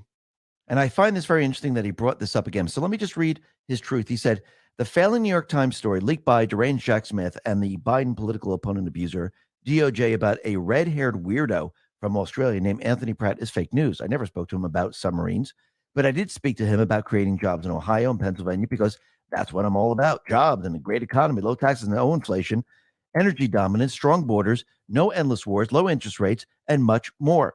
Maggie Haberman and the Misfits never called me for a comment. Why would they? They just write anything they want. Whether it's correct or not is of zero importance to them. All the news that's unfit to print. That's why we call it the fake news. Now he's bringing this submarine up once again, and the fake news is bringing this submarine up once again. And it might be that they're going to try to pin maybe a rogue submarine on Trump. And we know that North Korea just developed a submarine and they commissioned it, which I find very interesting. So that reminds me of Post 168. This is November 20th, 2017.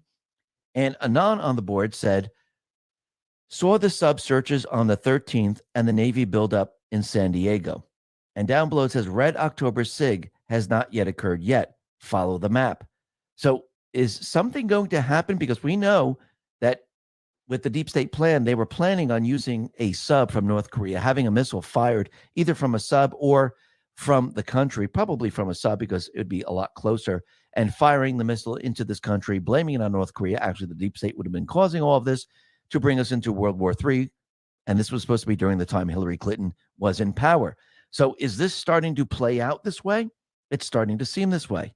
And now we have Obama coming into focus because Obama has released his lengthy statement on Gaza war, slamming Israel's response to Hamas terrorism, which I'm not really surprised. Now, of course, he plays word games as he puts out his statement, making it seem like he's, better than anything that's out there. And basically, it's a way of slamming Israel because, once again, Muslim Brotherhood gave pallets of cash to Iran. Biden gave billions to Iran. And we could see how this is all playing out. And I do believe this is all coming into focus. Why? Because, again, all roads lead to Obama, which is actually going to lead to Soros and many others. But all of this is connected. Let's see, the Iran deal, Muslim Brotherhood, Uranium One, war, it's all connected. Now, what's very interesting is that you would think the FBI would be looking at the jihadist flag as a terrorist symbol. Well, they don't. And Wokeness put this out and said, worried about the jihad flags popping up? Don't worry, it's not on the list. But what is on the list? Oh, wait. The Gaddon flag, the Liberty Tree, the Betsy Ross flag, and many others. I mean, this is absolutely amazing. But you could see who the deep state players are. You could see they shifted everything, and now they believe the American people are the terrorists. Anyone that doesn't believe that they won the election, everyone that doesn't go along with their narrative, they are the terrorists. Well, this is how it works. The deep state, when they went into Iraq, when they went into Libya, when they went into Lebanon, when they went into Ukraine, they overthrew the government there. They put in a puppet government, and anyone that was against the puppet government, they called them what? Terrorists, or they called them Al-Qaeda. Al-Qaeda, in the beginning, was used by the CIA to infiltrate the countries, overthrow the governments there, in many of them. And then when they had the puppet government in there, they called the people there who were trying to get the puppet government out, they called them Al-Qaeda. So they had the designation of terrorists, so they can use drone strikes and things like that to keep them away, to keep their puppet government in power. The same thing happened here in the United States. The puppet government was put into place, and now we are the terrorists who don't want the puppet government there. It's the same exact playbook. Now, the other thing that's very interesting is that since we have what's going on out in Israel, we have open borders, and we know that there are criminals, drug traffickers, human traffickers, MS-13 gang members, terrorists in this country, and most of the people coming over the border are male of army or military age. And what's very interesting is that Bill Malugin put this out on X and said, per CBP sources, CBP San Diego's field office sent out this internal intel bulletin on Friday, alerting officers that Hamas, Hezbollah, and Palestinian Islamic Jihad foreign fighters inspired by the Israel conflict may be encountered at the U.S. southern border. So they put out this situational awareness, and they're telling the officers what to look for, what patches. But if they're going to come in here, are they just going to display these patches? I don't believe so. I do believe they're already in here. But they have caught a couple of them, which means they're definitely in here. Chief Nerd put this out and said, according to Customs and Border Protection statistics, 18 people on the federal terrorist watch list were encountered between ports of entry at the southern border in September, bringing to a total of 169 such encounters in fiscal year 2023, ending on September 30th. The 169 figure is the highest annual since Border Patrol was founded in 1924. The latest figure also exceeds the previous record of 98 in fiscal year 2022 and 15 in fiscal year 2021. So if this bulletin is out there, they're warning people that, yes, they might be trying to come over the border. Well, why would they come over the border now? They're most likely already in this country. And with the Palestinian protests and Antifa, BLM, you can be rest assured that they are in here. Now, Trump, he put this out on Truth. He said the following: the fight in Gaza is coming home to the USA. The tens of thousands of strong men from the Middle East that have already invaded our country and are continuing to come in totally unchecked will become a problem, the likes of which we have never seen before. Crooked Joe Biden is a very ignorant, stupid man who has never been right on foreign policy issue in his life. Close our borders now. Stop the onslaught. Stop the invasion. So he's already letting everyone know that something's going to happen because they're already in this country. Is this going to force people to say close the border? Is it going to force people to say, holy crap, these are terrorists? And you're going to see Antifa, BLM, and all the people that Soros, Biden, and Obama brought in, they're going to be standing out there alone. The rest of the country is not going to be with them whatsoever. And it's going to completely implode on them. And this is how you wake the people up, step by step, because this is slapping a lot of the people that aren't already awake. See, the people that don't want the borders open, who didn't want the borders open from the very beginning, who people don't want war, they're already awake. They already know these things are going to be happening. And they know who to blame. It's the other people that have to wake up right now. And I do believe they are going to wake up. Now, the other thing that's very interesting, we can see that COVID, they're not even going to be using COVID for the elections. It completely fell apart. It doesn't mean they're not going to stop. They're going to keep going until they can't go anymore. But people aren't going along with it. That's why I think Biden hasn't even mentioned it or anything like that.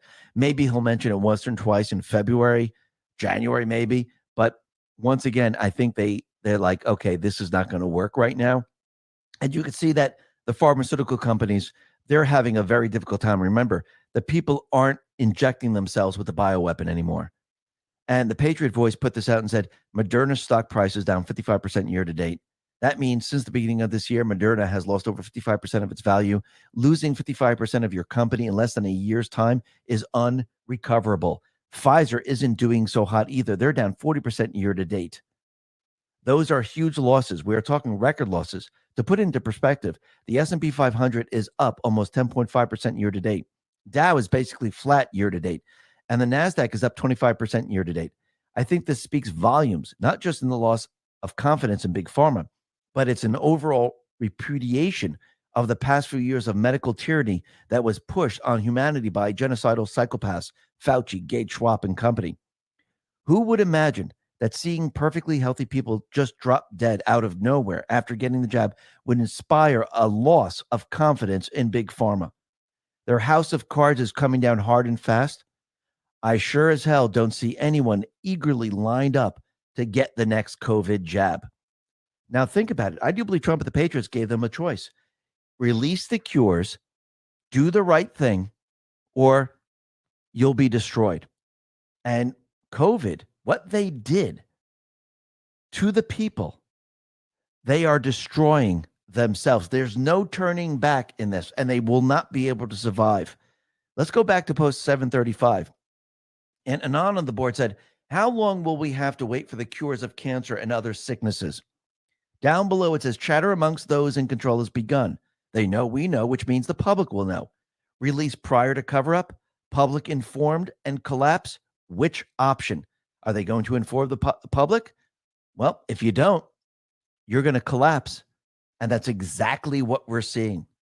They're collapsing themselves. And there's no turning back, because once the people see it, they can't unsee it. And what's very interesting, when you start to look back in time in history, and when, let's say, Nazi Germany, and you see certain individuals turn on their own, you can see how the brainwashing has worked. Now, a lot of people can't wrap their brains around it. Like, why would someone turn on their own? Why would family members turn on their own? Because going through school, going through the education system, being brainwashed by these people have been brainwashed so much that they'll turn on their own kind. They don't care. And here's proof of this. Libs of TikTok put this out and said, self-hating white liberals say whiteness needs to end. And it's not racist to say white people should die and never exist. Now, this is a white person saying this. So when you look back in history and you hear stories like in Nazi Germany where, hey, family members or people that you knew who are part of the same religion or whatever, how did they turn on people? Well, this is how. They brainwashed them into thinking this way. And this, you're seeing it play out right now. Remember, these people have never gone away. They're still here. They're just using different tactics. But now, as people are awake and people have communication outside of fake news, people start to wake up very, very quickly. And this is something they never wanted. You see, when they controlled social media, actually, they wanted to control it at the ISP level. That's why they were pushing net neutrality. They didn't want to have control at the social media companies. They wanted it at the point of where the internet comes in. It's much easier to shut everything down. This way, it's much difficult. You got to look at everyone. You got to see what they're saying. This way, oh, wait, that family member, they're saying this, shut down the whole house. That's what they were going to do. They were going to eliminate it at the source. And that was shut down. And this is how all of this was exposed. So they're not in control. The people are in control. They've lost the narrative. And we could see that they're not winning the narrative in the speaker race either. Patriots are in control. Put this out and said, bet you didn't know 7 of the 9 Republican candidates for House Speaker voted to decertify the 2020 election. These election deniers sound like 7 great options to me. Tom Emmer and Austin Scott voted to certify for Joe Biden. So in other words, these rhinos will never be speaker. Absolutely. And we can see they're going to continually try and try and try. And I heard Trump at New Hampshire today saying that, yeah, very soon we're going to have another speaker. That's very interesting. But Kash Patel was out there and he's saying, Speaker Nunes, what you say, Truth Social Army? Well, that would be very interesting to have Nunes as Speaker of the House. You think they'll let him in? Most likely not. We'll have to see how this plays out. But what we're witnessing right now, we're witnessing the swamp. Actually, we shouldn't even call it a swamp. We should call it a sewer. But we're seeing the swamp being drained. And I think Representative Matt Gaetz pretty much sums it up perfectly. Ever seen a swamp actually drained?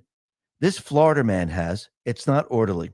Turns out the alligators and the snakes get unruly when the comfort of their habitat is disrupted. Chaos doesn't scare me. American decline does. Our fight continues. Thank you for having my back. And that's what you're witnessing right now. You're witnessing the entire swamp being drained, and the snakes and the alligators and the creatures of the swamp, they don't know what to do. And you can see they're struggling right now. And again, with the House, we have all the leverage. They need the money. They need to launder. They need all of this. We, the people, do not. They're the ones who are struggling over all of this. And soon they're going to be struggling over the election fraud that they committed on this country. Because think about everything that they've done here. And remember, we're going to trial, or Trump's going to trial very, very soon. And once again, I do believe he's going to produce evidence. Now, Trump, he put out a truth about Sidney Powell and about the presidential election. And this is what he wrote. Sidney Powell was one of the millions and millions of people who thought, and in ever increasing numbers still think correctly, that the 2020 presidential election was rigged and stolen, and our country is being absolutely destroyed because of it. Despite the fake news reports to the contrary, and without even reaching out to ask the Trump campaign, Ms. Powell was not my attorney and never was. In fact, she would have been conflicted. Ms. Powell did a valiant job of representing a very unfairly treated and governmentally abused General Michael Flynn, but to no avail. His prosecution, despite the facts, was ruthless, and it was.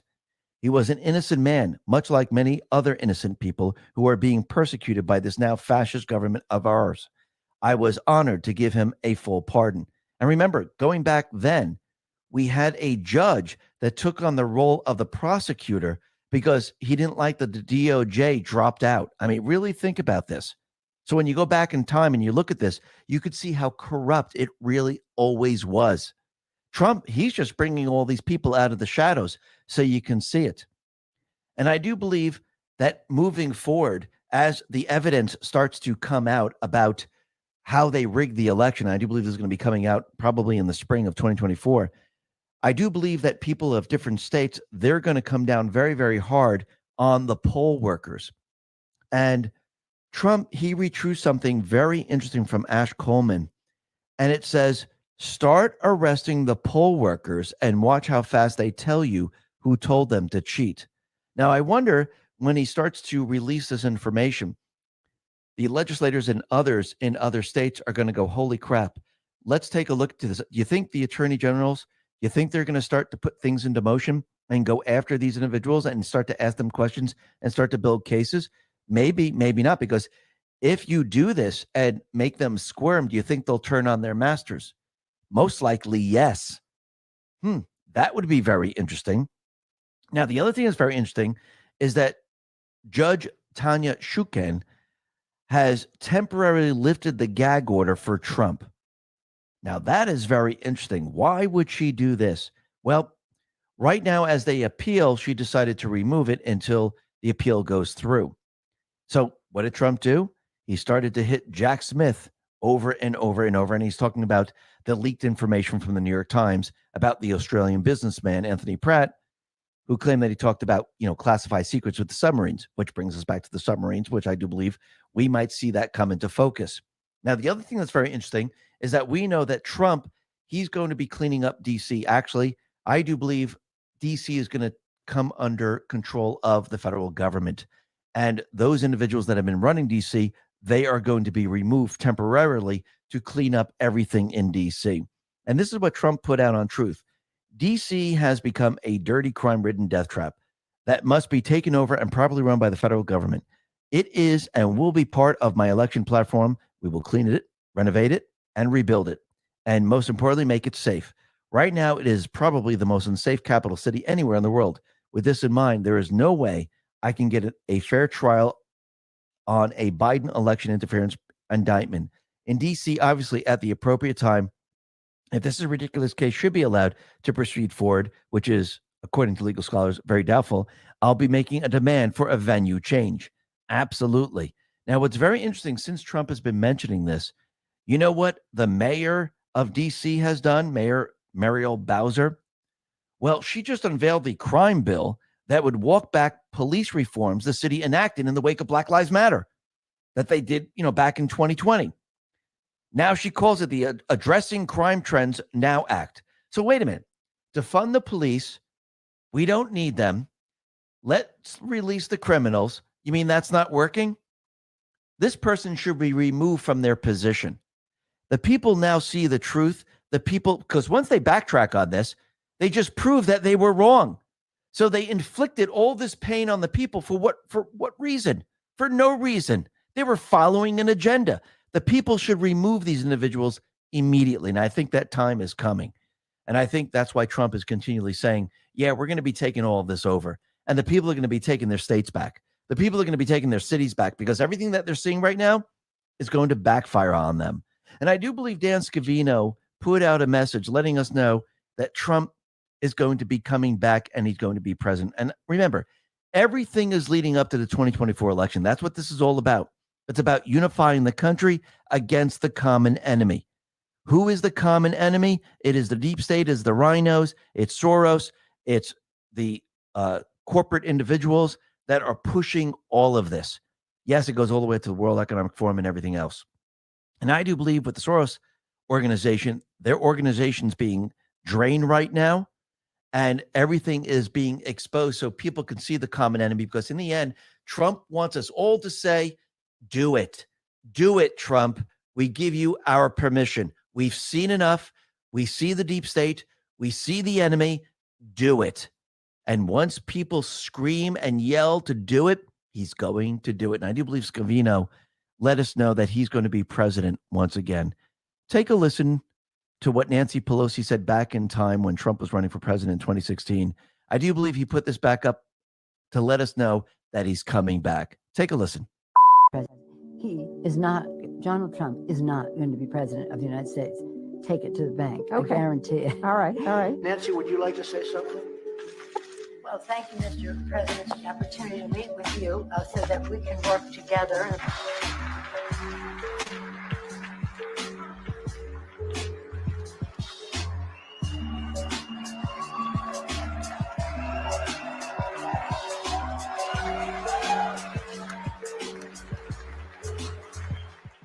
I do believe when this is all said and done and everyone goes through all this crap, the people, they're going to be on the side of Trump. The people are going to vote for Trump. And I do believe the patriots are going to have the ability to allow the people to vote and have their vote count. Because I do believe Trump wants to show the deep state, I got the people.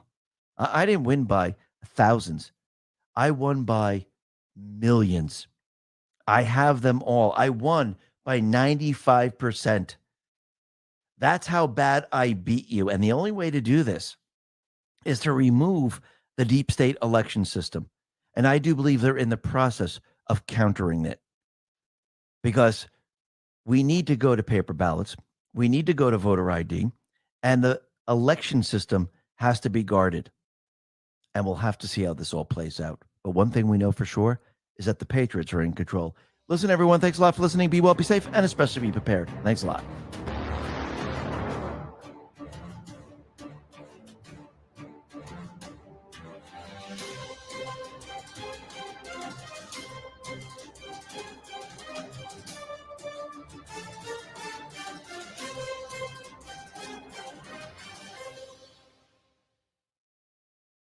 All right, and that was the X22 from now. Again, that was yesterday's X22. There's a reason that I'm doing this, is because of the fact that, you know, when the new X22 comes out here, like actually I should probably check to see if it's up. We're not going to play it yet though. But before I finish today, we'll be playing today's X22 so that people can see the side-by-side difference in news just in a 24-hour period. Okay. So remember everything that you just heard on this one, so that when I play the other one later, you can be like, whoa, wait a minute. Oh, wow. That's a lot, that's a lot, and when you realize this, then all of a sudden things become very clear to you about the large scale, the saying was that this is the biggest sting operation that has ever been seen. Okay. Which to me is extremely accurate. Okay. Because we've watched people stepping down, stepping out, all of a sudden they're not going to run for re-election, everything all the way down the line. And when we see this, we begin to understand, and we're able to piece things together that, wow, okay, I see this path. I see which way this is going, and then all of a sudden that bump in the road comes and you're like, And then the next day the news changes and all of a sudden the bump is smoothed out and you got another piece of the map. Okay. And that's what we need to do. We're building our maps and we're getting all this information. What do you think of this one here there, Ronnie? Well, believe me, to me, Dave is one of the straightest shooters that I've ever seen. And, I've been seeing people talking about the House speakership. And to me, it don't really matter who the speaker is. I think they're all under the control of Trump. And that could, I could be totally wrong. That's just my opinion. But I think they are. Which part were you talking about exactly? In regards to which part? On pretty much the entire podcast. Okay. Because whether he's talking about Israel Palestine, or whether he's talking about the medical, or he's talking about the courts, where Trump's concerned, and then the courts where others are concerned, it's like. All you have to do is give it 24 hours and it's going to change. Oh, yes. And when once people realize that, then they begin to see, okay, I see why I need to stay on top of this, because if I don't, then I'm going to end up missing that one piece of the map that I need to fill in this section or this section or this section. How I was talking about before about how they would, show the multiple levels of the mafia. And then who the head guy was. And that's basically what we're doing. We got our boards and we're sitting there, we're putting all this stuff on there and we're like looking at it saying, oh, okay, now this is making a whole lot of sense, and everything really falls into place. And the more that you see that, the more you begin to understand that this is the largest sting operation that has ever happened. And it's worldwide. Not just here in the United States. Other countries are cleaning up their stuff at the same time.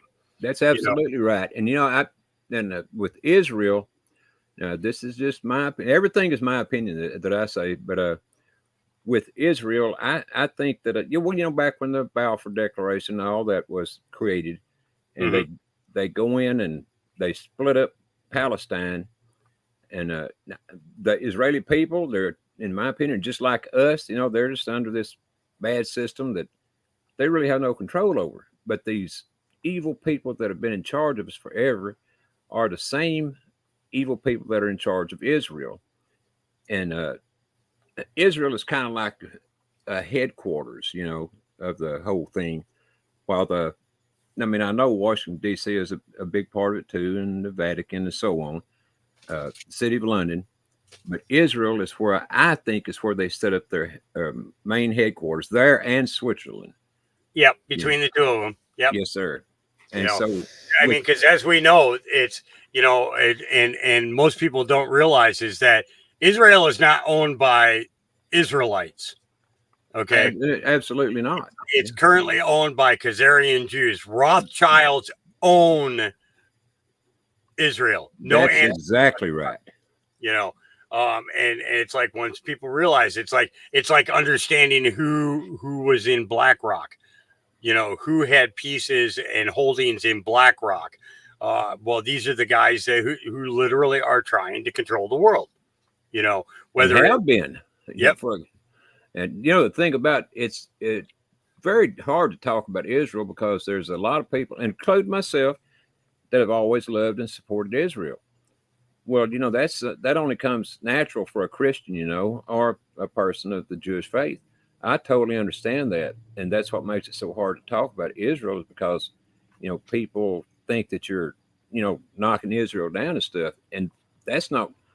I mean, to me, we could all be Israelites. Yep. We don't. Now, I think America may be the true Israel now. I don't know that for a fact. That's just a little opinion of mine, but it could very well be. Well, that's where I'm at with it. Absolutely. Oh, great! I didn't know that. Oh, yeah. It's to me, Israel was never a country. It was always about a people. Oh, yes, exactly. Okay. And if we look at the Babylon, okay, God scattered the Israelites all over the place, Exactly. placed them all around the world with different languages. Okay.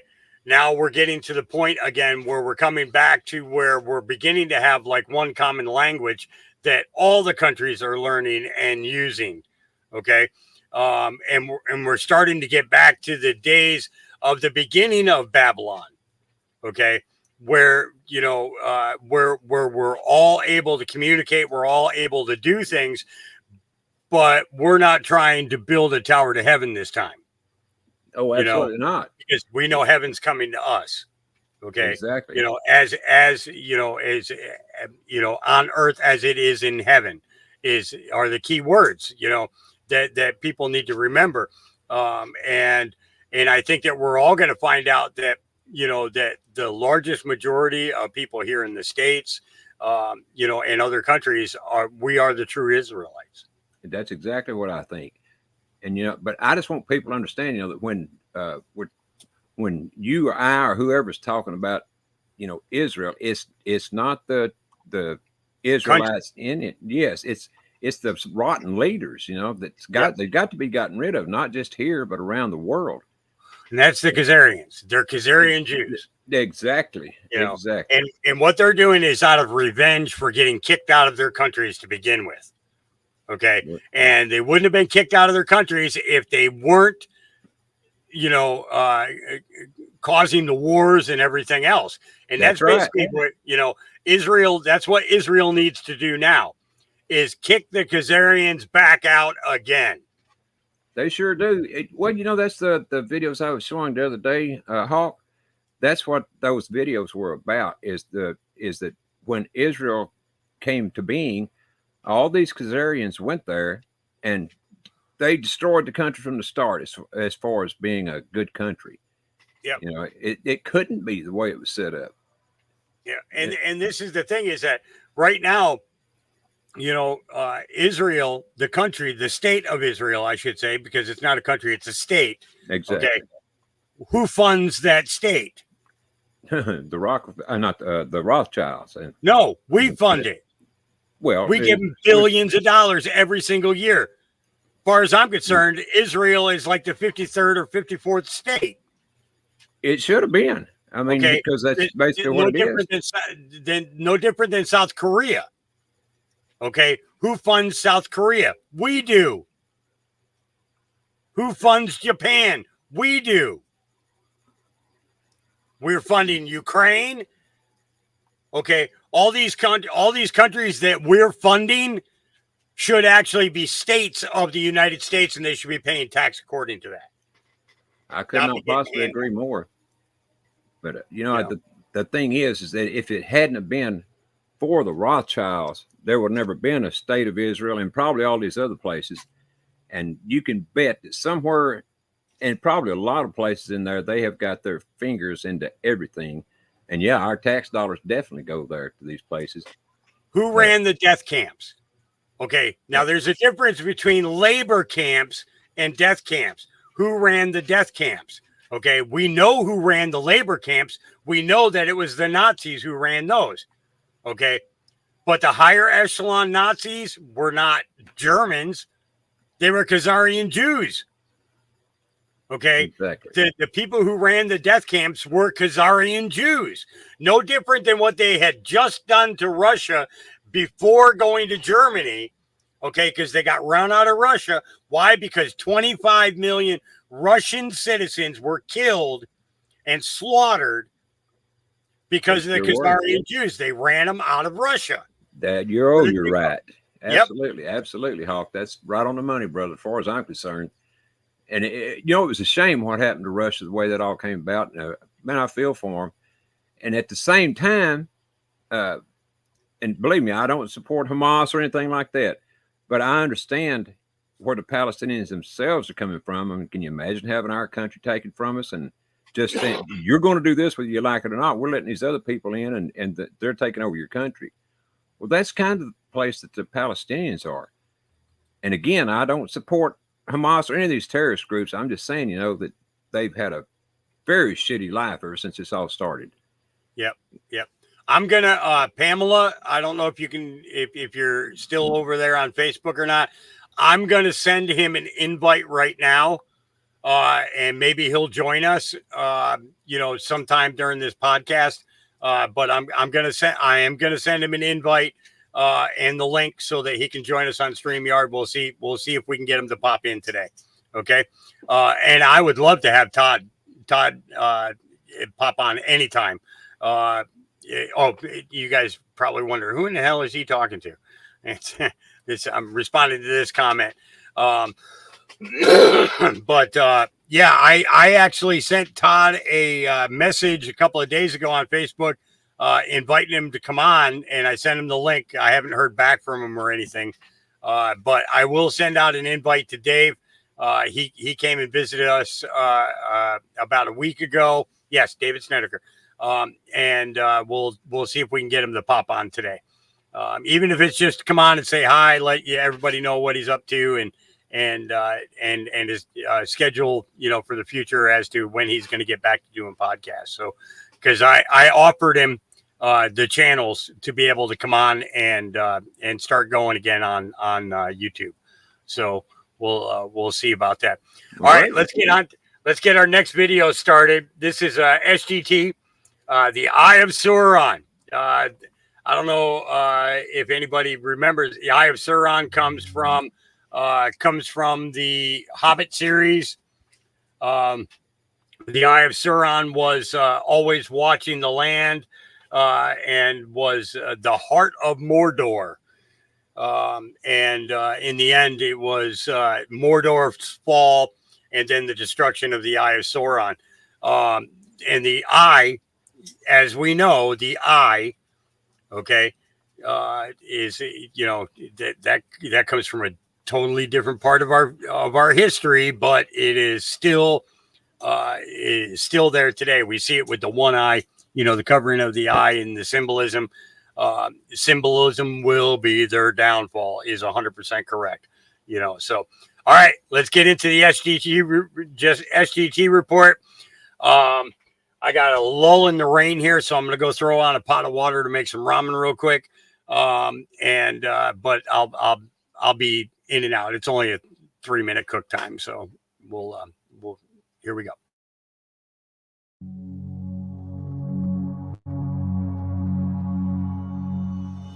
It's pretty wild what's going on in space right now, Sean. And when I say space, I'm talking low Earth orbit.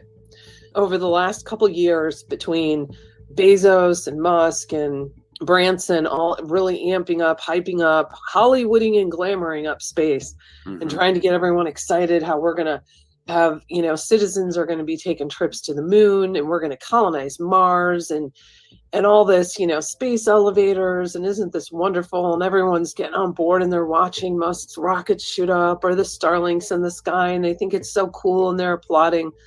That's the game. That's the distraction. Ladies and gentlemen, that was Corey from Corey's Digs, and you're not going to want to miss this one.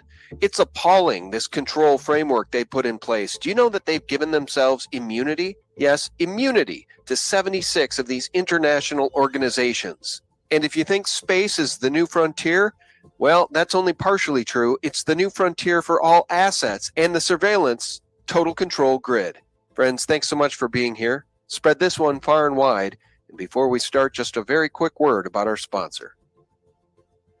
Did you know that your body loses 5 to 10% of lean muscle mass every decade, beginning as early as the age of 30? This is the reason many report decreased strength, weight gain, decreased energy, and worse as they reach their 40s and 50s. This is why I, along with so many other people, are rejuvenating their strength and muscle with this amazing new product. It uses 4 science-backed ingredients to combat this very same age-related muscle and strength loss. This premium blend offers powerful support for building and preserving muscle mass, strength, muscular endurance, athletic performance, muscle hydration, reducing soreness, and even promoting post-exercise recovery. And I think when taking this supplement combined with working out hard, the results speak for themselves. Yep, that's me. The best part is you'll get 41% off for the rest of this month or until they sell out. You've got a 60-day satisfaction guarantee and free shipping. So get yours right now by going to musclewithsgt.com. That's musclewithsgt.com. The link is below. Hey friends, welcome back. Thank you so very much for tuning in. It's Sean from SGT Report here. Guys, I got to tell you, this report is going to tick you off. Rules for me, not for thee. It's time to opt out of this criminal system. What you're about to hear should enrage the masses, at least those among the masses who still have the ability to think. Guys, I have Corey from Corey's Digs on the line, and today we're going to talk briefly about her article, Laundering with Immunity, the Control Framework, and then we're going to get into space, the new frontier for the central control grid. But I do want to start with this from Laundering with Immunity. A band of criminals got together a century ago and decided that they were going to own the world, hold all of the power, create and hoard all of the money, and keep everyone on a constant spin cycle to fool them. Not only were they going to construct it as they see fit, but they were going to build the most elaborate enslavement system this world has ever seen. One that gives them full immunity and allows them to operate outside the law entirely. And they were going to do it without anyone realizing it until it was too late. Is it too late right now? We're getting awfully close. Just few of the immunity privileges and tax exemptions enjoyed by these people under the Internal Organization Immunities Act of 1945 include, are you ready for this? I was just talking about this in my last 2 videos.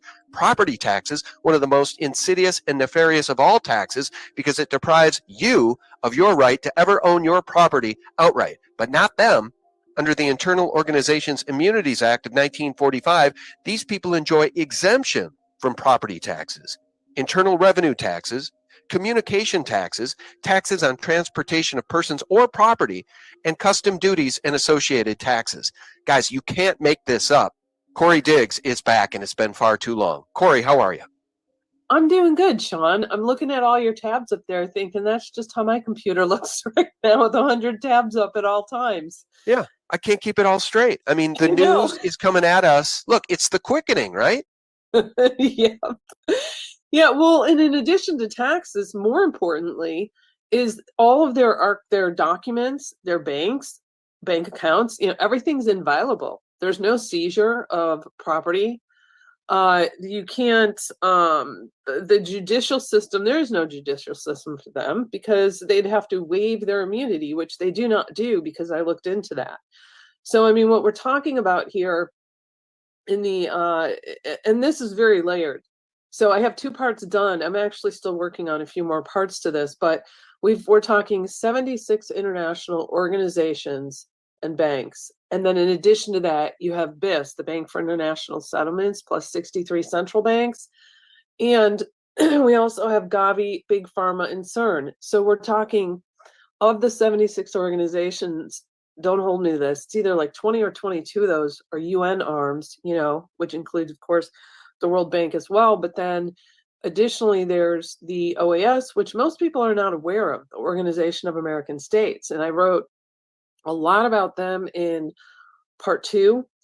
And so what we have is in the US, back in 1945, we did Congress passed this International Organization Immunities Act to protect, which really was set out to kick off to protect the UN and the OAS, which the OAS goes back way before the UN, all the way back to 1890, and no one's eyes are on that.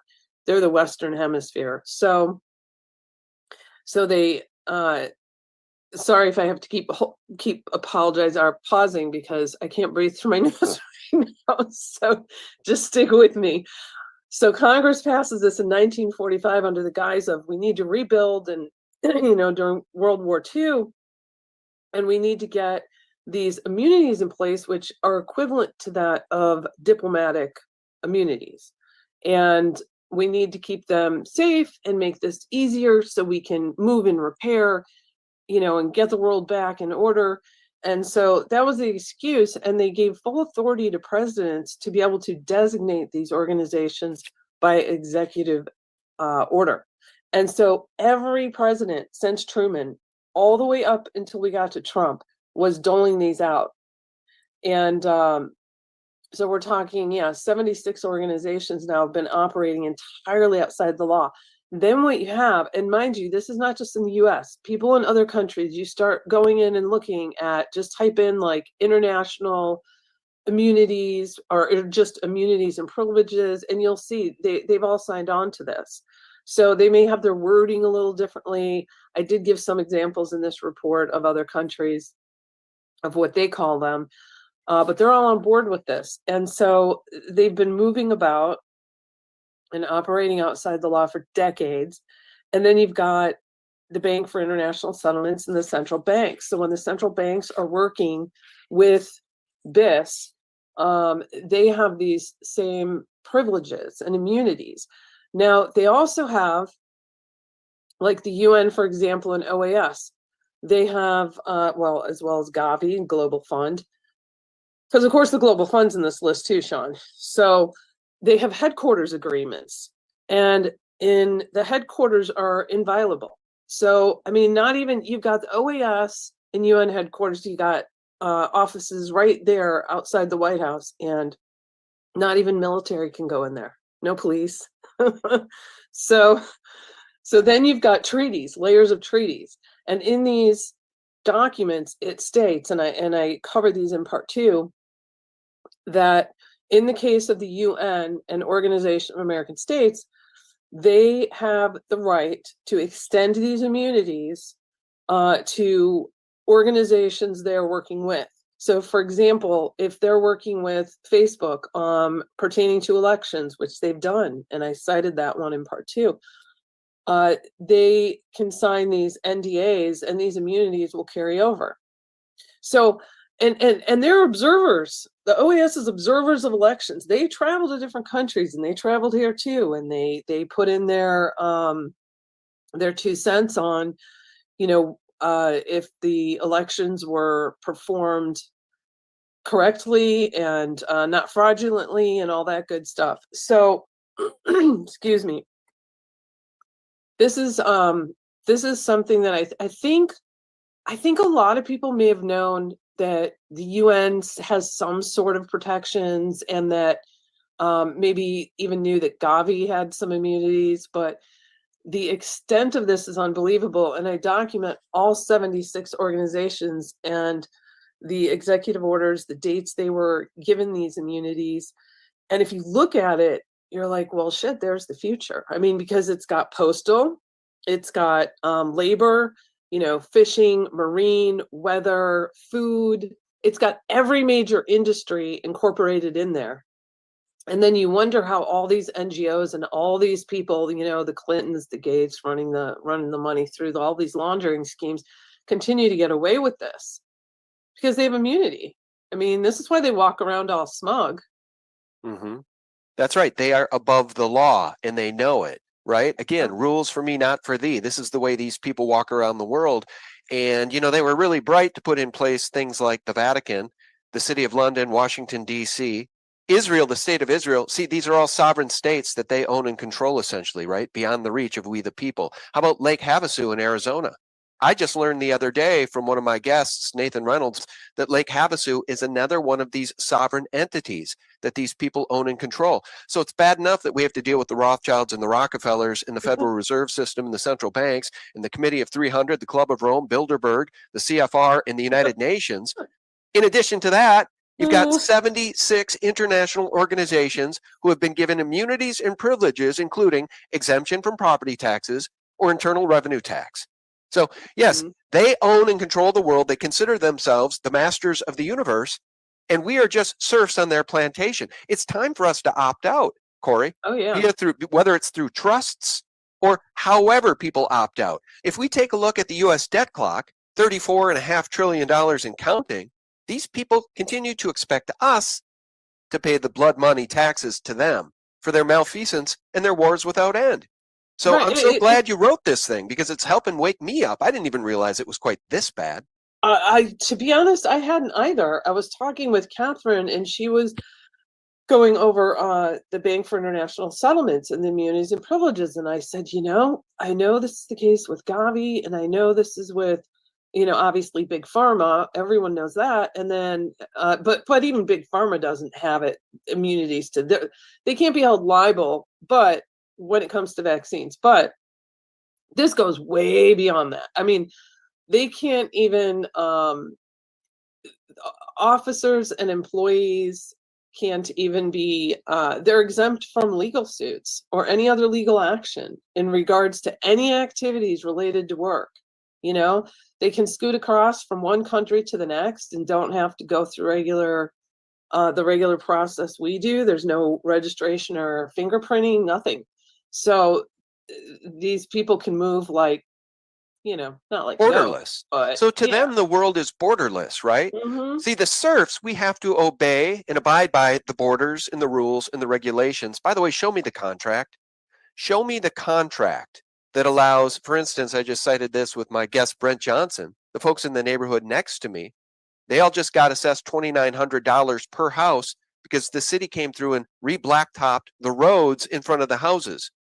Okay, show me the contract. No, they're out of control. States, cities, counties, municipalities, they're all out of control and they need to be brought to a halt. This needs to stop right now. Oh yeah. And it gets worse because when I then I keep switching back and forth to different reports because I do what is hitting at the moment and what I think is time sensitive. And so part 3 of this I'm working on actually pertains to the border and certain immunities that connect there, which we know is a huge issue right now. But then in addition to this, they're building this whole control grid in space. We are living in quite the crazy time, Sean. Well, it's upside down world, and this is what Satanists do, right? They invert everything. They want to even invert God's law. We talk about this in show after show after show, whether it's the trans insanity, the open borders, the abortion, right up until the day of birth. Some of these clowns are arguing for abortion after birth, so that's infanticide. But why would that surprise us? They're already trying to kill us with a bioweapon masquerading as a vaccine. Look at this. Right. Additional organizations with immunity by treaties and or no liability laws. Gavi, founded in the year 2000 by the Bill and Melinda Gates Foundation with UNICEF, the World Bank Group, and the World Health Organization listed as partners. Gavi, beyond the law, above Yeah, the law. and what they did there, it's the same thing they pulled with the Global Fund. So they were able to get in under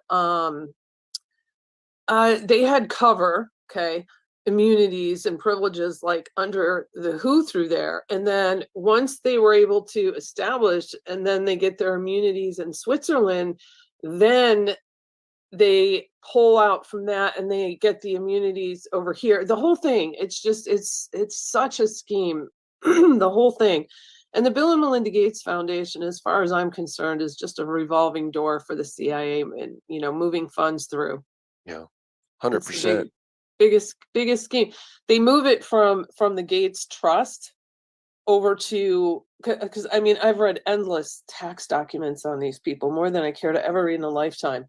And they move the money from the trust over to the Bill and Melinda Gates Foundation. And then they move it out to the Global Fund, or Gavi, which is, of course, you know, so they're moving everything into nonprofits. And then they'll cycle them out to one of their buddies. One of their buddies' other orgs will cycle it back to them. They'll move it across the country through a bank that's under BIS, through immunities and privileges, and you can never trace it. Well, what a great name for this, the control framework, right? Laundering with immunity, the control framework. The control framework is the fiat printing presses and the digital money they create out of thin air, right? Never backing a deposit even in your own bank anymore. We used to have gold and silver in the banks. Well, no longer. We used to have fractional reserve currency, so at least 10% of deposits were backed by cash in the banks. No more. There is no cash in the banks. There's just enough cash to get through a day. So you, dear listener, if you want to get all your money out before the collapse comes, good luck. Oh, that's true. You know, I've had several run-ins with a local bank here. I actually moved my funds to a family-owned bank. However, because of location and whatnot, I keep just a minimal amount in a local bank here. And they're literally grilling me. Well, why do you want to take that much out? And it really wasn't even a large sum. And I'm like, it's really none of your business. This is my money. Just give it to me. And the manager's sitting with me. Well, we don't normally keep it, Sean. It was like $5,000. We're not talking 50 grand here. Yeah. And it's a big deal because they have to order it and you have to wait up, depending on what day you go in, as long as a week to be able to get your cash. And I'm hearing this from people all over. So you're right. When you say there's only enough in a bank for the day, that's true. That's how they're rolling now. Yeah. And here's how much they hate us and they hate God. What you're all looking at here is the Bank for International Settlements, photoshopped into a laundry tumbler. But what does it represent? The Tower of Babel. See, these people hate us and they hate God and they mock God on a daily basis. So we could really dig into this further. I'll leave the link below to that particular article. But how about this one? Space, the new frontier for the central control grid. What if you had the ability to construct the central operations center for the entire control grid from a location with no real jurisdiction and no accessibility or oversight?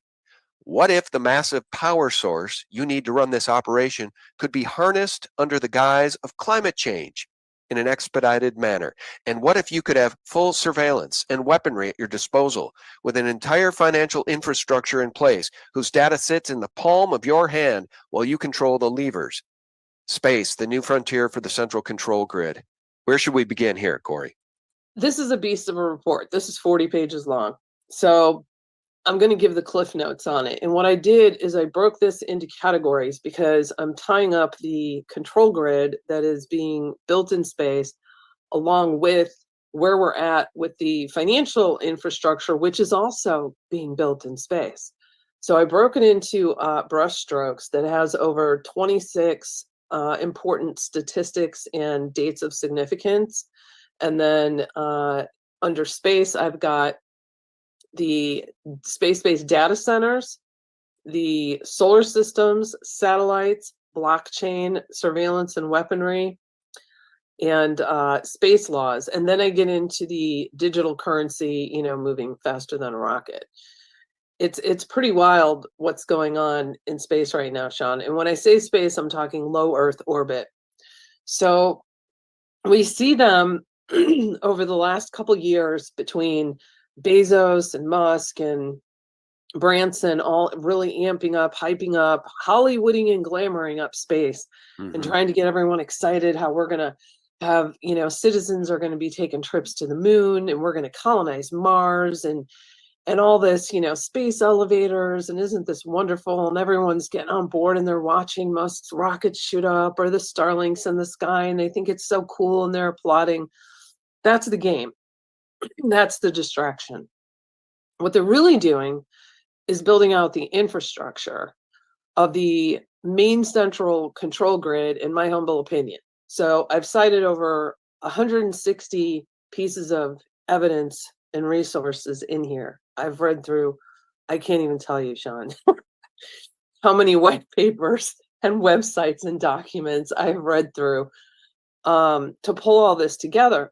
And so to nutshell this, what we've got going is, okay, they started, they're building out like the internet and the military internet and space. And they started with the Hewlett Packard built the first edge computing data center with AI capabilities called the HPE Spaceborne Computer 2. And then we got the European Union teamed up with Thales Alenia Space to deploy data centers by the early 2030s. And what they say is that it's a cooler environment and there's less energy usage and no vibration, and that quantum computing is ideal for this environment, and that neural network computing and financial data centers will require this high processing capacity.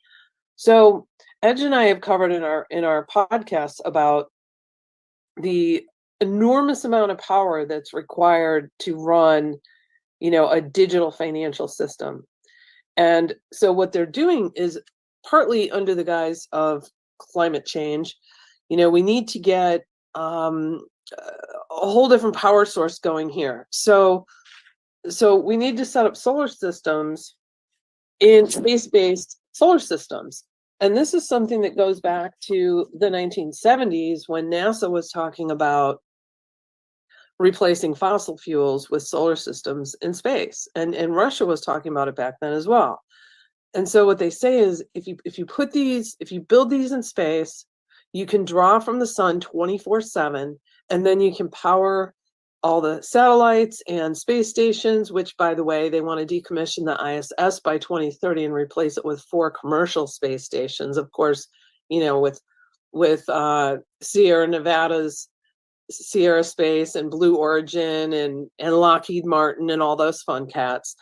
So they want to get these solar systems up there. And what they're saying is, in addition to powering the space stations and satellites up there, they will beam microwave energy, electromagnetic waves, down to Earth into receivers. And in fact, was it the Financial Times? I want to say it was the Financial Times, just after I already published this, came out with an article, and they have a whole diagram. Shoot, I should have sent you that link.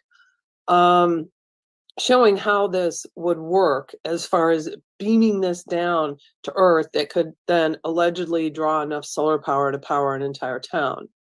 And so this, of course, would then offset, get us down to net zero while also providing the power they need in space so that they could expedite the financial system faster. But in addition to that, this is really, so I want to talk about satellites for a minute, because people put Musk on this high pedestal, and I don't know how you feel about Musk. How do you feel about Musk, Sean?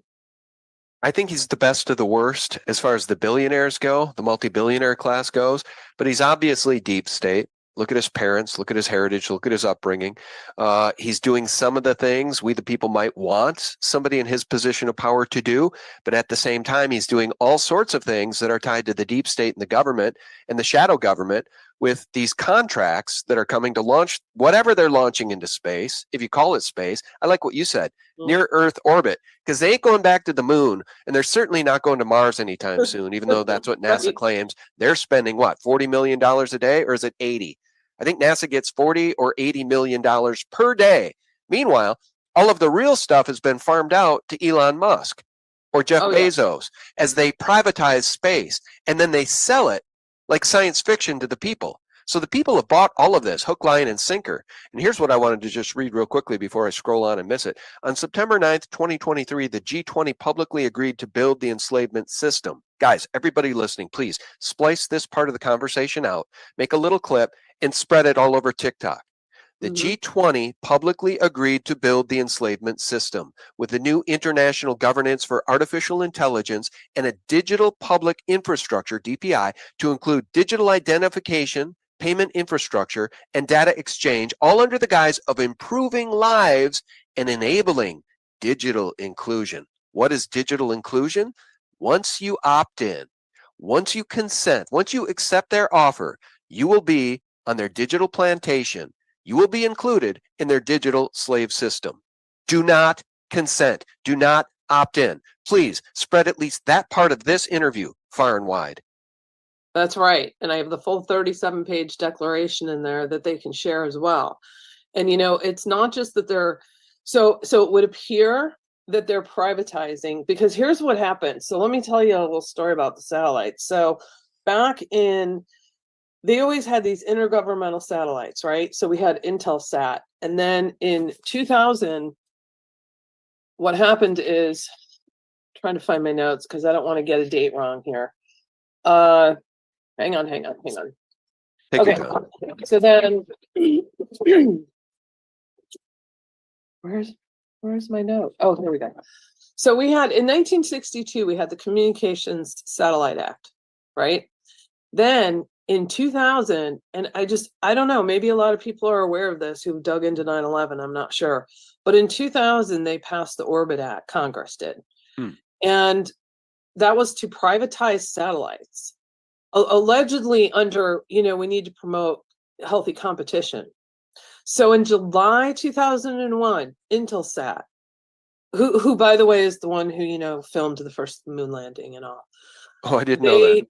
Yeah, they were the big dog. So Intelsat. So okay, so they're privatizing space, right? They're privatizing satellite ownership. Guys, think of how nefarious this is when they've already set up the control framework, providing themselves with immunity so they're above the law for their 76 international organizations. And of course, all the ones that we already knew about, right? Including the United Nations, including the Vatican City of London, Washington, D.C., and Israel. And as I said previously, Lake Havasu in Arizona. So now these same people, these same controllers, these same demonic entities, the Rothschilds, the Rockefellers, right? The people that own the world, now they get to own the satellites so that they can build a grid to enslave you? Oh my God, Corey. I know, it gets crazier. So, so in 2000, Congress signs the Orbit Act to privatize satellites. So then July 2001, Intelsat, you know, moves over to a privatized company. And then 2 months later, we have 9/11. So then right after that, Pentagon spent millions of dollars buying exclusive rights to the Iconos satellite pics after bombing Afghanistan, right? So they could, you know, conceal all that. Then in March 2002 is when SpaceX was born. I just want to keep all this in perspective for people, because now what they're doing is it would give the appearance that satellites are privatized, but they are contracting with the Pentagon, right? So now you got Space Force coming out, which, by the way, everything's moved under Space Force, and I'll tell you about that in a minute. So they come out and they say, this is just a couple weeks ago, we need to put together a strategy, a guideline for all commercialized companies, satellite companies, because we need to work together in both peacetime and wartime. And so they are now working on a guideline that they're going to be probably putting out in the next month for the commercialized companies. So make no mistake. And I can run through, you know, SpaceX, people think, oh, he saved us from World War III when all that business was going on with the satellites and with the Ukraine. drone bit in Ukraine, right? The Pentagon was just like chomping at the bit observing this. They wanted this. So to put this in perspective, you know, these satellites are more than just providing internet for people. They sync them up. So in April 2020, SpaceX teamed up with Air Force to link Starlink satellites with multiple armed force systems for a huge live fire exercise that included ground forces, submarine ships, and other space-based assets to shoot down cruise missiles and a drone. Prior to that, they linked up with Lockheed Martin's AC-130 gunship. Okay, they have contracts with the Department of Defense. They are building out an entire satellite constellation called Starshield. And so now what happens is there's Starlinks that everyone sees in the sky with all the little train of lights that is allegedly going out there to provide everyone internet, which it is, because it's a great cover story. And they need that. They need to get everyone hooked in to the satellites. So in addition to that, it forms what looks like a grid, right? Just around the globe. They're in over 60 countries. They have tons of ground-based stations that relay, but eventually they're not going to need those because they have lasers. So the lasers beam from one satellite to another, and they're building a mesh network. Then they can transfer that data over to Starshield, i.e. government military satellites. So that's the full picture of that. Make no mistake about it. In the meantime, in June of last year, the Navy moved all of their satellite systems control, over to Space Force. And then in August, the Army did the same. So for the first time ever, we now have all SATCOM capabilities transferred under Space Force.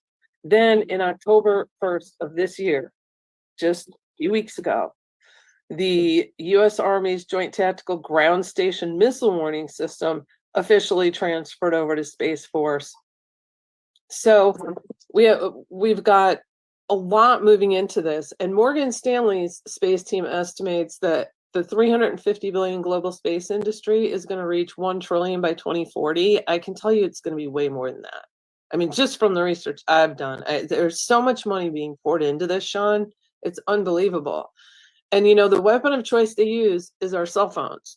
So right now, as of 2022, there's already 6.4 billion people with cell phones, and they want to get that to 7.7 by 2028. If there's still 7.7 population, allegedly we're up to 8 billion. And I don't know how we're going up when the birth rate's going down, the miscarriages are going down, the sudden deaths, so I'm miscarriages are going up, you mean, right? Birth rates going down, and then miscarriages are, yes.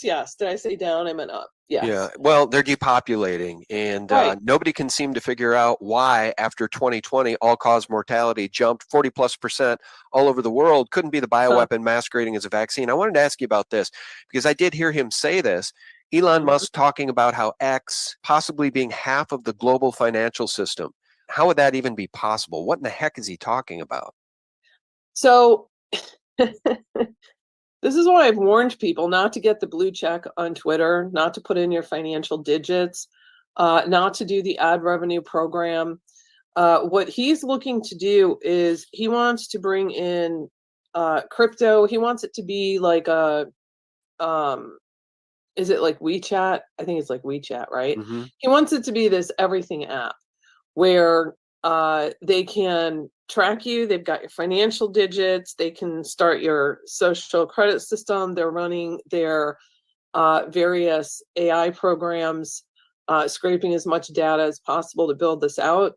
And then he, started the ad revenue program, which of course is promoting a lot of the enemy, the propagandists, the Disney pedophiles, the mainstream news, and people seem to be okay with that, which is very stunning to me. And the censoring continues. Make no mistake about that. And so he wants this to eventually be a system where people can run their payments through, they can purchase things. He wants to build this up into an everything app where if you want to, because eventually it's going to all tie together. It's going to all funnel through into this control grid. And so this is why I've been warning about this for a long time now. And they just recently, Sean, just like a week or two ago, said that they're running this test system in, I want to say it was like the Philippines and somewhere else, where they're charging $1 a year for an annual subscription as a way to test, trying to weed out all the bots, which is complete BS. There are 1,000,001 ways their algorithms can do that. Charging $1 is going to be nothing more. So in other words, they're giving people the forewarning that we're going to end up start doing this. If you want to be on Twitter, you're going to have to subscribe. And we've already seen, I can't remember the name of the company now out of Israel, but the company where they want to do, it's starting out as an option, but eventually it would be mandatory, where it's going to grab your biometrics and stuff. So people will have to click on the video and watch him in his own words saying this, but this is the goal. So there's a lot of competition in the financial industry right now. And with blockchain, for example, okay, they've already got this running. Satellites. Guess who was the first to test this? Who? JP Morgan.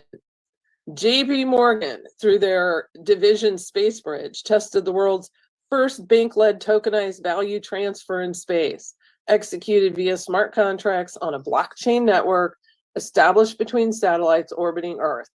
And of course, the payment was successful. I have their video demo in this report. You can watch it, where someone's sitting on a cell and they show the money moving through, the satellite, pinging off and then coming back through their phone. And so what they say, what JP Morgan says, and I quote, "Space exploration is becoming increasingly well-funded and presents an exciting opportunity to deploy financial technology to create a brand new payments infrastructure leveraging blockchain."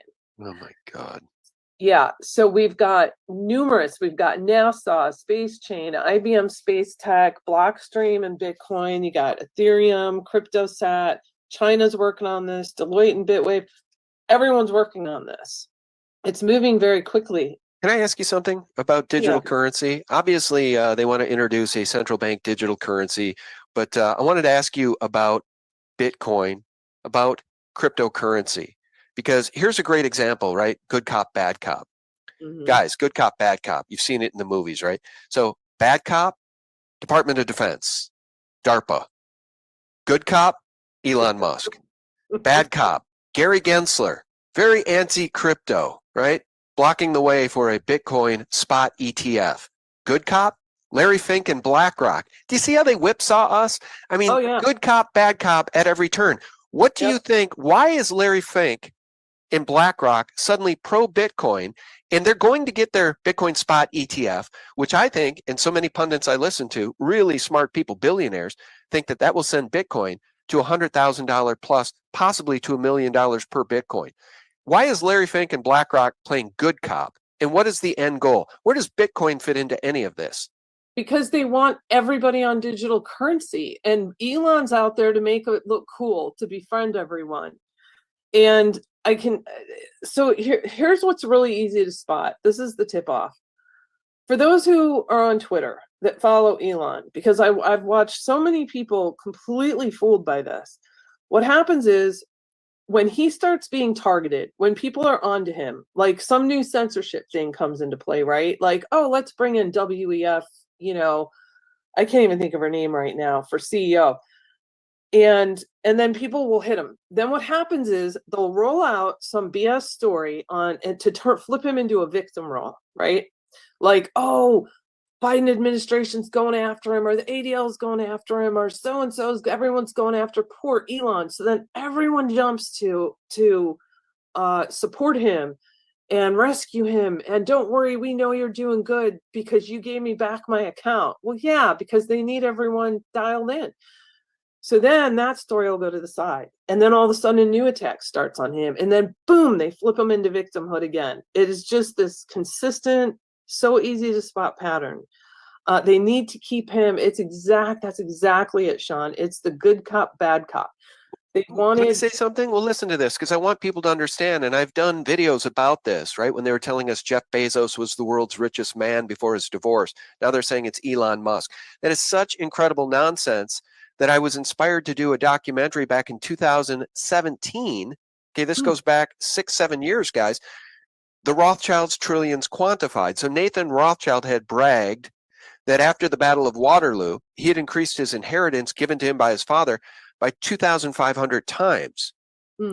And so I took that figure, 15 million pounds, back in 1817, and with 200 years of compounding interest at just 8%, that turned into over $250 trillion.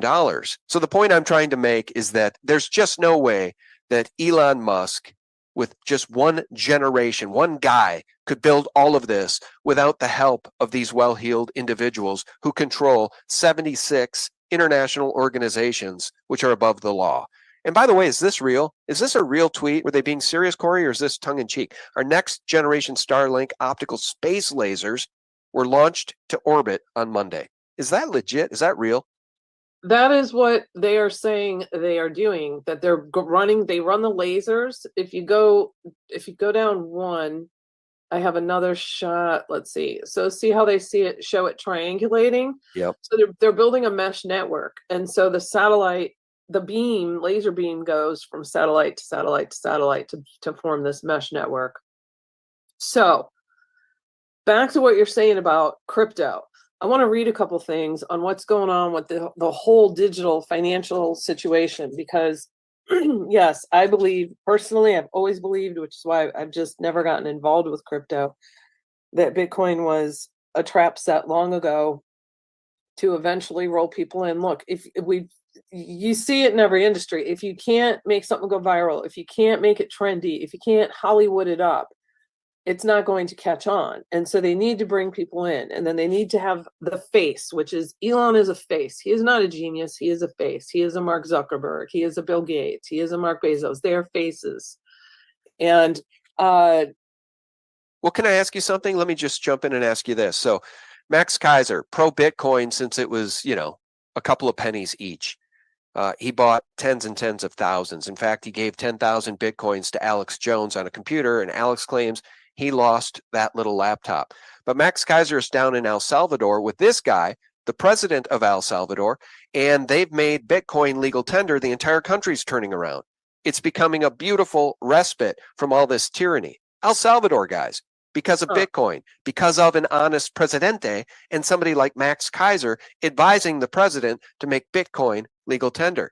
So is it possible that is it possible that we can use their technology against them? Is it possible that some of this has backfired or will backfire? I'll give you an example. The internet. The internet has allowed for this great awakening. When DARPA rolled out the internet, I don't think they necessarily expected that the truth would spread like wildfire to the degree that they would have to make laws banning what they call misinformation and disinformation, which we all know is the truth. Is there a chance that this whole thing could backfire to some degree and be used against them? Well, so I think with everything, I think there's a lot of people that set out to do good, and then these guys swoop in, they acquire them, they co-opt them, they twist the agenda, and they use it to their advantage to weaponize it against everyone. And so do I think it's possible that in a world where these monsters didn't exist, could this be a good form of currency for everyone? Sure. Do I think that that's the way it's going to go? I mean, I'm guessing just based on research that we're going to hit some walls. Let me just read you, okay, from a 2021, and I have 2 points I want to read on this, okay, and I'll tell you what the Coin Bureau said about this as well. So in 2021, the fast payment system, which I'll explain what that is in a minute. This is a report by the World Bank.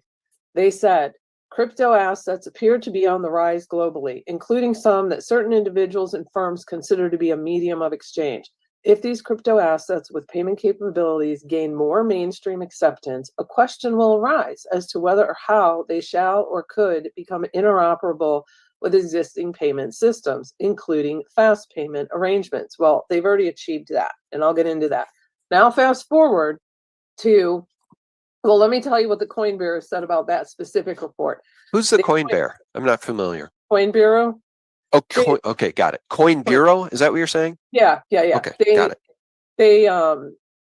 They do videos and articles and publish on, Sure. crypto related, and did a really good video on this. So he had pointed out, sorry, I can't think of his name, that the significance of this for both the cryptos that are already interoperable with ISO 20022 standards, because they just updated those this year, and I'll explain in a minute, and other cryptos, because central banks could replace stablecoins with fast payment systems and CBDCs, which means crypto prices would be controlled.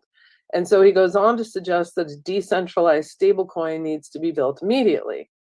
Well, now fast forward to a Bank for International Settlements report I dug up from August of this year, and they say, authorities face a number of policy options to address risks in crypto assets, ranging from outright bans to containment to regulation.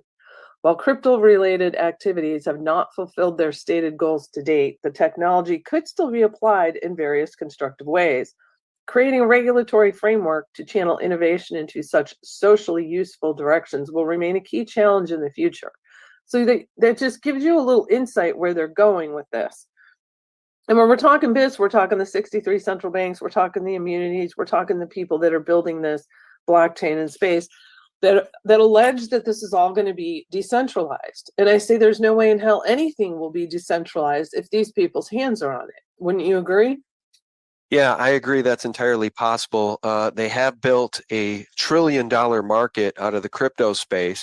And by doing so, they have essentially manufactured consent to some degree with digital assets. You make a good point. And it's not a point that's lost on many of us. In fact, I was very against Bitcoin for far too long, but they have manufactured consent and built this market of digital currencies, which does open the door to some extent for the normies to accept CBDCs, central bank digital currencies. These are the people who know nothing about the crypto market. They don't understand Bitcoin. They haven't read the white paper, but they know it exists. And so when a CBDC comes out, they may be more apt to accept that offer. Well, and here's the key to that. We don't need the CBDCs to click everything into place. They already have the framework built. So let me explain where we're at real quick on that. So you're familiar, you've heard of FedNow, right? Yeah, of course. Yep. That was launched in March. So just so people understand, I don't even know how many it's in right now, or maybe it was launched in July. At any rate, they initially launched it through 35 banks here in the US, as well as some other financial institutions. And it was a pilot program in which your bank probably didn't notify you. And because what it is it's a gateway, right? It's the back end. So if you're processing funds, you're running a debit card, credit card, instead of the gateway that it normally might channel through to go through, your Visa, your MasterCard, your bank, it's going through the FedNow gateway, which is allegedly, much faster. So in January 2001, Fast Payment Systems was rolled out. This is a World Bank effort with funding from the Bill and Melinda Gates Foundation and the Ministry of Foreign Affairs of the Kingdom of the Netherlands. And so the Fast Payment Systems is something that is like a real time for the payee and the payer. And it's already in over 60 countries. They've rolled PayPal into this, Venmo into this, Zelle's working on doing this. They have to partner with banks to do this. And so they're not cutting anyone out. They're rolling them in. And they're like, we need to get the fastest payment systems going and running. And so that's going to act as the kind of multi-country gateway. Then what we have is BIS. They rolled out their Nexus gateway, and they just finished about 2 or 3 weeks ago. They just finished their final successful test, whereby this is now the cross-border, and this is for wholesale CBDCs. And so they tested this through the central banks in France, Singapore, and Switzerland. And they say this could form the basis for a new generation of financial market infrastructure. And so it can be piggybacked. So in other words, all the infrastructure is already there and ready to rock and roll for digital currency and CBDCs, but They don't need the CBDCs to lock it in, to control us, to control access, to build the social credit scores. And they're using the banks to drive the QR codes and the biometrics. And I want to read something because this is really key. This is in their own words from the Bank for International Settlements, which, you know, heads the 63 central banks. This is from their 2022 report. They say, it needs to be noted that many of these features can, in isolation, be offered by other payment innovations, and many gaps could be addressed through regulation and sound oversight arrangements. So they're talking about CBDCs may not be necessary because combining different payment innovations such as open application programming interfaces, which is APIs, fast payment services, contactless chips, and QR codes could achieve many of the same goals. This is particularly true when accompanied by robust regulatory and oversight arrangements that public authorities can use to catalyze private sector players, enforce sound governance arrangements, and foster required coordination and collaboration. So they don't need, if everyone's sitting here hanging on, waiting for CBCs to click in, they've already got the infrastructure to pull off what they want to pull off. And then when they get the green light for CBDCs, they just piggyback that onto the system that's already built. Let me get your thoughts on this observation. So Bitcoin, if you've read the white paper, and if you listen to really brilliant people who got in fairly early, and by the way, Michael Saylor got in late, but he has his entire company, MicroStrategy's treasury, invested in Bitcoin.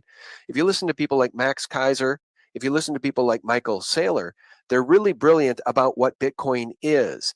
And I think they believe that Bitcoin was created by cypherpunks, right? Not the NSA. It was created by people who want freedom from this criminal enslavement system because it was created as a result of the 2008-2009 bailouts. They've been working on this for decades, but Satoshi Nakamoto, whoever that is, whatever group of people that is, cracked the code, and they've introduced what Michael Saylor and others believe is perfect money. Now, everything we've been talking about here, if what they're saying is true, is a reaction to that perfect money that now exists in the world. It has never previously existed. An unhackable, peer-to-peer digital money. It's borderless, and it allows people to shelter themselves from hyperinflation. So whether or not they're right about that, that's what they believe, and I hope they're right. I hope everything that we're seeing here in your articles is a reaction to the creation of Bitcoin, because what these people still have working against them, and I'm talking about the BIS and the powers that be, is trillions upon trillions, hundreds of trillions of dollars in debt. How are they going to just reset that system overnight? How are they going to get everybody to consent to digital slavery? You know, what you just read here is great, but they need people's consent. They need people to opt in. So I'm just trying to find a little bit of a cup half full scenario here. And I'm hoping, that there is a cup half full. And it's that these people are reacting to the creation of digital money, perfect money that had never existed prior to Bitcoin. I'm hoping for that too, Sean. That would be fantastic. I just don't see how these people are going Could have missed that. Right. What's that? You don't see how these people could have missed that, and perhaps they're the ones behind the creation of Bitcoin. Well, and even if they weren't behind it, they go in and they co-opt everything. They grab up everything, they take over, they overhaul it, they break That's it true. down, they centralize centralize it instead of it being decentralized. And I don't know. I can tell you that that we're already, you think about it, how many people are using all these digital systems already? How many people use debit cards instead of cash? When I go into local places, I always use cash, and I'll ask the cash registers because I'll see the people before me and after me, even for just like $3, they're swiping their debit cards or they're scanning their little QR code or their little Venmo Pay or Zelle Pay. And I ask them, do people ever use cash anymore? And they're like, hardly at all. So people are already very roped into this digital system. And a lot of what they're doing are gateways on the back end. So when you go into your bank and you look up, FedNow, they talk about everything as rails, right? So you've got the FedNow rail, you have an ACH rail, you've got this rail, that rail, but don't you worry, you're not going to actually select the rail. It'll be convenient for you, because if you need to get money over to Joey down the street, you just you just go in and you send it, and we'll pick the rail for you. So I don't think a lot of people are even going to realize what's clicking into place. And to avoid that is to avoid QR codes, biometrics, using debit cards, using credit cards, trying to use cash as much as possible.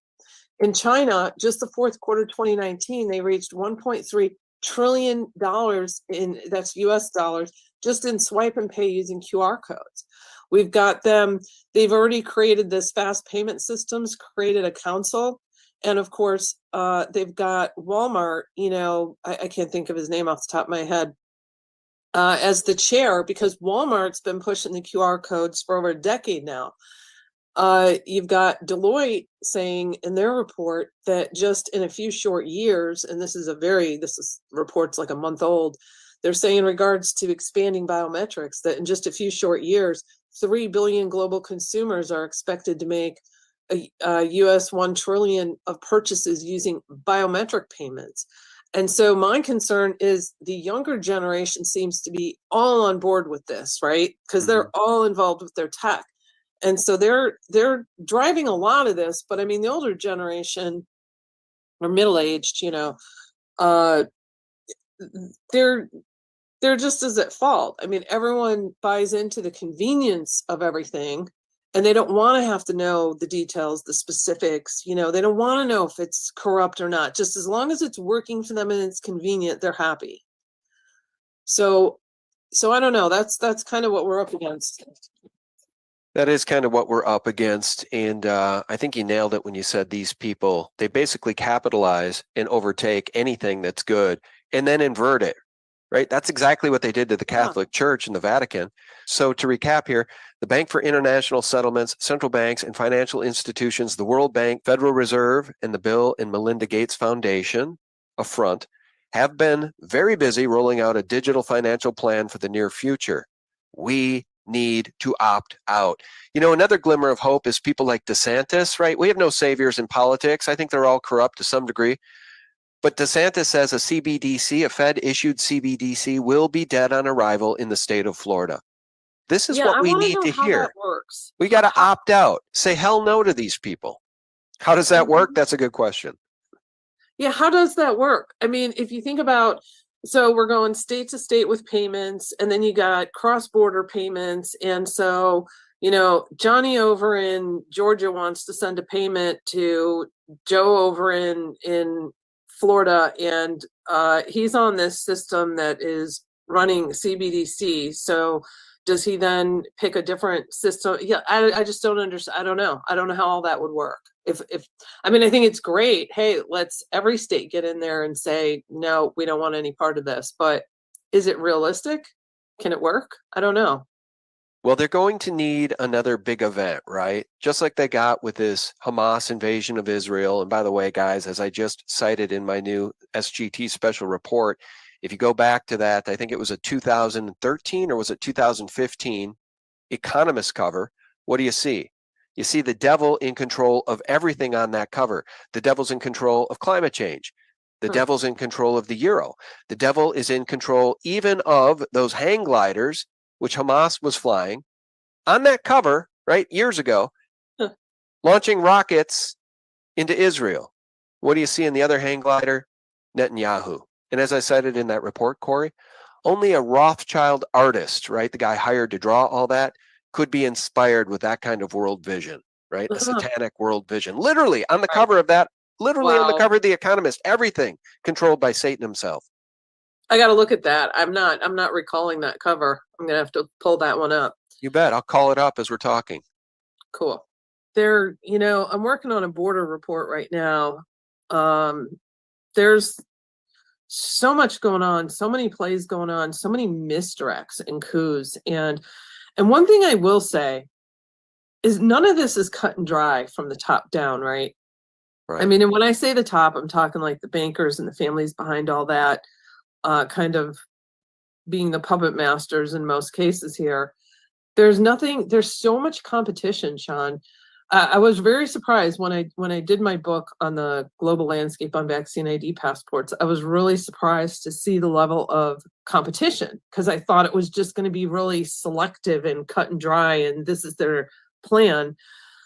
But there's a battle going on. I mean, aside from between, shadow government and ourselves, there is a battle between countries not wanting to be, they're like middle management, or they've completely fallen. And so there's so many power struggles going on right now. And of course, I think the greatest one is the spiritual warfare that's happening. Oh, I couldn't agree more. And just about every guest I have on now, be they doctors, be they attorneys, be they authors, everybody is using that phrase, the phrase you just used, spiritual warfare. No, there is a battle going on. I hold out a glimmer of hope because we've got the power of divinity and light and truth on our side. And people are waking up in droves, which is why, as I mentioned earlier in the interview, these demon creatures that control this paradigm are introducing laws around the world to prevent people from discussing or sharing what they call misinformation or disinformation, which you and I both know is truth. So there is a battle happening here, and we have definitely not lost this battle yet. We've lost some battles along the way, but we have not lost the war, Corey. No, we haven't. And I think there's a lot of battles we can win. And I think that something that's really, really important is people are getting sucked into a lot of misdirection and emotionally charged, emotionally driven, stoking fear. And our thoughts manifest our reality. I think it's really important for people to remain, balanced and logical and use really good discernment before reacting, because the way I see it is I have this visual in my head where we are literally powering them. We're like their power source, right? We're electromagnetic beings, and we have this umbilical cord that's going up, and it's like this battery charger just charging them. And that's what they want. And that's why they keep sucking everyone in to drain everyone's energy and break you down. And you got to cut that cord, and you got to stay focused, stay positive, know what's on the horizon, and combat it and make the best choices you can. But try not to, I know there's some scary stuff going on, but try not to be caught up in that fear. We can control our thoughts, we can control our emotions, we can't control everything that's going on right now, but we can certainly try to project a future that is not dystopian that they would like to see us in. Yeah. I'm just fascinated by this cover. I wish I had this in high def so I could read all this, like what is on the side of Obama's little rowboat here. And by the way, here's Simon Cowell, right? Bread and circuses. Here's the devil, Satan himself, in charge of climate change. Here's the devil, Satan himself, in charge of the euro. How about Satan pushing all of these bankers and bureaucrats into the greed tunnel, right? They're going to their own doom. And how about this right here? Uncle Sam, gluttony. Gluttony by Uncle Sam here, laying down as he drinks a barrel of oil. And there's Netanyahu on a hang glider, fighting with Hamas on a hang glider. 2013. Wow. This is from 2013. I'm gonna have to pull this up and analyze this. These people are so evil, and they are the masters of the universe. They do literally, I believe, commune with Satan. There was a whistleblower from the Rothschild family who basically said that these people commune with Lucifer himself. They can summon Lucifer. Well, that young Rothschild, he died. He died at a very young age. They don't want people hearing that truth, Corey. No, all anyone has to do is just go to the CERN events. They keep the full videos on YouTube, and you can watch their rituals. They're completely satanic rituals, and opening up other dimensions and letting in God knows what. And they do the dances, they do all of it right there for anyone to see. Yeah, the Goddard Tunnel opening. So many of us did detailed videos about that because it was completely Luciferian, and it was put together at the cost of $6 million just for an opening ceremony to a tunnel. And that was back when $6 million was real money, Corey. Right. Good Lord. How long does it take you to put together a report as detailed as this one. God rest your soul, Washington Post and mercenaries like Jeff Boberg. Why don't you do real journalism like this as opposed to showing up on my doorstep on a Father's Day on a Sunday at 5 p.m. unannounced? Oh, good Lord. Yeah, do some real journalism, Washington Post. Well, they're not going to, Corey. So how long does it take you to put something like this together? It would take weeks and weeks. Well, My goodness. that one was like 2 months, but it was on and off because I was working on other projects too, you know, between the weekly podcast and doing research for, sometimes I get burnt out staying super hyper focused in one area. So I'll switch over to another report I'm working on, or I'll work up a short article, or, you know, but about 2 months on that one.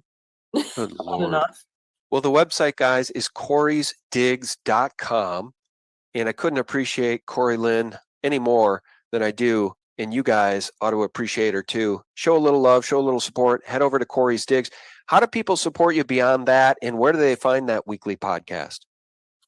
So I guess it's right here. Podcast. There we go. Yeah, I did. I linked it there, which pulls in an RSS from about 5 different sources because so YouTube booted me and I lost my original Twitter account too. So I have a secondary account on there.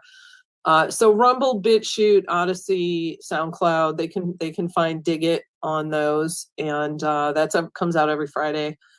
And then on my website, I have a support page. I have a bookshop. So on my bigger reports, in fact, on this one, I did PDF it because people started asking me if I could format it in a PDF so they can download it and archive them. And so to do that, because my website, people can access all my reports for free. But when in the PDFs in the bookshop, there's a small fee for those. And they'll see under support. There's other ways they can support me through DonorBox through there as well, or Patreon. All righty. Well, God bless you.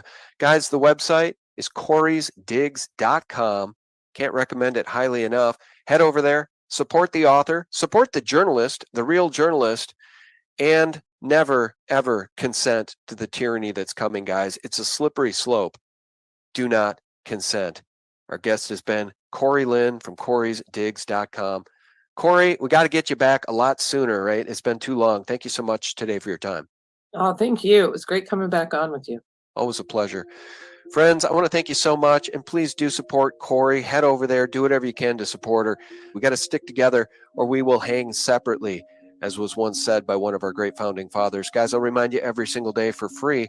Join us at sgtreport.com. That is the antidote to corporate propaganda and all of those Washington Post, CIA, Mockingbird mainstream media lies. May God truly bless you and yours. Please spread this far and wide within your sphere of influence on social media, guys. God bless. Bye-bye. All right. That was Sean from the SGT Report, along with Corey Lynn. Good info. Good info. Yeah. Okay. So the question is, how long is this usually? Freedom Fields Farm. You really want to know?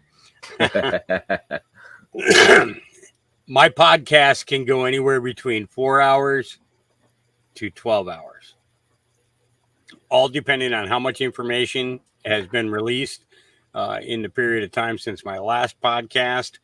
And what I'm able to confirm through my own research, because basically I'm not going to play anything for anybody that is not thoroughly vetted. I won't put out any disinformation or misinformation. It's just going to be truth. That's why I'm on channel number 22, because of the fact that 70 times they took me down for telling them the truth. Only they're not going to get to do that anymore pretty soon here. Pretty soon it'll be, I just saw it. It's right there on the screen. We'll get to that in a few minutes. We got two relatively short Nicholas Veniamins coming up next. The first one is an interview with Sean O'Hare, and it's in regard to the dark psychology propaganda. And then the second one is pleading guilty, Trump trap, with Louis Herms. And then after that, we'll get in today's X-22. So, yeah. Well, what'd you think of that girl's research there, Ronnie? Oh, she's done a heck of a job. I can tell you that for sure. The only thing I would add to it, again, in my own opinion, is that I think that the battle has already been won. And we're going through the movie of showing what, it could be and would be if not for, in my opinion, God stepping in. In my opinion, again, I think that things now are basically being ran out of Cheyenne Mountain, and that the military is in control of this with, we're in a continuation of government, of course. And so they are in control. And as far as Space Force goes, I mean, somebody help me figure that out, because I don't know, how do you tell who is actually a crook and who ain't until this all ends? Yeah. I mean, I'm not saying, believe me, I have very little respect, and not respect, but I don't put any faith in Elon at all. But whether he's working for the good guys, the bad guys, I don't know. I have seen reports as to where he is working with the good guys from the military, and I've also seen reports where he's not. So you got to take everything with a huge grain of salt. That's all there is to it. Until and you you got to have discernment. I don't know what else to say, for a lot of this stuff. But yes, she done a heck of a job there. I wouldn't have wanted to have done all that, It took me forever. Yeah, she said 2 months. 2 months of research to pull all of that, to put just one report together for a 1 hour long podcast. Isn't that something? Yes, it is. And well, she could have stretched it out into about one of your podcasts if she'd have wanted to, 40 pages. If she was my friend, I'd probably have her on here for 4 to 8 hours, just to disseminate everything, show people how to break it down. And that's the thing, is learning to break this stuff down on your own is a big part of this. And as Absolutely. you begin to see what the source is for the information is, then it kind of gives you the clue to, oh, hey, I need to go this way. I need to go this way. I need to go this way. And it gives you it helps on that big map that you're building. That map is ultimately important. It is what is going to, in the end of this, be able to help and allow you to be able to sit down with other people and be able to explain it to them, and give them the opportunity to be able to move forward with everybody else. Absolutely, I could not agree more. And but you've almost got to be in it every day, because if you miss that one day, you're going to more than likely miss a big piece of the puzzle. Yep. So you got to be in it every day, which is almost impossible for most people to do because of work and family, things like that. So that's why you have whoever you are, whether it's you, me, or Mr. McGee across the street, we have all got to shoot as straight as we can. And I know, we're all going to make mistakes along the way. There's no doubt about it. We're only human after all. But you got to be as open and honest as you possibly can, and not put stuff up that are, say something is true when you really have no idea if it is or not.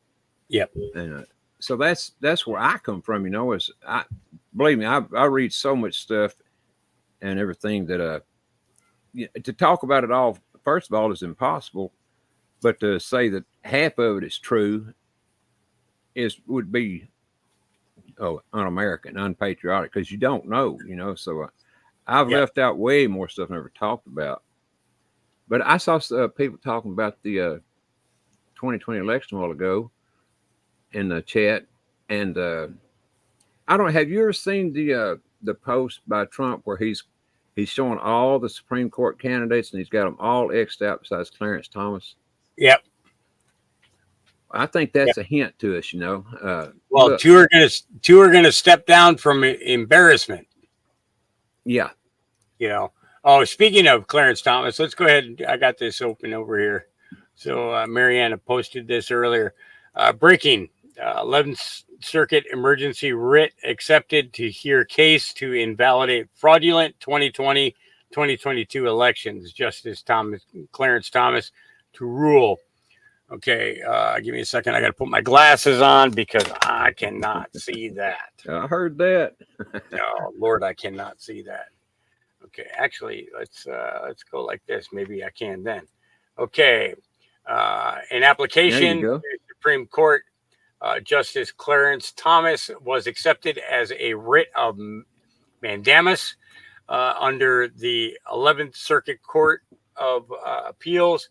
This writ of mandamus is something Justice Thomas can rule independently, or he can forward it to the whole of the Supreme Court. The applicant is asking that Florida's 2022 general election with a 2020 option be set aside and held anew. There is also room for the 2020 election cycle to be set aside as well, since the evidence shows the same uncertified and uncertifiable equipment was used in both election cycles. The same evidence proves that the whole of the elections throughout the country were vulnerable to the same fraud, which allows Justice Thomas or the whole of the Supreme Court to set aside the results of the entire country for both the 2020 and 2022 election cycles. The 11th Circuit also covers Georgia. You can see the writ on the links below. And I'll tell you, I think if we have a chance at all at either one of these, whether it was the brothers, that filed the first one, asking for all the the Brunson brothers. Brunson, there you go. Yep. Now the first time when that first came out, I jumped on it as soon as I found it and put it up and read it and got a strike for it. Mm-hmm. Got a strike for reading the Supreme Court decision, or a writ to whatever the hell you call it, writ of mandamus. Yep. Got a strike for that. But I don't know. I just think that with Thomas ruling on it, it has a way better chance of happening than it would if the other guys. Exactly. So U.S. debt clock. Okay, now I'm showing you guys this. The secret window is open Tuesdays, Thursdays, and Sundays, 6 p.m. until 12 a.m. Money creation is a scam only a wizard could love. Hey, Hawk, while you're there, could you find where is the part that tells about the new money that's being printed? I know it's on there somewhere. Oh, how much money is being created now? Well, there's a new type of money that has been being made, printed. It's the new Treasury note. I think that's it. Yeah, no, that ain't it. Man, my eyes, I can't make it out. My eyes are not that good. Yeah, I can't move even with glasses. Yeah, I can't move this guy because I think that's where it is. I think it's right behind him. Very well could be. But my only point is that I think there's a new monetary system already ready to go. Yeah. I hope and pray it's by the good guys, but like I said, you can't tell for sure until it comes out. And that's another thing she was talking about a while ago is the piggybacking. Yeah. That's exactly what I think is going to happen when the good guys bring out their monetary system. I think they're going to piggyback it in on the bad guy system. Yep. We shall see, but that's just my opinion. But yeah, see if we. So when we look at silver, I love silver. Yeah.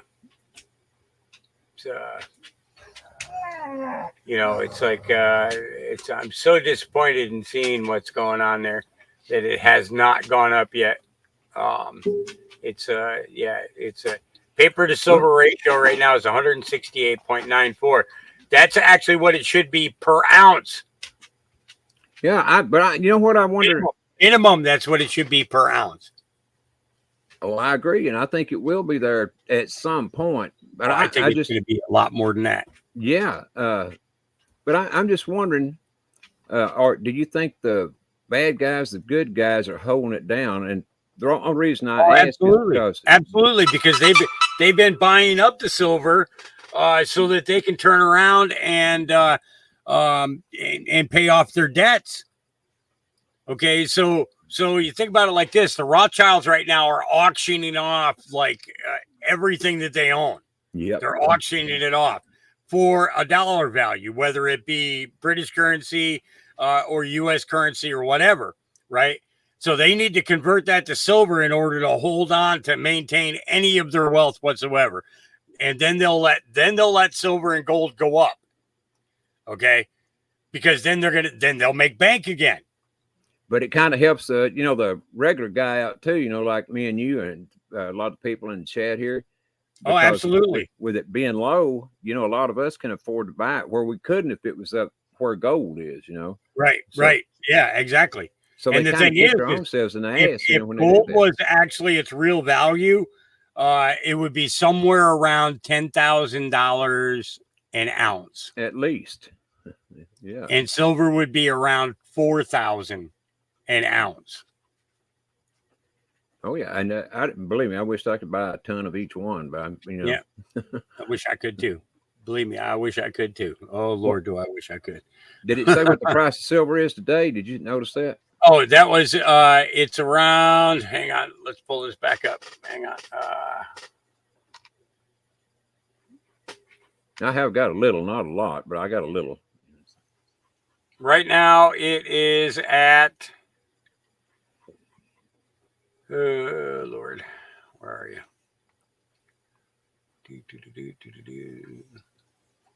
Tell your eyes are better than mine. Ain't no doubt about it. I can't make And it. I got glasses on. Let me tell you, I got glasses on, and I do too. I still can't see it. Yeah, it's like ridiculous. $27. I hold on. No, here, let's do this.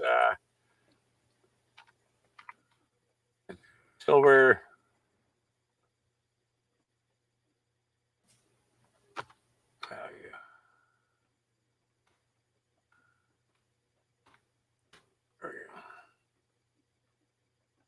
Now it's $22.95. I don't. Well, yeah, that's gone down a little since I bought mine, but I don't worry about the price of it right now because I figured that would happen when I bought mine. Yeah, but when this does flip over, like you said a while ago, it's going to skyrocket. Yeah, and so that's what we all got to look for. You can't be in it you can't even be into any of this for the short term. Because it's going to take a while. It's already took a lot longer than we all thought when Trump first came in. And who knows how much longer it's going to last? It's God's timing. That's just all there is to it, Yep. Definitely not our time. Definitely Certainly not our time. Yep. All right, let's go ahead and get into our next one. This dark psychology. One more thing, Hawk Rock, if you don't mind, sir. I'm gonna go ahead and jump down here and get me something to eat. And now, man, I appreciate you having me up again. I really enjoy it. And I was thinking about maybe doing a little show of mine on Rumble tonight. Don't know that I will, but just thinking about because it's this stuff. When you watch it, it gets me to thinking so hard that I have to let it come out somewhere. Yep. You got to voice it out. Yeah, absolutely. Yeah. But man, Hawk, you're definitely highly appreciated. I want you to know that. And, the hours you put in are just amazing. Well, it's got to get out there. People got to know, and if you got a one-stop shop to be able to come to get all the different newses put together, there's no better way of doing it. I wish I could keep this channel going 24 hours a day and have different people come up and host for a couple hours here, a couple hours there, a couple hours here, a couple hours there, kind of thing, and just run 24/7. And have just one channel that's dedicated to truth news like this and keep it cycling so that then, then people would just have one place that they have to go in order to get all of it But it's just not affordable. well, no, I understand. But if you ever decide to do that, well, if you want me to help you out, let me know, brother. I'll be more than happy to try to help out any way I can. Absolutely, brother. Absolutely. All right. Well, thank you, Hawk. And if I don't see you before then, which I do plan on having a show Thursday night myself, I don't know if you'll still be on then. You may still be going from today. Who knows? But if you get a chance, well, and I think Thursday is when I come off that darn strike. But if I do, I hope you can drop in and say hello. Absolutely. Absolutely. Anytime I see you or Steve live, I always make sure I pop in. So absolutely. Thank you, brother. And like I say, appreciate you. It's always a pleasure having you. Always a pleasure having you. And hey, John Dunning, nice to see you in chat. He's another smart cookie. John, all right. Right on. Yeah, I don't know if you've ever had the opportunity to have a conversation with him. I haven't. But he's between my age and your age. Man, he is one heck of a researcher too. He digs and digs and digs until he finds exactly what we're looking for. Well, I tell you, I've noticed a bunch of very smart people in the chat. Because while I'm listening, I'm reading the chat too. I mean, it's just, I can't help it. Don't it's a tell habit. them. Don't tell them. If you tell them, then they're, it's All right, well, I'll take that back. All right. Have a good one. All right, we'll see you later, Hawk. Take care, brother. All right, bye-bye. All right, on to Sean O'Hara. Here we go, folks.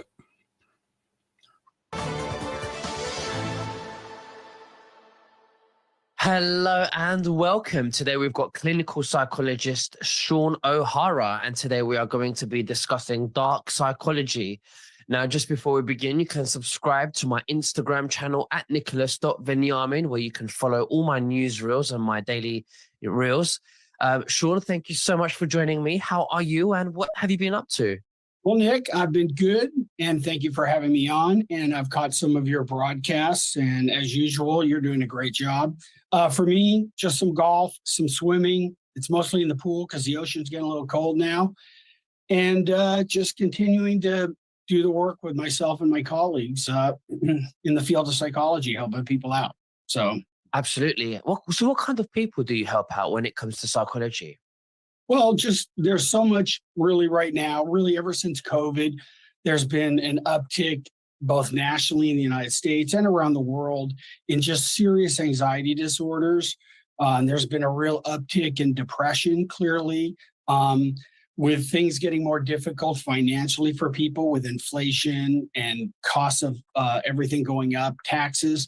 People are angry. So there's a lot of anger going out there, and people displace anger on each other and also on objects and other things, instead of directing, their frustrations and their anger really where it belongs. And that is taking it to the voting booth or their politicians, not that they'll listen, but,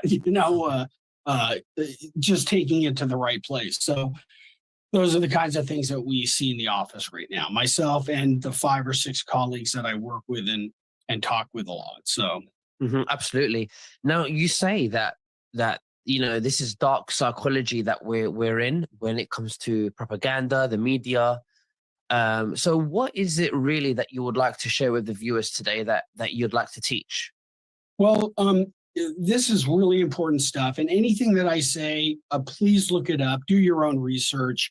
One of the reasons the world's in the problems that it is right now is people don't study, people don't go look at science, people don't review history. People are misinformed, miseducated, which is exactly the goal of propaganda. But just kind of how we arrived at this today and came up with the idea we should talk about dark psychology is a couple things. First, you and I have talked about, initially we talked about propaganda being a psyop and a form of dark psychology to begin with. And then we talked about cognitive dissonance. And as conspiracy theories have just been proven true, not false, not conspiracy theories, but actual facts, people have to wrap their brains around that. And that's causing a lot of dissonance. Then we talked about sexualization of children and grooming and pedophilia and just inappropriate boundaries between adults and children in a lot of ways. And we also talked about, I can't remember, but polarization. all of these are, they come from somewhere. They're not organic. This hasn't just been made up. It hasn't just come out of nowhere. This has a lot of direct, manipulative, pathological stuff from pathological people behind it.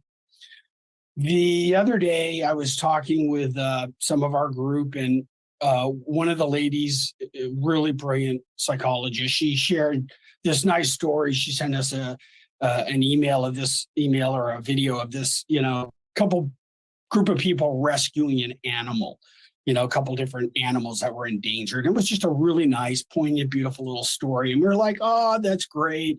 It's nice to see that. And then the topic came up.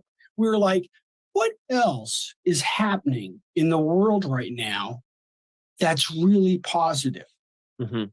What's happening out there that's globally, nationally? What's happening in our world today that we can feel really good about?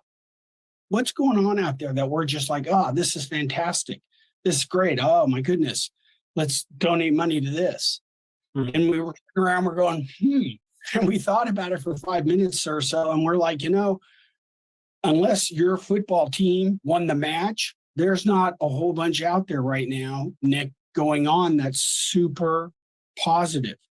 What do we have going on? We have inflation. We have taxes. We have proven cheating in elections.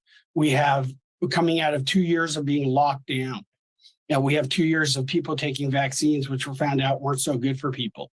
We have corruption and crime in a community level, in our city level, and in our governments, which is just so evident. It's just glaring. We have a propaganda media that's working harder than ever to suppress the truth, divert attention, offensive propaganda, take it in a different direction, and defensive propaganda and censorship keep people from the real truth. And I could go on and on. I mean, the sexualization of kids. And when you look at the picture, it's like, where has all this come from? In just 2, 3, 4 years, all of a sudden, bang, we're getting hit with all this stuff. Well, this isn't organic. It just didn't come out of anywhere. This has come out of literally a think tank, a global think tank of people who don't have the best things in mind for the rest of us. That's really what it comes down to. And that's where dark psychology comes in, and something called the dark triad. Now, some people already know about this. Others, you may be hearing this for the first time. There's nothing new about it. But the dark psychology of the dark triad is made up of 3 things. And then there's all sorts of mechanisms that help it construct and constitute. One, it's made of psychopathology or psychopathy. The second thing it's made up of is narcissism. And the third thing it's made up of is Machiavellianism. Okay. And we could spend hours just talking about each one of those, but I'd rather just kind of sum them up. And I know you'll have a number of questions that I hopefully can clarify, but those are the 3 things. Now, one person can walk around and be like the dark triad, be a psychopath, have narcissism, and be Machiavellian. And it could be an individual, it could be a politician, it could be a group of politicians, it could be a company and everybody that works within that company, depending on what that company, that organization, that whatever it is, that could be it. Or it could be groups of companies and governments all together. Does that make sense? It could be just an individual, or it could be, a group of individuals working in a number of different companies that have the power and the means and the media under their control to exercise the dark triad. And real quick, psychopaths and psychopathology, it's, again, some of these things are really misunderstood. That really sums up someone who has little or no conscience. A psychopath compared to a sociopath, really IQ really is the difference. Psychopaths aren't necessarily, rapists and murderers, although they can be. They're more shrewd and clever and try to get away with a crime. Some psychopaths can be people of a really high structure, high education, and not be out committing crimes at all. So again, but there is a certain amount of, devious and nefariousness within their thinking and their behavior. So that's one. The second is narcissism. And again, this is a term that gets thrown out a lot. I see many people, Nick, with personality disorders. So being sociopath or a psychopath, that's a personality disorder. Narcissism is a personality disorder. If you're a sociopath or a psychopath, it's a 2-for-1 deal. Automatically, you have narcissism built into that. That's just part of it. So narcissism, again, is misunderstood. I mean, some people just have one of two types: benign narcissism, where they just kind of brag and they have a really heightened sense of themselves, their self-importance and that type of thing. And then there's a second type, which is really yucky. It's called malignant narcissism. And that's where everything they do is really dangerous, really about, controlling and getting the best of other people as much as they can. So those two, there's two. And then the third is Machiavellianism. And that is as an individual who is out to control and dominate and take over, no matter what the cost. Cruelty, heinous crimes, whatever they need to do. This is more on a political and a governance level. But Sounds like George Soros. Well, I can't name any names, but are willing to get into control and stay in control no matter what the cost. By the way, all three of these want to come off as charming, likable, seductive. We're doing this for the betterment of the world, the planet, the environment. But really what's behind it is this dark psychology, psychopathy, narcissism, Machiavellianism. We've seen it for centuries. Just look at any horrible regime. They have come and gone. You look at the people within it, and what are they? Psychopaths. I should throw sadism in there, sadist as well. Narcissists, malignant of their type. And then third, Machiavellianism. And by the way, Machiavelli was based on, you've done your work on Niccolo Machiavelli, who was a poet and philosopher in Italy during the 15th and the 16th century. But Machiavelli was one of the original Maccabees. Okay, so if you do research on the Maccabees were the ones who there was a revolution between Israelis and Jewish culture. Okay. And that was back, I think it was 50 to 100 years before the birth of Christ. Okay. Machiavellis came because a group of the Maccabees migrated to the Italy area. Okay. When the fall of Rome came. Okay. And established themselves and added the L-E to the end of it, Machiavelli. Okay, just so you guys know. Maccabee were the original rebels of the Jewish faith and the Israeli nation as a people, not as a country, but as a people. Okay. They also fought the Philistines. They were responsible for a large quantity of the destruction of the Philistines, as well as the Palestinians in that era. All right. Okay.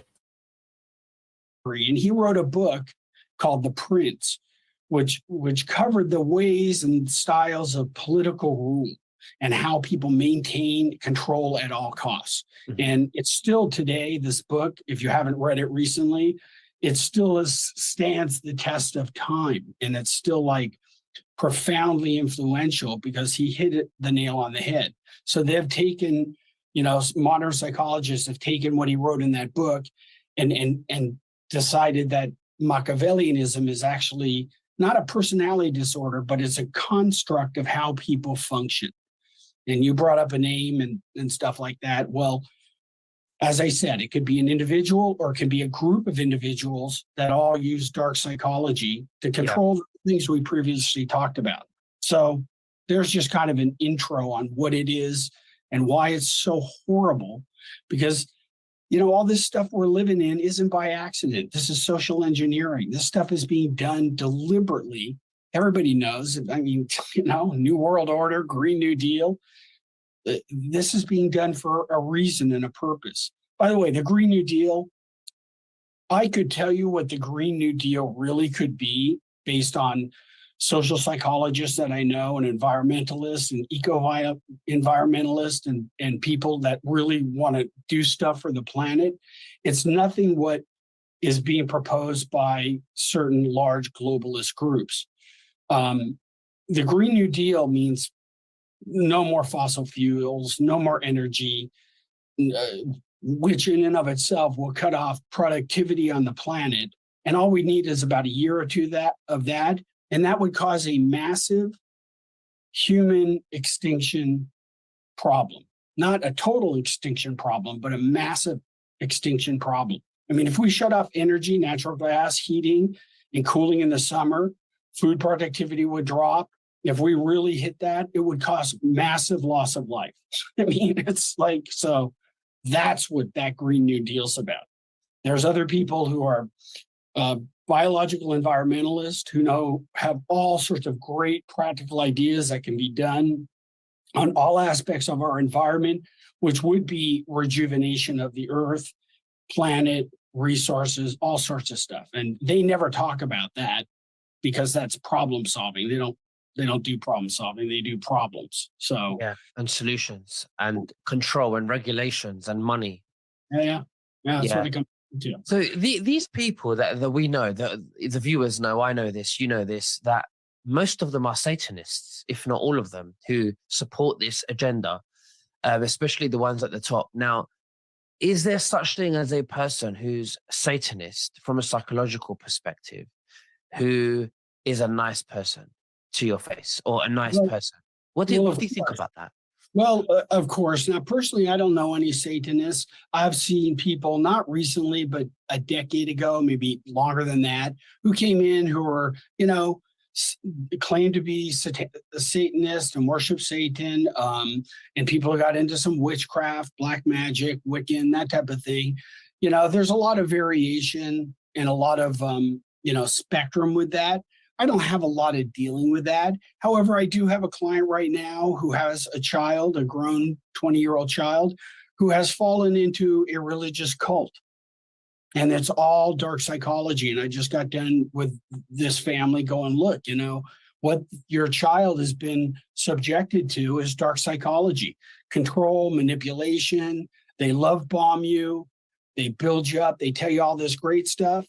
And then they tell you how that great stuff will be taken away from you unless you stay involved where we're at. So really, it's a process of brainwashing, and it's tragic because the parents are desperate to get their kid out of this, and it's a really nice kid, but incredibly vulnerable and susceptible to this very nefarious group. And again, we've seen this over time.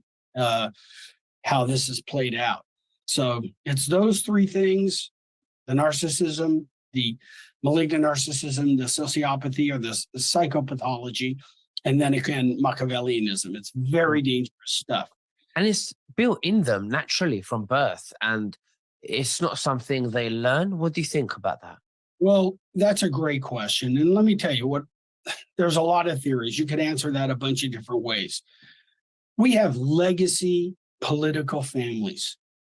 We have legacy wealthy families. We have oligarchs and technocrats and people who have come from literally Nazi Germany and were born and raised in that and have really carried on that flag. We have individuals out there who are legacy financial and banking families. This conglomerate of people make up not good stuff. They live in a different universe than the rest of us do. You know, these people of great high power who've been in it forever look at really the rest of us on the planet as feeders. The only time they're interested in us is when they're screwing us for taxes and overcharging us, and then trying to limit how much resource we use on the planet. It's really yucky stuff. And what do they have at their disposal to maintain the status quo?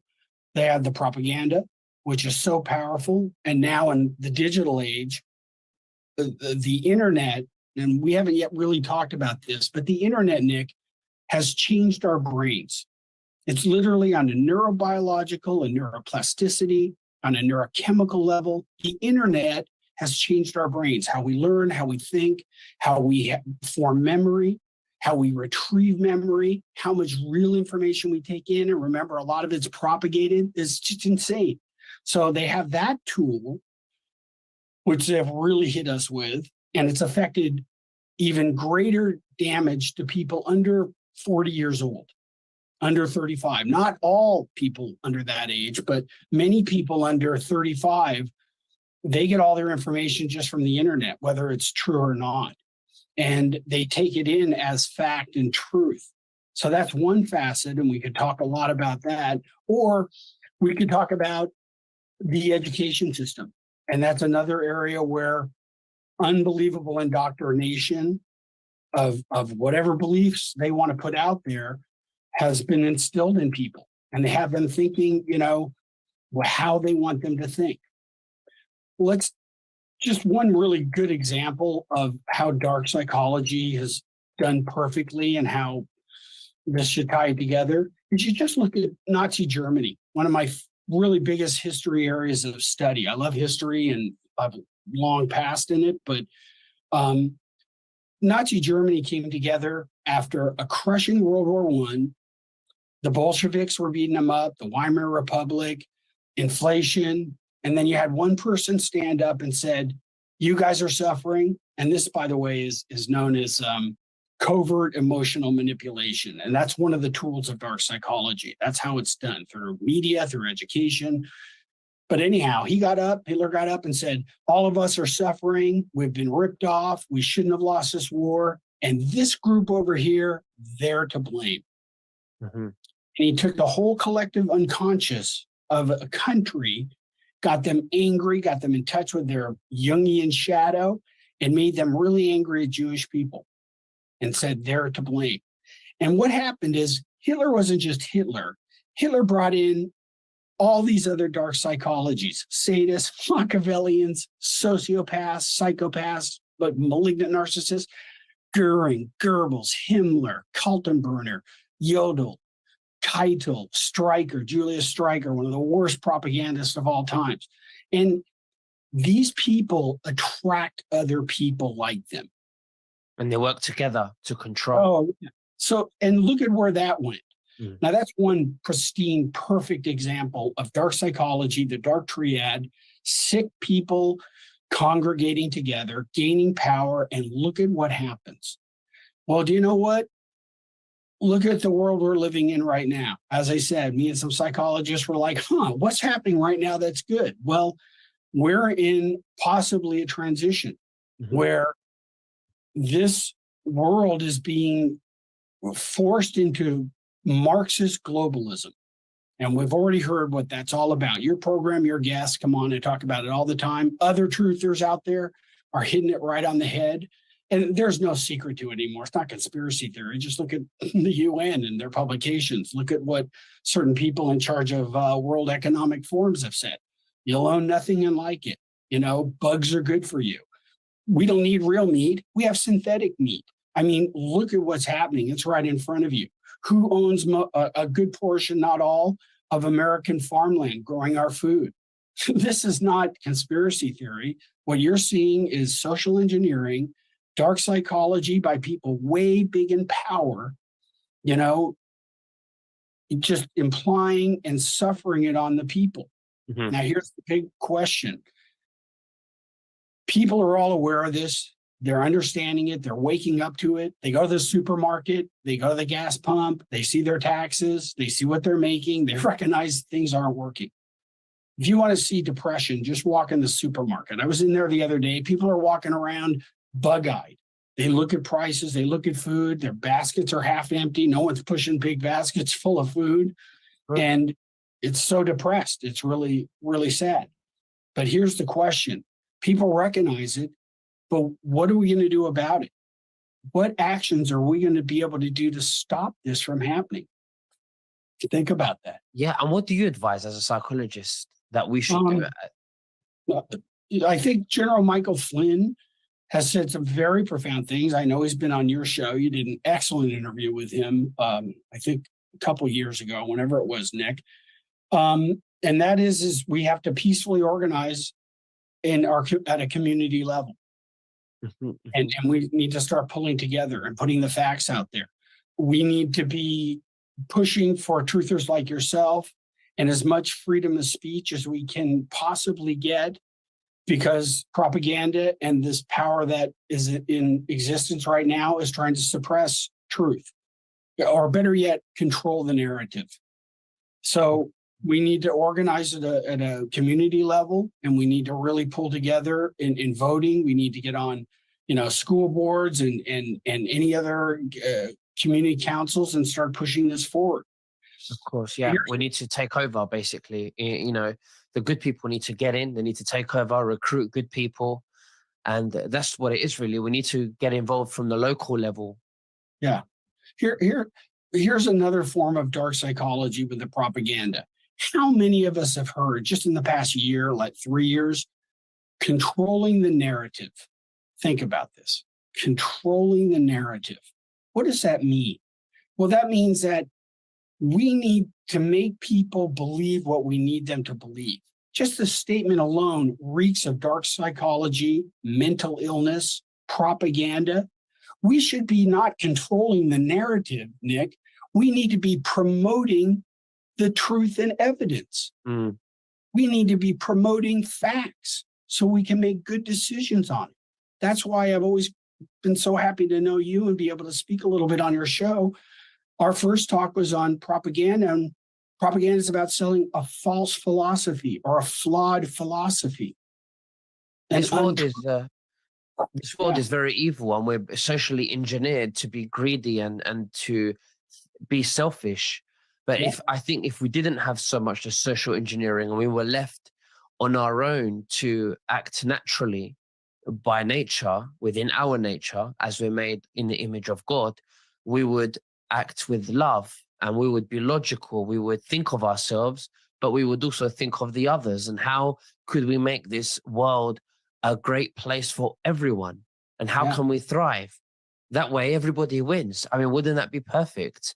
Well, but these people are not human. Well, I can't argue that, but you're exactly right.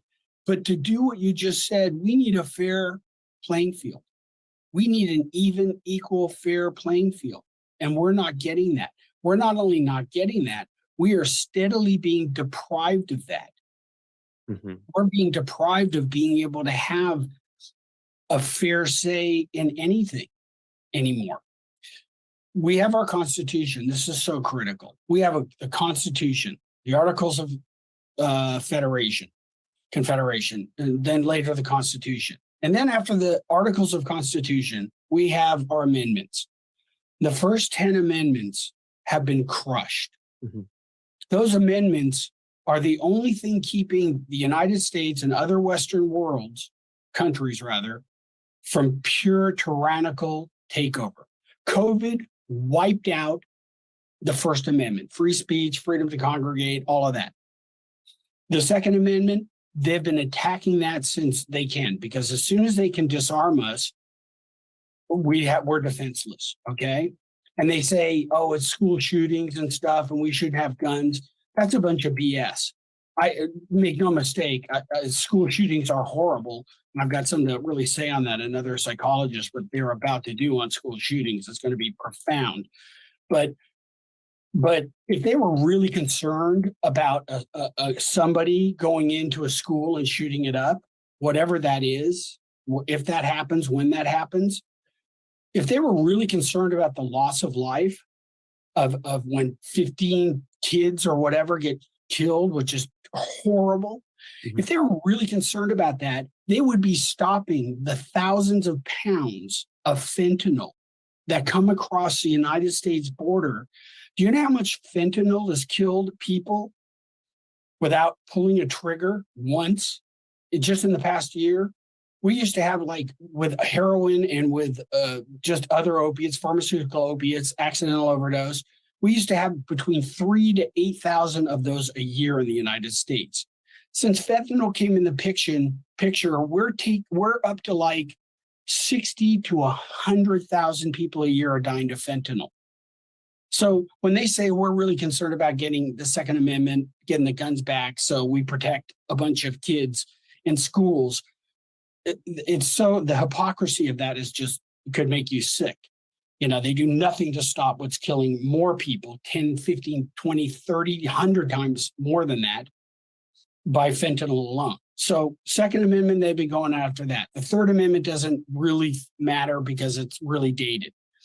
January 6th, get this, Nick, this is all dark psychology. These are all dark psychology, dark triad psyops that they've been doing.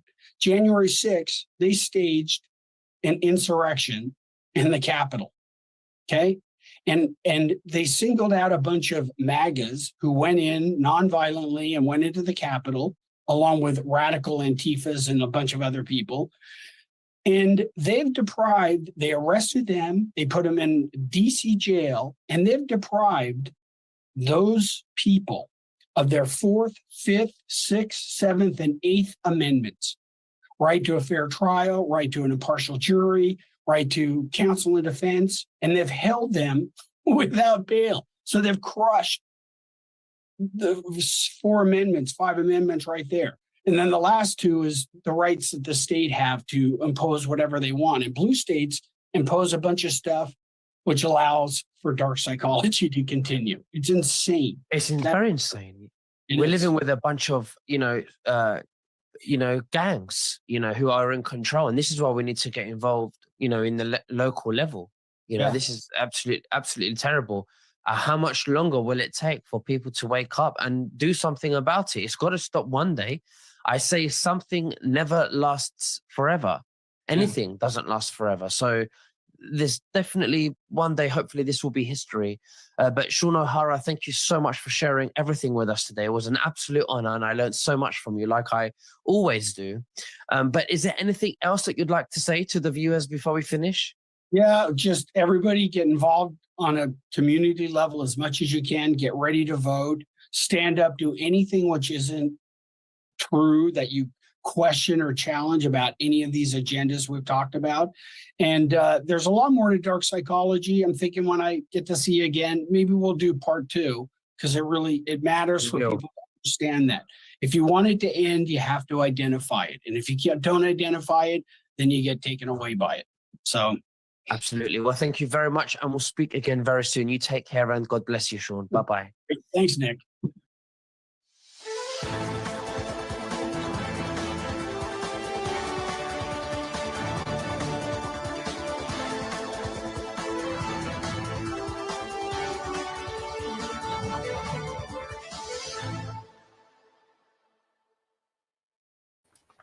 You guys don't want to see me.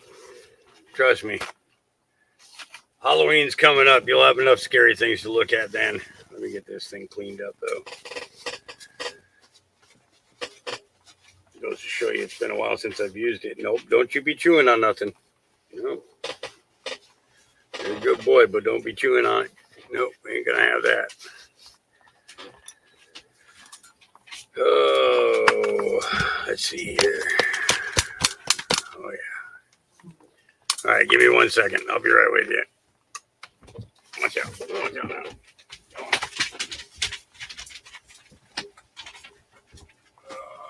Where are you at? Where are you?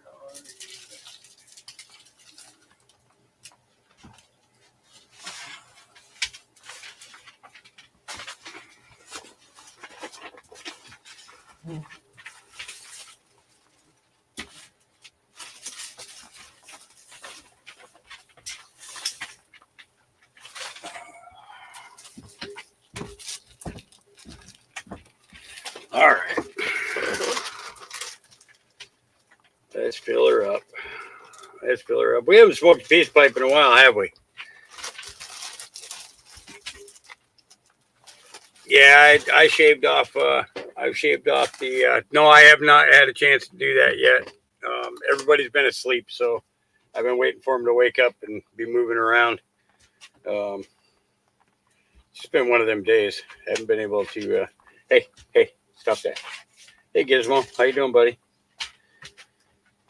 You chewing on my pipe? Nope. Jazz, get away. Jazz, get away. Stop it. You're not chewing on my pipe, bud. Yeah. I know you're a youngin', but you'll learn quick. You'll be learning real quick.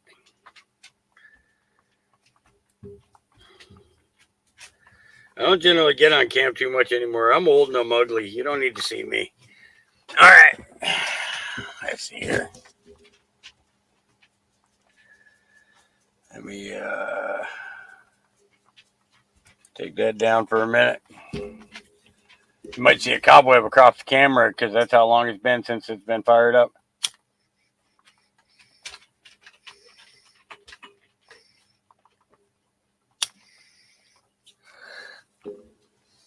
There you go. Get to it while you can. There you go. One for everybody. My desk is a mess too. That's the other reason I don't turn my cam on.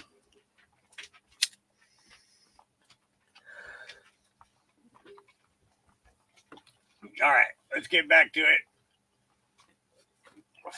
Got about an hour and a half to go.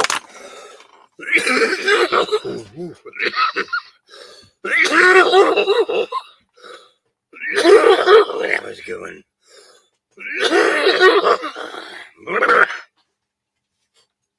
Okay, what's happening? Oh, you missed it. You missed it. Yeah. All right. Let's get back to it. Here we go. Okay, second one that I had of his with Louis Herms.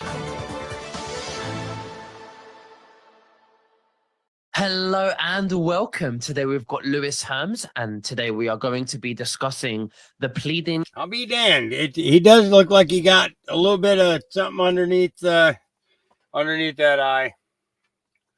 He could just have a boo-boo there too, but listen, he's not that kind of kid though. You know, I wouldn't believe that about him. He's too smart of a cookie to get himself into that type of situation. You know what I mean by that. So, yeah. All right. Okay. Back to it. Guilty trip. Apparently, there's a trip here. There's a reason why Sidney Powell and many others are pleading guilty. We're going to find out why and from Louis Herms' opinion. Now, just before we begin, you can subscribe to my Instagram channel at Nicholas.Veniamin, where you can follow my daily news reels. Louis, thank you so much for joining me. How are you and what have you been up to? Amazing. We've traveled just this October. We've traveled, probably about 3 weeks. I've been in Mexico, Nashville for the Final Truth Tour, North Carolina, Virginia, Atlanta, and now back home in Southern California. So it's been a busy month, but 90% of it's working for we the people. So we're very happy and proud of our team. Absolutely. Very good. Very good. So what's going on with Sidney Powell, these cases? Because when I saw it, I thought it was fake news. I thought, no, they're pretending that they pleaded guilty. But then you're saying that it's true. They pleaded guilty, not just Sidney Powell, but many others. And I'm thinking that there has to be something going on here. There has to be something, a trap. What do you suggest? Well, to say it's true they pleaded guilty with all the fakery going on, we don't know. But according to public news, court documents, yada, yada, yada, it appears that Sidney Powell and many others are pleading guilty in Fulton County, Georgia. So what's interesting though is there seems to be comms here, which I'll explain, because she pleaded guilty Thursday to 6 misdemeanors, 6 counts of conspiracy to contend intentional interference with the performance election duties, and she paid a $6,000 fine. 666. And we're going to talk about other people that pleaded guilty where there seems to be some comms in there too. So I do think there's a golden boomerang out there that the deep state throws it. It misses Trump and it comes right back and hits him in the face. This is probably what's going on here. But it's very interesting to watch because what's going on in Fulton County, Georgia is lawfare. And what the DA is doing is they're compiling charges that are very high prosecuted charges, but they rarely go to trial. This is what people don't understand. So they put on a charge called conspiracy or racketeering, which carries such a huge sentence, and in most times they're concurrent. So it really ends up being a life sentence is what they're faced with. And it's scary for people because if they go to trial, they only need to get them on one of those charges and they're done. So let's look at it on the face like this is real. If it's real, I get why I don't know that I would plead guilty because I'd like to take this all the way, but I get the fear of these people of why they would plead guilty because they're facing life sentences. Because I can tell you the federal charge of conspiracy, and it's gone up. It had I believe it was a 92% conviction rate in the 90s. In the 2000s, it was 96. And I believe it's close to 99% now. Now, it's not a conviction rate because they go to trial. It's a conviction rate because people are so afraid of those charges, they plea down. And this is what lawfare is. And we're going to have to get rid of this because this is the disgusting part of what we do. And it happens in your country and it happens in the United States and other countries. So she pleaded all the way down, which just gets her probation in essence, right? You're saying 1 minute before you continue, you're saying Sidney Powell pleading guilty gets her, they're more lenient with her. So it opens other channels to different areas where she has more power. Is that what you're saying? Because she's she's a military lawyer, so she knows what she's doing.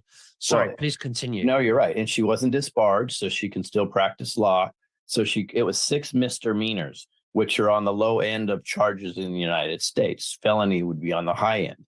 So in essence, she got off just by pleading. But she is supposed to also be a witness against Trump. That's the goal here, right? So now we roll over into Jenna Ellis, who just pleaded guilty, right? And she just did a video. It looks like she's fake crying. It does not even look real at all, right?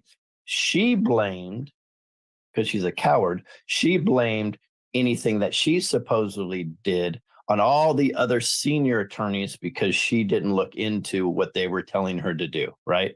This is a game. And she pleads, she gets 5 years of probation and pays a $5,000 fine. 5. And I'll explain why that's significant in a second. So Jenna Ellis also says now she can testify against President Trump. So the deep state's trying to build this facade about all these people are going to testify against President Trump. I think that's going to be the big backfire moment.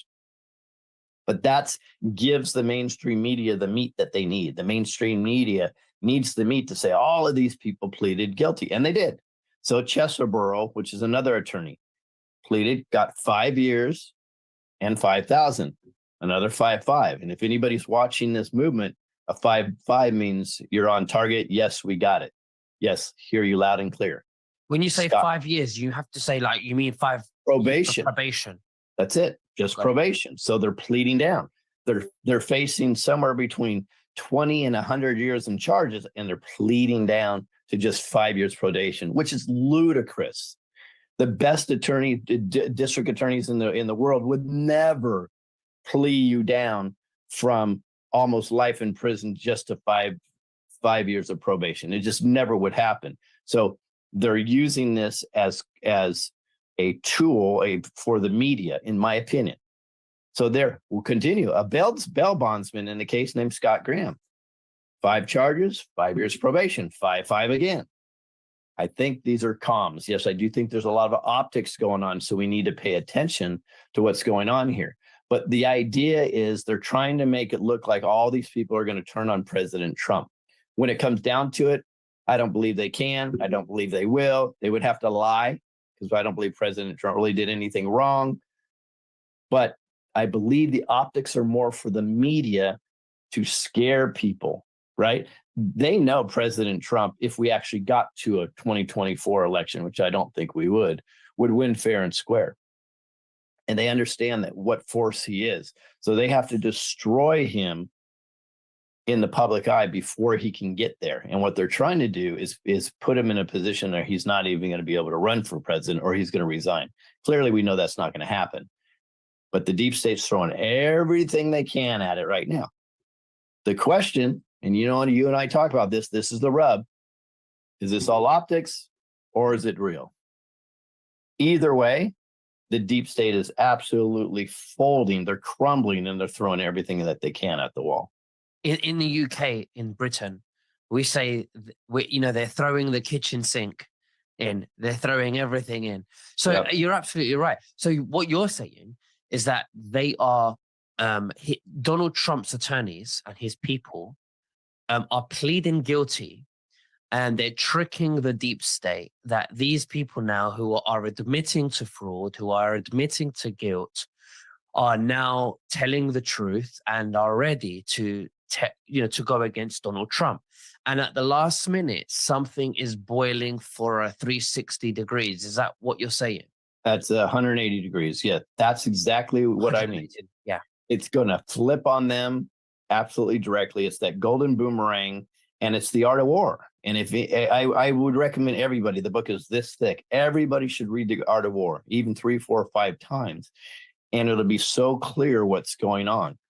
Every time President Trump seems like it's weakest, he comes out extraordinarily strong. Every single time. When they make Trump look so bad, that, in my opinion, I 100% agree with everything you're saying. And I also want to add that they're making Trump look so bad and so weak that he's lost everything.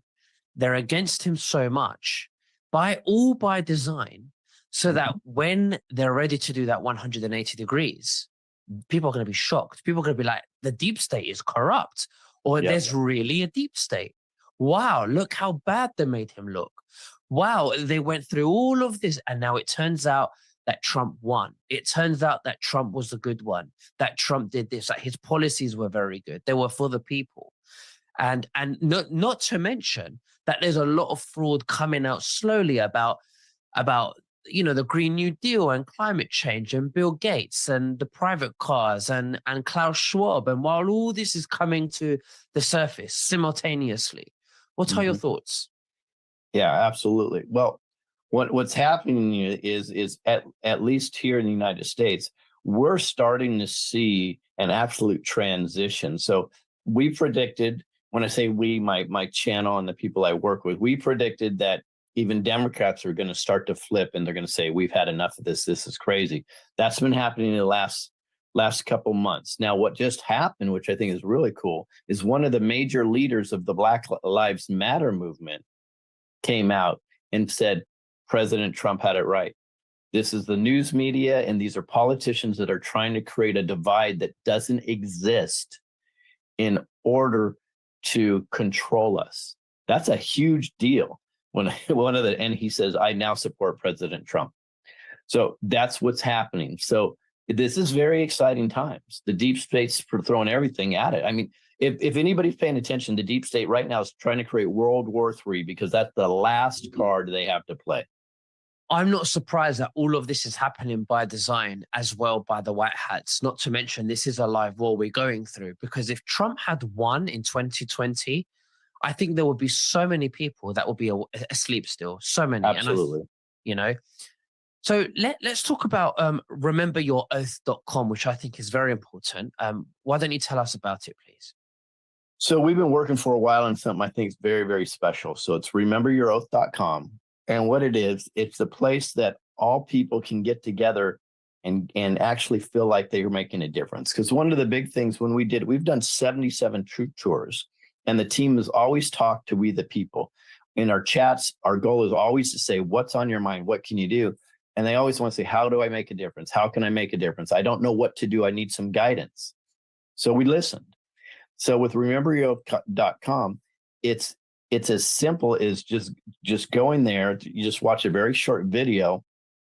You put your email in, right? And you're counted immediately. And what it is we are holding accountable the people that have taken an oath. So how are we doing that? We have a team of people. We're sending letters to about 3,100 sheriffs. And then it's going to the next step. Now, we're not asking anybody to send letters. We're going to do that. Our team's going to do that. We're not asking you to go spend any money. Our team's doing that. All we're saying is stand up and be counted. But there's a 3-step process there. You put your information in, and then the second step, which could be probably a game changer, is we have an app. And the app, when you sign up for the app, you have to go to our website right now to get it. When you sign up for the app, it geo-targets your area so you can meet or converse with people in your local area. You can know exactly what's going on in your area. So let's say you have a school board meeting and you want to get rid of pornographic materials in your library. Everybody will pop on there, say, hey, we're all going here. When you bring 50 to 100 to 200 people in at one time with the same exact message, we win over and over and over again. So this is how we, the people, will be taking back our countries like this. We're very excited about it. Just watch the 10-minute video. I only gave you a kind of synopsis. This is a whole big deal. And if you want to take it to another level and get highly involved, you can do that too. So just go to rememberyouroath.com.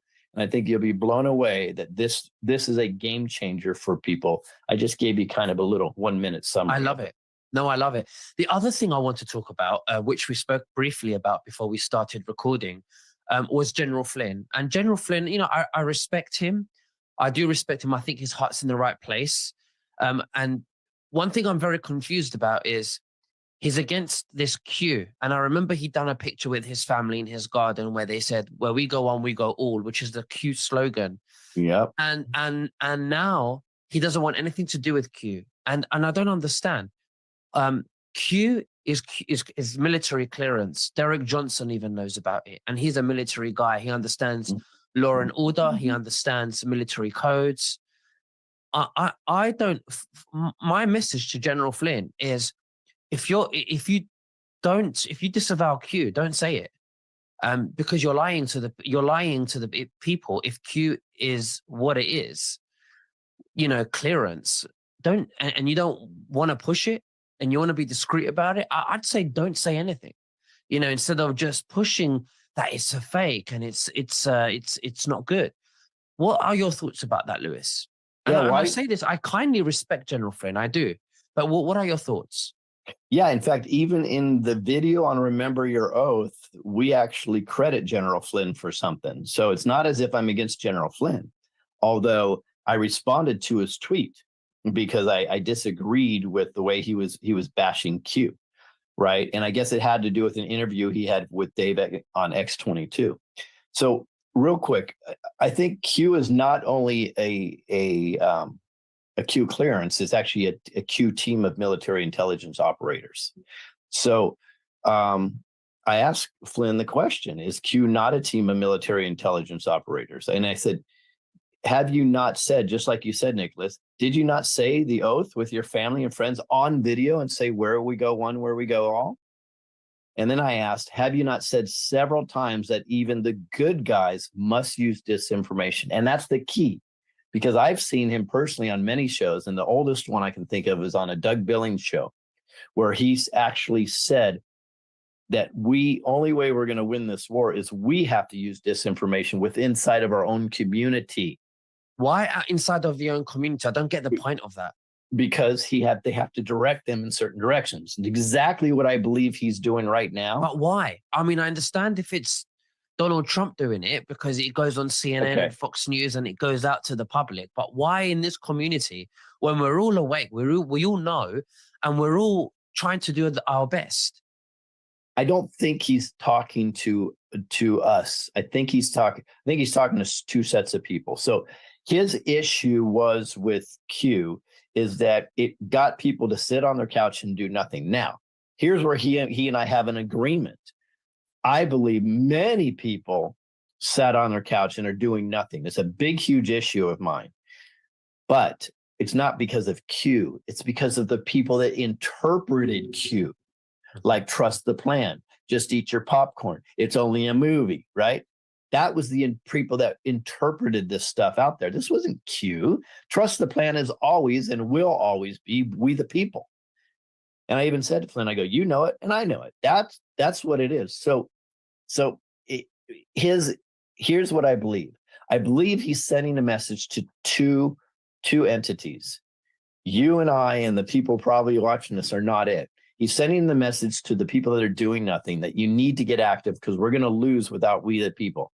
I don't disagree with him on that.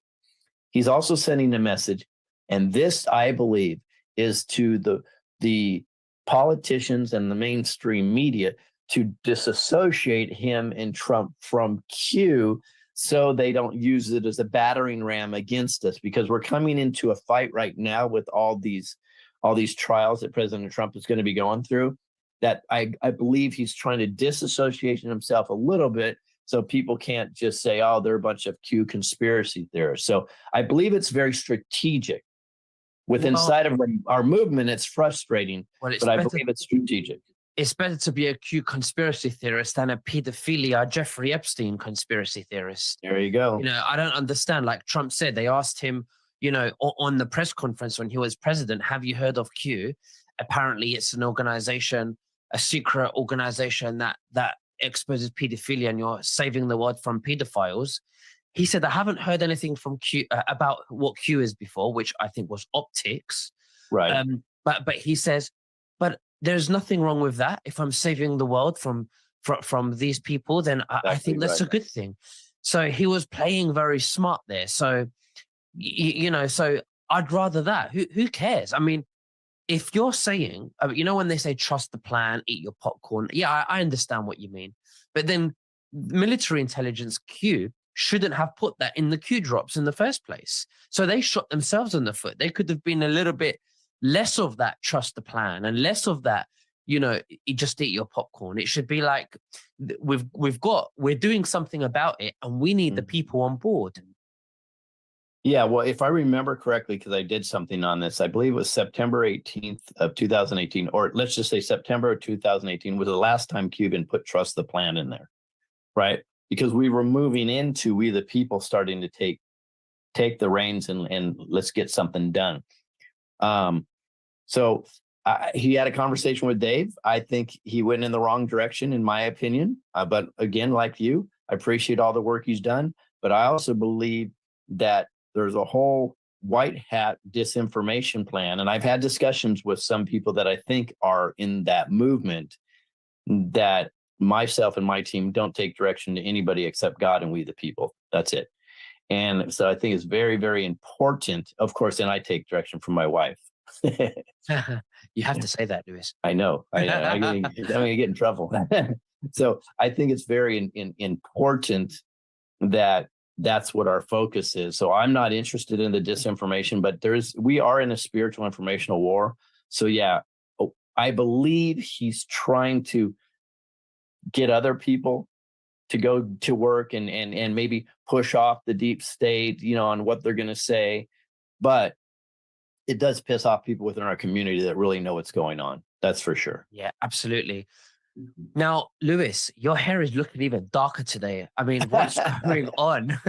You and my hair. I know it is funny though, isn't it? Well, it's interesting. That's a side effect. So glutathione is the most powerful antioxidant on the planet, bar none. And it actually sends, if you have the right glutathione in your body, it works with your mitochondria, and your mitochondria tells your body what to heal, how to get better.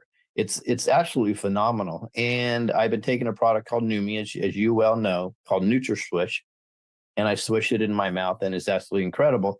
The side effect of that is my hair that was, let's say, this color before, all through here is now getting really, really dark. That just means somehow my body thinks that's something that needs to be worked on. I don't choose it. I don't tell it what to work on, but I can tell you, for me personally, it's been done incredible work for my lungs and a whole bunch of other things. And I have so many amazing testimonials from people. So to me, as I've been brought to over 100 products and I've only promoted, I think, 3 at this point, it is by far one of the most incredible supplements on earth. And the good news is I've been hearing is not the skin spray is just doing incredible results for people, but I've also been hearing a lot of people just take this for a very low price per month, and they're getting rid of like 3 or 4 other supplements that they're taking and getting off of medication. So I think it's a huge win for people. And how long have you been using it now? I think since February now. So I'm going on my 8th month. Wow. Okay, great. So you're very committed. Interesting. Well, I'm going to leave the link below for that because I have a link as well. And I use it myself. I get the cream and the spray thanks to you. I love it. I give it to my mum as well. And she loves it too, bless her. But yeah, I'll leave the link so people can learn exactly what it is. But Lewis, thank you so much for your time again, sharing all of your knowledge and opinions about what's going on in the court system with Sidney Powell, them pleading guilty, why they're pleading guilty. Interesting conversation about Q and General Flynn. The people are waking up. We just have to continue doing what we're doing, share these videos. People will wake up, and we have meaning. We have purpose in life. This is what we stand for now. You know, it's the best. I love it. I love getting the truth out there. I'm constantly learning. Is there anything else that you'd like to say to the viewers before we finish? No, I would say, well, just go to rememberyouroath.com. I think you'll be very excited how you can get involved, and we're not charging anything for it. Just how we, the people, can get connected and get stuff done immediately. So it's going to be fun. You'll be part of the process instead of sitting on the couch.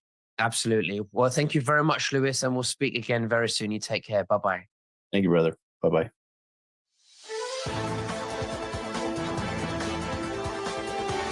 All right. There's Louis Terms and Nicholas Van Yaman. Up next, we got today's Section 22. I'm only doing Part B because we don't need any more bad financial news. We're all pretty much fucked. I hate to say it like that, but yeah, I'm kind of living it right now. So what can I say, right? All right, here we go.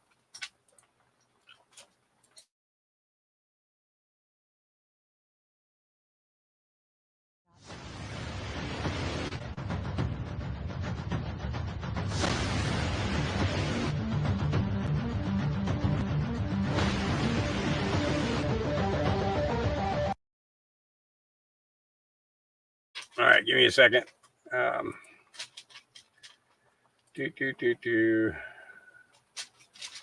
it should be in his. Oh, hang on. Hey, stop that. Let's see. I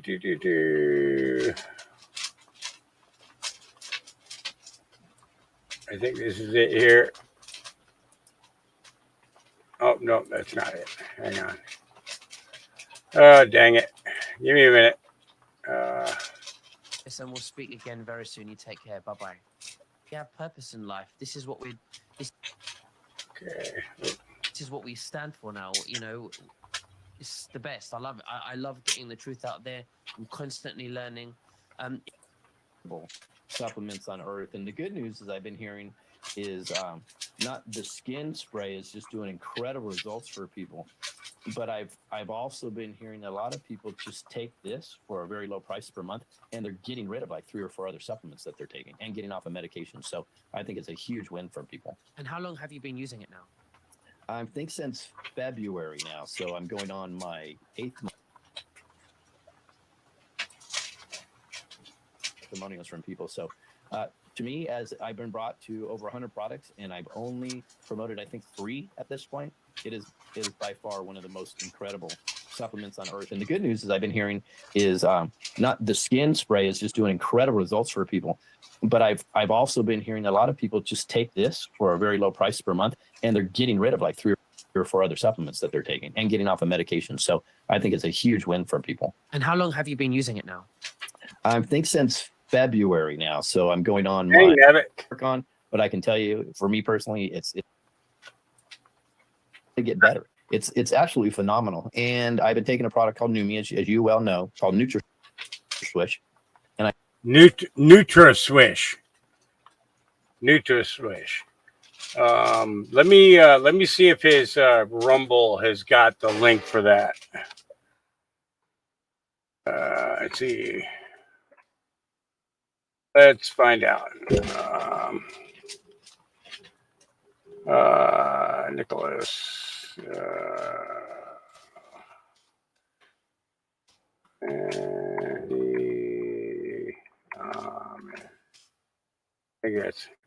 I know I spelled that wrong. Let's see.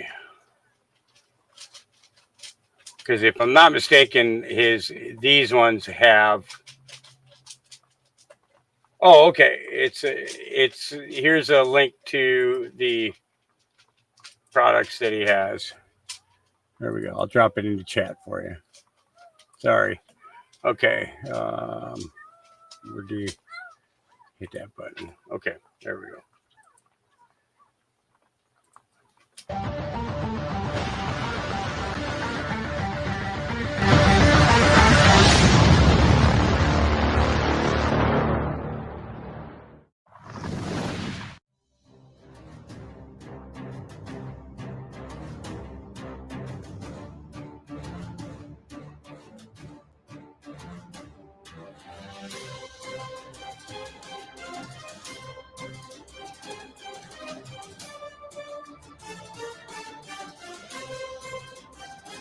Hi, and welcome. You're listening to the X22 Report. My name is Dave, and this episode 3195 BN. Today's date is October 24th, 2023, and the title of the episode is Deep State Pushing Everything, Division, Distraction, War. Approach looks good. Call the ball. Let's talk about protecting ourselves. Leaders of the World Economic Forum anticipate a cyber catastrophe for 2023. The threat of cyber attack on U.S. soil is getting worse. In fact, 86% of business leaders and 93% of cyber leaders believe we're headed to a catastrophic cyber event soon. Most likely one that attacks and shuts down the power grid, potentially leaving the U.S. in a modern-day dark age for months. That is why myself, along with tens of thousands of people, are preparing for the worst with the Fighter Flare flashlight. The Fighter Flare flashlight is an all-in-one tactical flashlight with self-defense capabilities that anyone can use. This tactical flashlight boasts an ultra-bright 800-lumen light bulb with powerful strobe light modes designed to blind attackers while stopping them in their tracks, allowing you time to flee to safety. On top of that, the Fighter Flare flashlight comes with life-saving tools for a variety of life or death scenarios, especially in an extended or life-threatening power outage, including a glass-breaking hammer, a built-in power bank, solar-powered recharging, rope and wire cutter, siren, high and low LED lighting modes, and more. The best part I love is that the Fighter Flare flashlight is 66% off for the rest of this month or until they sell out, whichever comes first. Plus, you'll also receive several additional gifts free with every order for a limited time, including express shipping, 100% lifetime guarantee replacement, and access to Prepper's Peak exclusive newsletter. Get yours now by going to fighterflare.com. That is fighterflare.com, or click the link in the description. Let's get into the economic collapse, political and geopolitical news. Now, the deep state, the corrupt politicians, big tech, fake news, the puppet masters, they are trying everything to push war, and this is World War III. Trump has told us this from the very, very beginning. But think about what else they're pushing right now. They're pushing division. They're pushing distraction.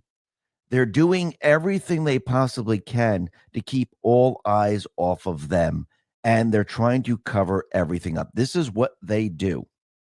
And the people, they're seeing through all of this. This is not going to work in the end, because I do believe Trump and the Patriots, they actually knew the playbook. They knew exactly what they were going to do. And we could tell that Trump, going back in time, told us he knew what was going to happen. This is why he continually says that he can have peace in 24 hours. He knows all the players. There's a reason why he's saying all of this, because he knows as we approach the 2024 election, these individuals are going to continually push distraction. They're going to continually push division, because remember, they don't want anyone to know who the true enemy is. This is why they always deflect. This is why they always do this. Trump, he wants the people to know who the true enemy is. And it's not each other, it's them. So they're going to continually try to push division and distraction. Trump is going to try to show everyone they are the enemy.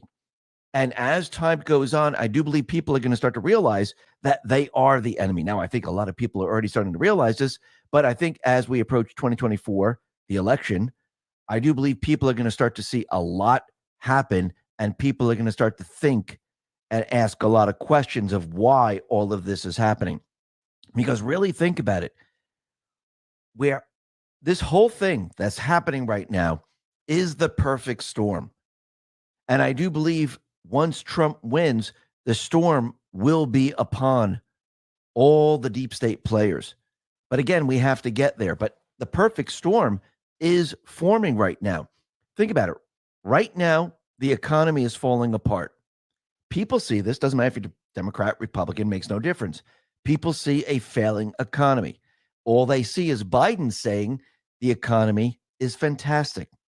Everything is under control. As we move forward, the economy is going to break apart.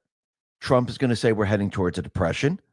Biden's going to continually say everything is great. Maybe the next candidate will continually say everything is great. Trump will continually say everything is falling apart. We're heading towards a depression.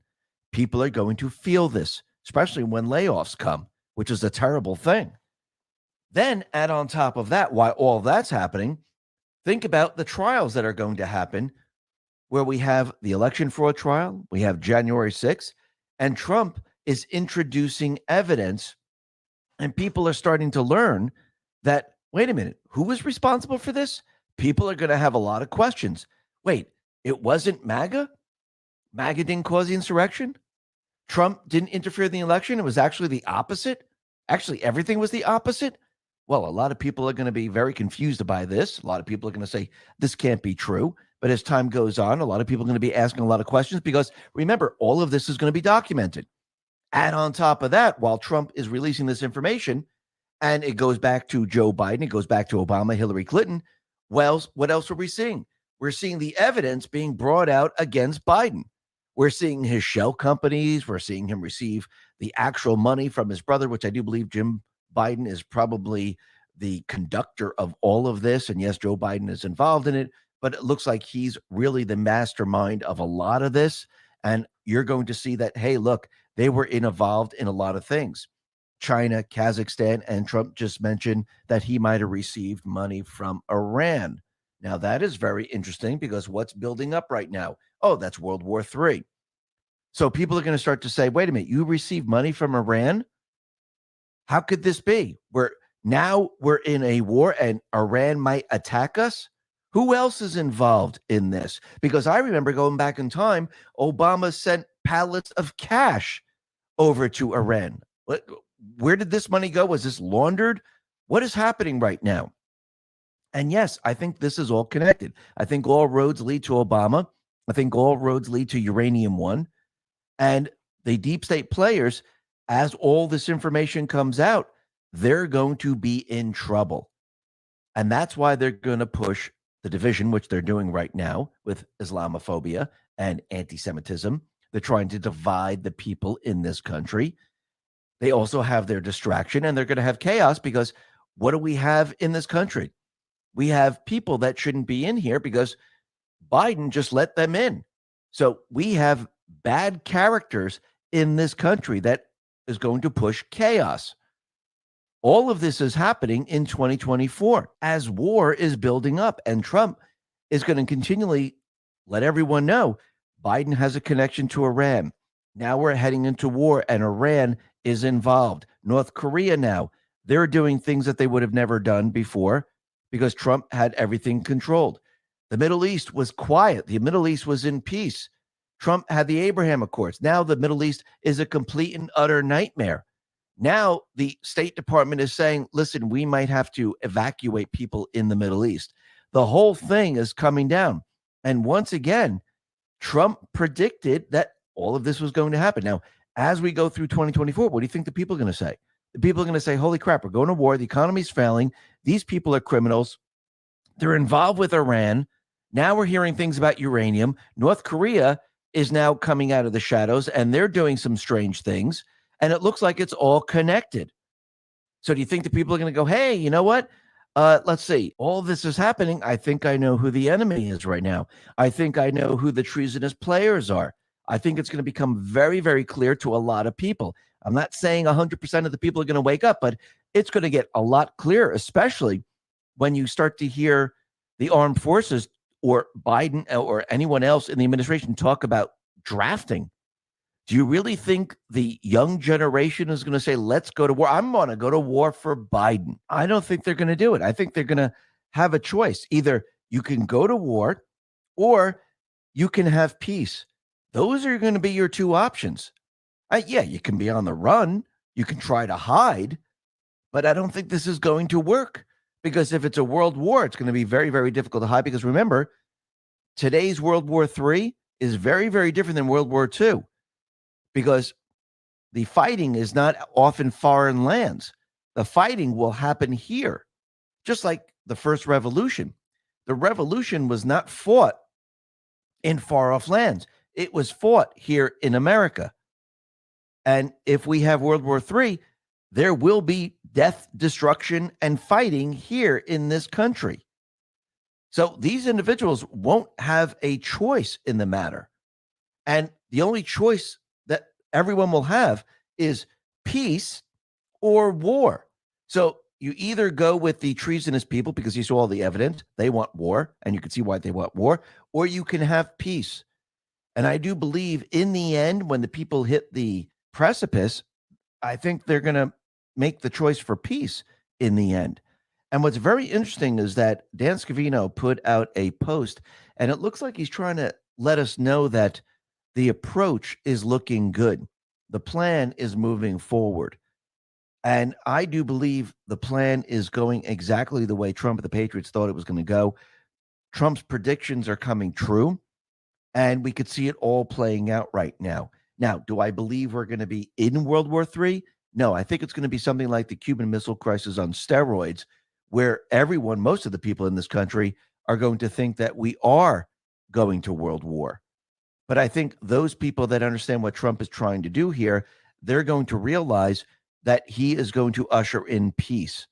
Now, again, the deep state players, I do believe they're going to do whatever they possibly can to try to stop him from winning. We can see that already because they're going after him with everything that they have. And in the end, when they look at their internal polls and they realize, holy crap, the country is completely with him because he's talking about peace. He's talking about taking the economy and turning it around.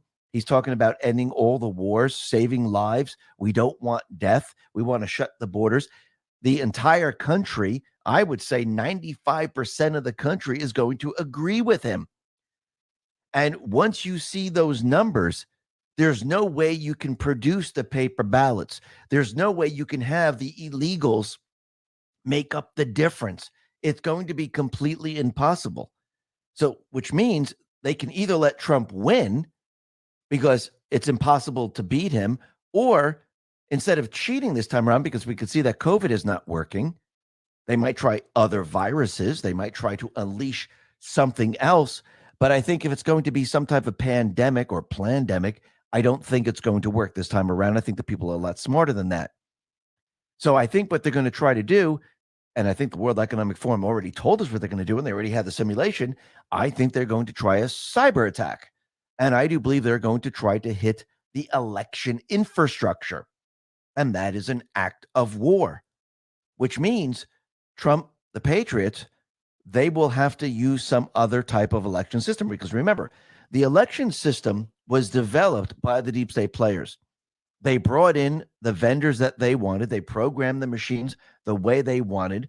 They have the ballots the way they want them. And it's very, very easy to see. All you got to do is look at Arizona, for example. We don't even have to go back to 2020. We can go to 2022. Look, once you know how the system works and how you can cheat in the system, you can change the size of the ballots. You can have machines break down. You can do all of these things to cheat in the election. But again, you can only do this if you have complete and utter control and you don't have a blowout, a landslide type of election. Because if you do have a landslide, You just can't make up the difference. This is why in 2020, when you watch the elections there, they had to shut down certain places for a couple of days because they had to make up the difference. They were able to do this because they had a lot of ballots that were printed because they used COVID to cover all of this up. This time around, the mail-in ballots, they're really not going to be able to do this because if people come in person, this is going to be a lot more difficult. So I do believe they're going to have to try to use other tactics. Now, I do believe one of them is going to be a cyber attack, not to cheat, but to postpone. Because I do believe they're going to have to try to stop it completely this time. Yes, they stopped it before. Remember, we went from election day to election week. Well, they're going to have to completely stop it and say, yeah, we know what? These systems are not reliable because there was a cyber attack. And I don't mean when there's a cyber attack, everything just goes down. I mean, there's a cyber attack and we don't know if these systems, the infrastructure, not just with these systems, but with the electrical grid, there could be malware that was released. And we don't know if these systems are going to be infected because this malware might be able to travel over electrical current. It might be able to access the systems when the systems are plugged in. So we have to think about that for a second because remember, they're going to blame it on malware. Not that we take down the entire grid and we can't have elections. I think they're going to say we don't know if these systems were affected or not, so we can't use them. So we must postpone for a little while. Now, I do believe Trump and the Patriots, they have countermeasures for all of this. And I do believe this is where they might be able to usher in paper ballots, voter ID, and have everyone come in person. And since we were attacked in a way, because we are going to war, as everyone can see, it's building. Trump said we're going to war. So if we're attacked here in this country, well, I'm not saying the military is going to take complete and utter control over everything, but they might stand guard to protect the elections. It doesn't seem that far-fetched anymore, does it? And I think it's going to become clearer and clearer as we go through 2024. And I do believe that Scavino has let us know that the approach looks good. And yes, someone's going to call the ball when we get very, very close to 2024. And we'll be talking a lot more about this a little bit later. But first, let's talk about what's going on with Hunter Biden right now, because we can see that everything's completely and utterly falling apart with the Biden family, especially with all the evidence coming out that Biden did accept money. And of course, they're saying it's all a repayment of loans. But again, can we see the initial loan where we had the money go from Joe Biden's account into Jim Biden's account? Let's see if they can go back in time and reproduce that. That'd be very, very interesting, wouldn't it? And I do believe they should continually dig and dig because this is not the only occurrence that people are going to see. They're going to see many others because I think James Comer has already told us this. But when you look at Hunter Biden, you can see that the criminal syndicate, they're all involved in this. And the U.S. attorney who didn't want to bring charges against Biden right now, well, he is set to testify in a closed-door session before the House Judiciary Committee. So right now, this individual is going to be testifying, and this is E. Martin Estrada. He is the U.S. Attorney for the Central District of California. So he'll be testifying, and remember, we had the whistleblowers accusing Estrada of refusing to cooperate with Weiss on potential charges against the president's sons in his district, and they didn't bring charges. So we'll have to see how this all plays out, and I do believe probably the House is going to release the information of what happened there compared to the D's where they just kept it under wraps. But once again, why didn't he press charges? Who was informing him or telling him not to press charges? This is all part of the criminal syndicate, and I think we all can see it now.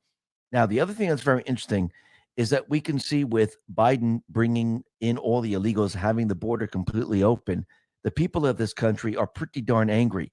In the very beginning, people are like, okay, let all the people come in. It's a free and open country. Let them come to a free land and let them have the opportunities. But I think as time went on and they saw the borders were wide open, and it wasn't just families coming over, it was young military-aged adults.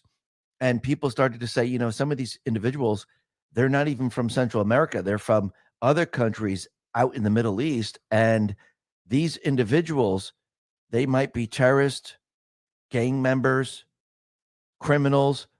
And Biden is continually bringing these people in. Plus, all these people are coming in and we're funding these people. What about the American people that are struggling? And people, they're getting pissed off. They're getting very, very angry. Because if you look out in New York, look how much New York is spending. Charlie Kirk put this out in X and said, New York is now spending $400 per migrant per day to house the tide of humanity Joe Biden is letting across the Mexican border. That's equal to $146,000 per year, double America's per capita income. Every adult in New York City is paying an extra $1,417 per year in order to make his city less livable, less pleasant, and less safe. Absolutely. And Biden, what is he doing? He's saying, oh, you know what we need? We need more money. We need millions and millions of dollars to eliminate the labor trafficking pipeline that's happening down at the border to all of these children.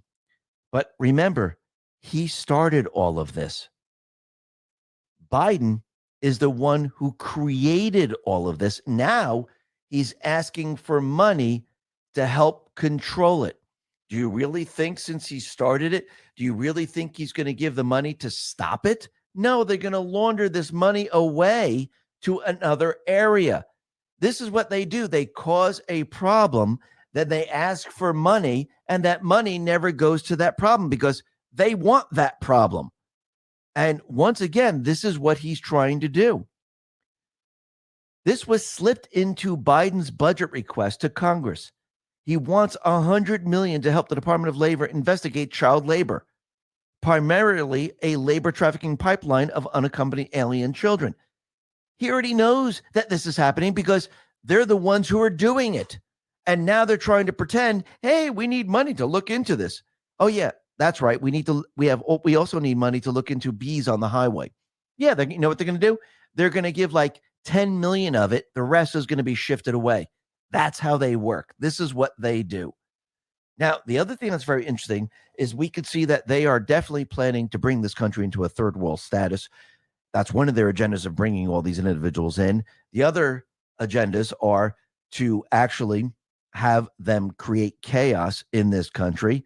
And they wanted these individuals to outnumber the American people. Think about what they've been trying to do and think about their 16-year plan. If you have all of these people in this country and they outnumber the American people or outnumber the newborns that are being born, can you control a lot of the country? Yes, you can. Take the weapons away from the people. Do you have a lot more control? Yes, you do. And you could see this out in the UK. You could see this out in Australia. You could see it out in New Zealand. You could see it out in France. You could see it out in all these other countries. And that's exactly what they've been trying to do here in this country. They've been trying to bring in as many as possible because one, they want chaos. Two, this is a third world. It's going to be a third world nation. That's what they're trying to do. And the other is they need these people to vote Trump out, because I don't believe they're going to be able to use the mail-in ballots and the drop boxes. So when you look at the statistics, more than 4 million economic migrants crossed the southern border during the government's October to September budget year. Now, this is according to the federal data that was released on October 21st. In contrast, 3.67 million Americans were born during the matching 12-month period in 2022. And this is according to the Census Bureau. That 2022 number includes at least 400,000 births to illegal migrants. The inflow also creates vast economic competition for the 3 million Americans youths who graduated from school in the 10 months up to October 2022. So, yeah, what they're doing is one migrant for every American newborn. That's pretty much what they're doing here. And I think people are seeing this. The people see exactly what's going on. And this is why we have the watchdog group who is now suing Biden for hiding special amnesty policy to fly deported illegal aliens back to the U.S. So the Immigration Reform Law Institute is suing Biden's Department of Homeland Security for withholding details about its policies to fly certain illegal aliens back to the United States after they were deported under prior administrations. So once again, he's not trying to stop any of this. They're continuing it, and they're trying to create this idea that, oh, look, I'm building the wall. I need more money. Oh, look, we want to stop child labor, but I cause child labor, so I need more money. They're just creating all of these different circumstances to ask for more money. And the people aren't buying this, especially out in New York now. which is hard to believe, but New Yorkers seems like they're waking up. There was a poll that was done, and this is coming out of the New York Post, and this is a Siena College survey, and the New Yorkers out in New York say Biden is to blame for the migrant crisis, that all of this is damaging their community. So the Siena College survey showed 84% of voters believe the migrant issue is a serious problem. 64% of voters flunked the Biden administration's handling of the migrant influx, while only 29% approve. So the people, they're not buying what Biden is selling. They see through all of this. And as time goes on, it's going to get worse and worse for the Biden administration, the D's, the fake news, and the rest, and the installed individuals around the world. And I do believe this is why, in the end, as the truth comes out and people wake up, they're going to have to try to shut down communications one way or another, because they're going to lose the narrative. They will not have the narrative, especially as we approach war. This is very, very important for them. As the economy breaks down, as we approach war, they're going to have to maintain the narrative all throughout this, because if they don't, the people are going to see the truth, which I think they're going to see the truth no matter what. But you can see they're making a play to try to control all of this. Remember, out in Germany, they have a Digital Service Act. And we can see there's other countries that are going to be joining onto this to shut down social media platforms. Now, they control YouTube, they control Facebook, Instagram, so they're not going to be shutting these social media platforms down. They will most likely try to go after True Social, Rumble, and X. We can see they're already going after X. But what's very interesting is that Ireland has signed an arrangement enabling the EU to enforce the Digital Services Act in the country, as many of the internet giants have their European headquarters there. So they're already starting this, and they're going to use it to shut down communications. And you can see that they're pushing in this direction because they want control of the narrative, especially when the economy's breaking down. You see chaos throughout Europe, chaos in Canada, chaos in the United States. They need to control everything that's going on. So one way or another, they're going to have to either censor a lot of people, or they're going to have to try to shut down communications. And you know what happens when they try to shut down communications. There's always countermeasures where communications will not be shut down. And especially if they're going after X, because Elon has all his satellites. Didn't Space Force just make a deal with Elon with their satellites? Didn't Space Force just take control?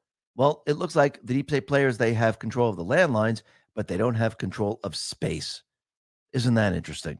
Now, we could see that war is definitely building, and we even have the Hill out there hitting Biden very, very hard. And we could see with the Hill, they're out there saying that Biden's minimalist Middle East policy is a stunning failure. And once again, the deep state players, they want him removed because they know, as Comer and the rest continually dig into what Biden has been doing, the connection is going to be there between Obama, Hillary Clinton, and the rest. Because if Trump is already mentioning that he took money from Iran, well, that tells you everything you need to know. Now, the other thing that's very interesting is that Rasmussen Reports has asked the people of this country if we should take the Palestinian refugees. Now, when the whole Afghanistan debacle happened, Biden just went ahead and put the refugees on planes and brought them over. He wants to do the same thing now because, remember, they need to pack the country with as many refugees as possible because they need to beat Trump. Is this going to work? Are they going to have the upper hand in the end? I don't believe so. But look what people said and how they responded to this question. And this is the question. Should the United States welcome Palestinian refugees from Gaza? All voters, yes, only 28%. No, 52%. Not sure, 20%. So the people are already saying, you know something? No, we should not be accepting these people. A lot of other countries are saying, we're not going to accept them. They must handle their own problem. Remember, if they have Hamas in there and Hamas has control, which is a terrorist organization, the people must rise up and push them out. It's their job to do this. Now, I do believe that Israel is going to be going in to remove these people. And I do believe that Hamas, the deep state players, Biden, Obama, they're going to try to delay this because they know if Israel gets in there, it's completely and utterly game over. Let's talk about protecting ourselves. Leaders of the World Economic Forum anticipate a cyber catastrophe for 2023. The threat of cyber attack on U.S. soil is getting worse. In fact, 86% of business leaders and 93% of cyber leaders believe we're headed to a catastrophic cyber event soon. Most likely one that attacks and shuts down the power grid, potentially leaving the U.S. in a modern-day dark age for months. That is why myself, along with tens of thousands of people, are preparing for the worst with the Fighter Flare flashlight. The Fighter Flare flashlight is an all-in-one tactical flashlight with self-defense capabilities that anyone can use. This tactical flashlight boasts an ultra-bright 800 lumen light bulb with powerful strobe light modes designed to blind attackers while stopping them in their tracks, allowing you time to flee to safety. On top of that, the Fighter Flare flashlight comes with life-saving tools for a variety of life or death scenarios, especially in an extended or life-threatening power outage, including a glass-breaking hammer, a built-in power bank, solar-powered recharging, rope and wire cutter, siren, high and low LED lighting modes, and more. The best part I love is that the Fighter Flare flashlight is 66% off for the rest of this month or until they sell out, whichever comes first. Plus, you'll also receive several additional gifts free with every order for a limited time, including express shipping, 100% lifetime guarantee replacement, and access to Prepper's Peak exclusive newsletter. Get yours now by going to fighterflare.com. That is fighterflare.com, or click the link in the description. And yes, Iran will probably get involved in all this, which will bring us closer and closer to World War III, but they know that Israel would go in there and just completely wipe them out. And actually, Trump already confirmed that we should wipe out Hamas. And I do believe this is a cleanup operation that's going on right now. But don't worry, Joe Biden, he's handling it, and he's on top of everything. And I do believe this is what everyone is now seeing. Let's see, an event comes up, Joe Biden takes a vacation. An event comes up, his focus is on diversity. His focus is on banning methanol cigarettes while pushing safe crack pipes and marijuana reform. I mean, this is serious. This is what he's doing while all this is happening. Cat the Hammer put this out and said, don't worry, everyone. This administration is doing great things, banning menthol cigs. Meanwhile, our southern border is wide open. We're on the brink of World War III, highest inflation, military depleted, and recruiting record low. Can't make this shit up. And she's absolutely right. But you can see how the deep state players are playing the game. Remember, Hamas took hostages. Why would they take hostages? Well, they knew that Israel was going to come in and wipe them out. So how do you delay this? You take the hostages and you release them one by one to delay it as long as possible. And that's exactly what they're doing. Remember, the Obama-Biden administration, they're in alignment with Qatar, the Muslim Brotherhood, Hamas, Hezbollah, and the PIJ. They're all aligned with all of this, and they're trying to delay Israel from going into Israel. This is why they took the hostages in the first place. And it looks like this is exactly what they're doing, because Israel is trying to get those who murdered about 1,400 plus individuals. Hamas is slowly releasing hostages to put international pressure on Israel not to enter Gaza. And it looks like that is their plan. And we'll see. I have to see how this plays out. Now, the other thing that's very interesting is Rasmussen Report asked another question. Do you agree or disagree with this statement? The vast majority of Palestinians are not Hamas. Hamas does not represent the Palestinian people. All voters strongly agree, 33%. Somewhat agree, 27%. Somewhat disagree, 15%. Strongly disagree, 11%. Not sure, 14%. So right now, 60% agree that Hamas is not the Palestinian people. And I think the Palestinian people need to rise up and push out Hamas. And I do believe that's what this is all about, getting rid of the terrorists in this country. Now, Israel has killed 3 Hamas commanders and the one who took part in the massacre. So these people have been taken care of. And I do believe the deep state players, they're trying to delay Israel from going in because they're trying to push World War III. And you could see that they're already pushing this, and we're heading down this path, which we'll be talking about in just a sec. But the other thing that's very interesting is that we know Iran, Obama, Hillary Clinton, Biden, they're all connected. Remember, Uranium One was sold from this country to Russia. Then it went to other places like Iran, North Korea. So the isotopes are U.S. And I do believe this is all going to come back to haunt Biden. It's going to come back to haunt Obama. It's going to come back to haunt Hillary Clinton and many other players. But Trump, he was speaking at New Hampshire, and he said something very, very interesting. He said, I wonder how much money Biden is receiving from Iran. Take a listen. Believe what's happened to the USA in the last 3 years, but I will immediately reinstate all sanctions on the murderous Iranian regime. You have to do that till we have a deal. If you will not enforce sanctions against Iran, then you do not stand with Israel. It's that simple. It's all about Iran. It's not about these others. It's all about Iran. They know everything that's going on. They probably laid out the game plan. And Joe Biden won't do it. I wonder how much money he's receiving from Iran, do you think? He gets a lot from China. That we know. But I will do it. So that should tell you everything you need to know. I mean, let's start counting down, because if Trump hinted that Biden is taking money from Iran, that means you're going to see this in the next couple of weeks or so. You're going to see all of a sudden James Comer is going to come out and say, holy crap, Biden took money from Iran. We have it documented right here. Because if Trump says it, you know it's about to come true. And it's very interesting that he mentioned it right now, where we're having problems with Hamas and Iran is involved. The timing is absolutely amazing. But the other thing that's amazing is that there are other leaders around the world that can see the infiltration from within. And that's exactly what it is. It's infiltration from within. Not Jerome Powell put this out and said, someone finally gets it. The president of El Salvador says the demise of the U.S. will come from within.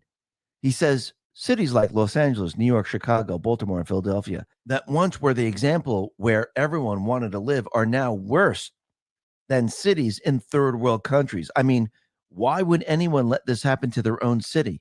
Probably inept politicians taking wrong decisions. Absolutely. And he sees the infiltration. And actually, what's very funny is Trump, he let us know that the infiltration from within is a lot worse than the outside dangers, because the outside dangers, you know who they are. The infiltration, well, these people lurk in the shadows. You don't see them. You don't know who they are. And that's exactly what this is. This is infiltration from within. It's not an invasion. And yes, we see people coming over the border, but it's not an invasion like, oh, China is bringing up tanks and weaponry and coming to this country, or Russia's not coming into this country like that. So it's infiltration from within. And Trump said that's very, very dangerous. The other thing that he said is that North Korea is all of a sudden starting to act up. And we just mentioned this yesterday, that North Korea has a sub. North Korea was supposed to be involved in the beginning of the war. And I wonder if something is about to happen. But take a listen to what Trump says here. I don't mind being Nelson Mandela, because I'm doing it for a reason. I'm doing it for a reason. Doing it for a reason. We got to save our country from these fascists, these lunatics that we're dealing with. They're horrible people, and they're destroying our country. I talk about threats from within and threats from outside. The threats from within, in my opinion, are far more dangerous than the threats of China and Russia, because if you're smart and you know how to deal, you can hold China and Russia and North Korea. Look at the relationship. North Korea, who's now acting up again, but I had a great relationship. You were not in any danger. If you have a smart person, if you have the right person as president, they are not threats. You can get them to do things. You can get them to spin on tops. But these sick people from inside our country, these fascists and these Marxists and these communists. So this is all going to be very, very interesting, and we're going to start to see this all play out. And I do believe this is all going to build and build and build as we go through 2024. But remember, Trump had peace in the land. The Middle East was at peace. All was quiet. He had the Abraham Accord. He brought troops home from the Middle East. There were no wars when he was in the White House. And now everything is a complete and utter disaster all across the Middle East. And the United States, they are preparing for the possibility that hundreds of thousands of American citizens will require evacuation from the Middle East if the current conflict cannot be contained. So already they're talking about evacuating people from the Middle East. And we could see that the deep state players, Biden, Obama, and the rest, they're doing what they do best. They're dividing people. And this is what they're actually doing. Just like during George Floyd, they divided the people. They said, okay, the police are your enemy. Oh, the white people are your enemy. These people, and that's what they did. They're doing the same exact thing right now. They are dividing the people. Trump, he put this out and said, this is what he was saying in New Hampshire. I'm just going to read it. Unlike Joe Biden, I will stand with Israel 100%. And unlike Crooked Joe, I will fully support Israel's mission to totally defeat Hamas. That is the mission, to defeat Hamas, to get rid of them, push them out of these areas. But you can see what the deep state is doing. They're trying to divide the people. Look what's coming out of ABC News. U.S. hate crimes expected to soar as Middle East war intensifies.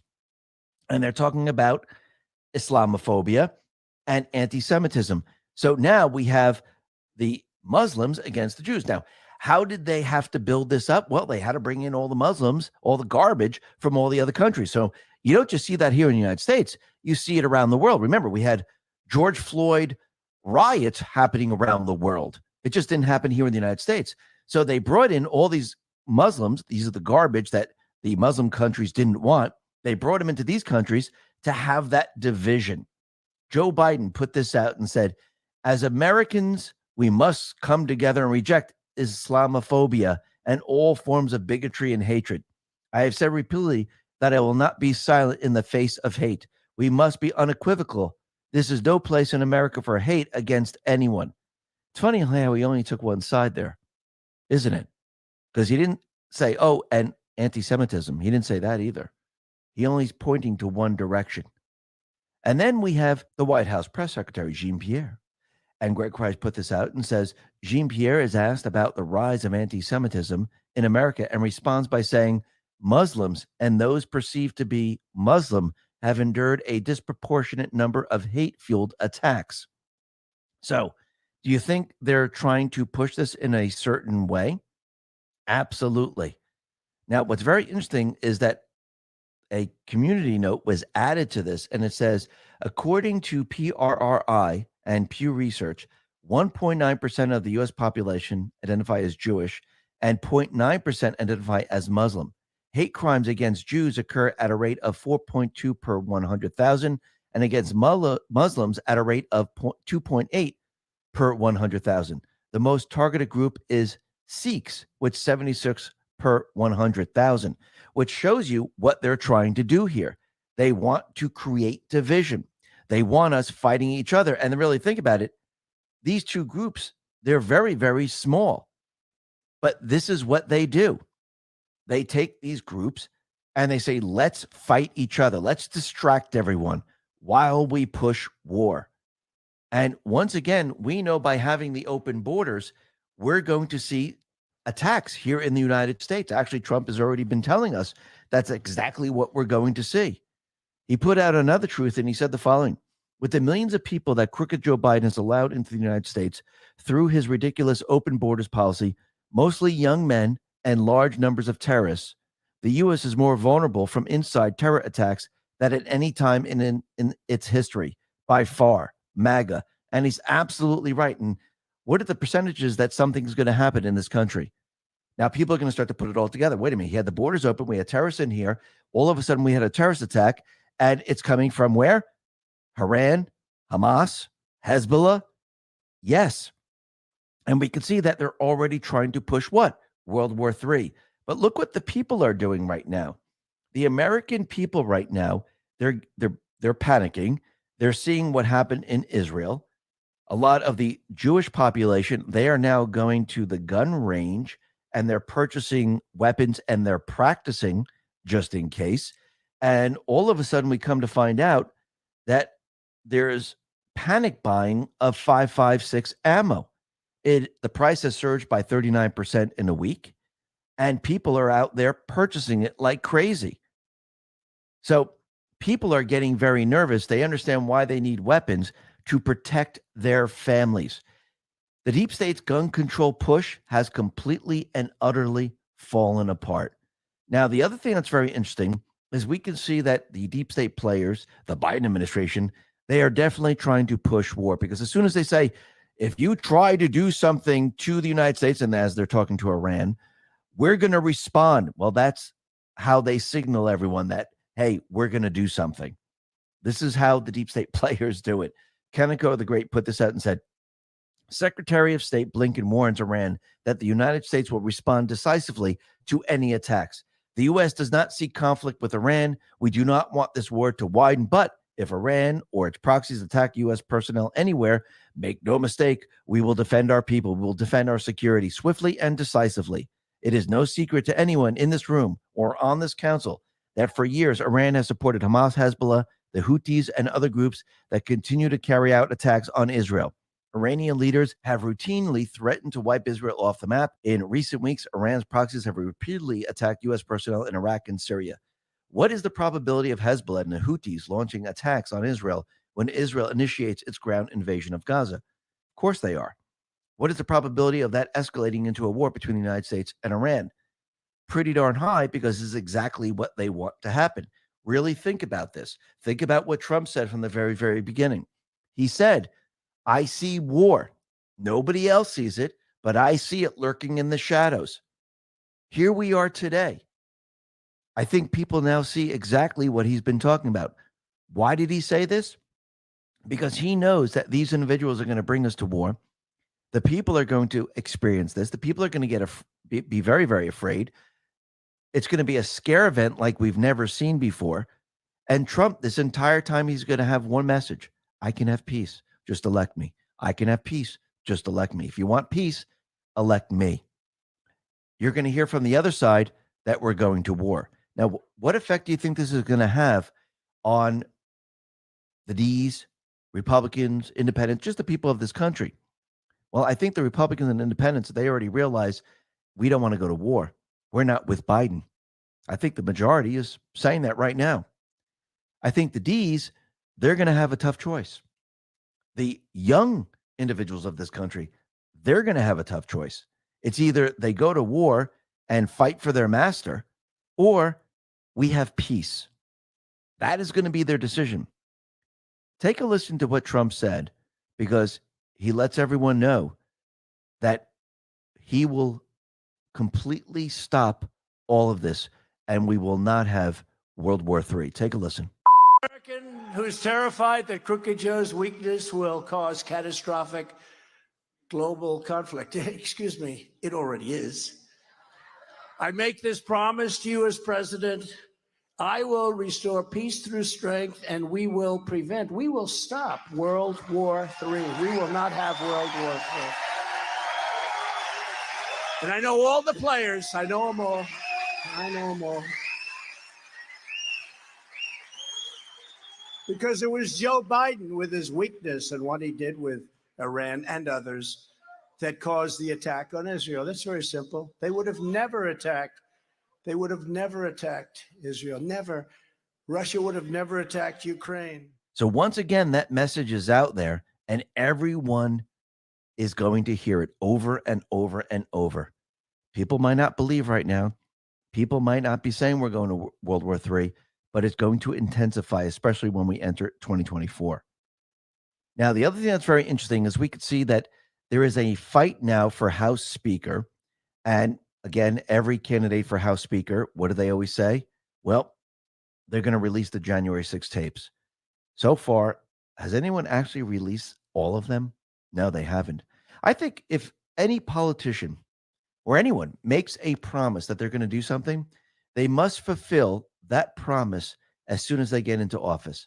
And within a certain period of time, if they just can't release tapes, because that's an easy thing you can do, if they can't release it, then they must say, after a certain period of time, I can't do it.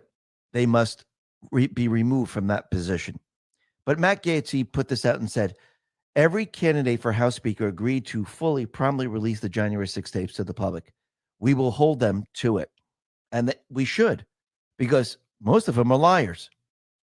But we can see that the rhinos, and I think everyone can see them now, it's becoming clearer and clearer, and you can see the uniparty. It's not that hard to figure out. They had a secret ballot meeting, and they actually voted for Emmer to be the speaker candidate. And what's very interesting about all of this is that it completely fell apart. But before this, what did we see? We see that he's part of an organization funded by George Soros and Alex Soros. Laura Loomer put this out, and Trump retruthed it and says the following. In this video, the Uniparty's pick for a Speaker of the House, Tom Emmer, admits he wants to get rid of the Electoral College. Emmer previously served as the paid spokesperson for the National Popular Vote Initiative, an organization funded by George Soros and Alex Soros. This organization is also heavily tied to Barack Obama and the Democrats. This is why they want Tom Emmer to be Speaker of the House. Absolutely. So they went ahead and they had a secret ballot. They said, okay, Emmer is going to be the Speaker of the House, but that completely fell apart. Why? It might be because Trump put out a truth. And what did Trump say? He said the following. I have many wonderful friends wanting to be Speaker of the House, and some are truly great warriors. Rhino, Tom Emmer, who I do not know well, is not one of them. He never respected the power of a Trump endorsement or the breadth and scope of MAGA, Make America Great Again. He fought me all the way and actually spent more time defending Ilhan Omar than he did me.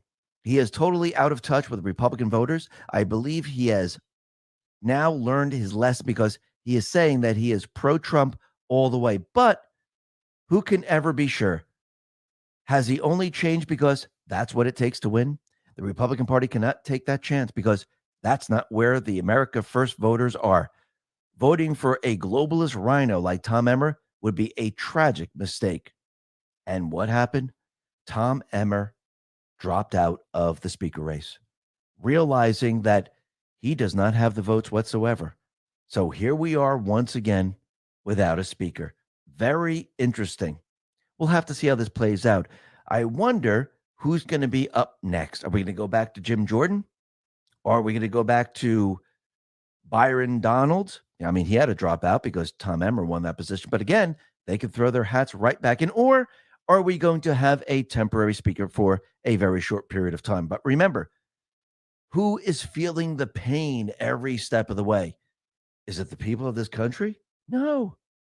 Is it the deep state players? Is it the rhinos? Absolutely. They're the ones who are feeling it. And no, we don't have to send money to all of these countries. These countries should be able to fight their own battles. America should not be fighting or sending money to help them fight these battles. Right now, Israel has the ability to defeat Hamas. Ukraine should be on their own right now. Let them do what they need to do. But again, the deep state players, they don't want that. Now, the other thing that's very interesting is we could see the deep state players, they're going after those individuals that were looking at election fraud one by one. First, it was Sidney Powell. Remember, these are misdemeanor crimes. It reminds me of the Russian collusion thing when we had Mueller going after all these people, but it had nothing to do with what was really going on with Russia. So they took plea deals or they were charged with something completely different. And it seems like the same thing or the same tactic is being used now with Trump with election fraud in January 6th. Because first we had Sidney Powell, and what'd she get? Like a slap on the wrist. The same thing with Jenna Ellis. She's pled guilty in Georgia election case in exchange for reduced charges. So once again, she did the same exact thing. And actually, I think she broke down crying. And once again, she's going to have to, she's going to be sentenced to 5-year probation. She has to pay $5,000 fine and serve 100 hours of community service and pen an apology letter to the people of Georgia about why there really is an election fraud, if you really think about this. But let's go back in time a little bit. And she was all out there saying that she saw the election fraud. Patriots Are in Control put this out on X and says the following. And this is what Patriots Are in Control says. I'm old enough to remember when Jenna Ellis was making statements like this, one about the 2020 election. I don't think anyone who's honest can actually look at the video and then all the evidence that we presented through the testimony of these very credible witnesses who are patriots just coming forward explaining all of the violation of law that they have seen across these 6 states and say, yeah, this was an election that was conducted fairly. There's nothing to see here. Let's move on. So what changed? It looks like these people are just folding right now. And this happened during the investigation with Russia. Now, I do believe as all these people fold and the fake news builds it up, they're going to try to use this to make it look like Trump is really guilty. But in the end, what's going to happen? Trump is going to produce irrefutable evidence, and it's going to show that these people, they didn't do anything wrong. Trump is completely innocent, and they're the ones who cheated in the election. Just like we've come to learn that Hillary Clinton paid for the Alpha Bank's hoax server.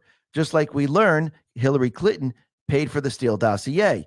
Just like we learned that it was none of the people with Trump, General Flynn and everyone else, had nothing to do with anything. It was all the other side. The same thing is going to happen right now. And you can see it's playing out the exact same way. Tom Fitton on X put this out and said, breaking, Trump's attorneys made a series of powerful court filings today that slam Biden DOJ for filing charges that violate the First Amendment. Falsely alleged violations of federal laws include irrelevant political smears. The Trump team also alleges vindictive and selective prosecution, asked for a court hearing on the special counsel's abuses in that regard.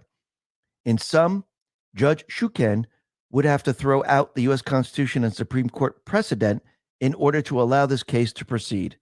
And absolutely, Trump is going to fight every step of the way to try to shut down these cases. Now, do you think it's going to work? Absolutely not. They're going to push forward with this because, again, they don't follow the rule of law, and they need this moving into 2024 because they need the people to move away from Trump. Now, I do believe this is going to have the opposite effect, especially when people start to learn that Trump had nothing to do with the election fraud. He had nothing to do with January 6th, and it was the other side that did all of this.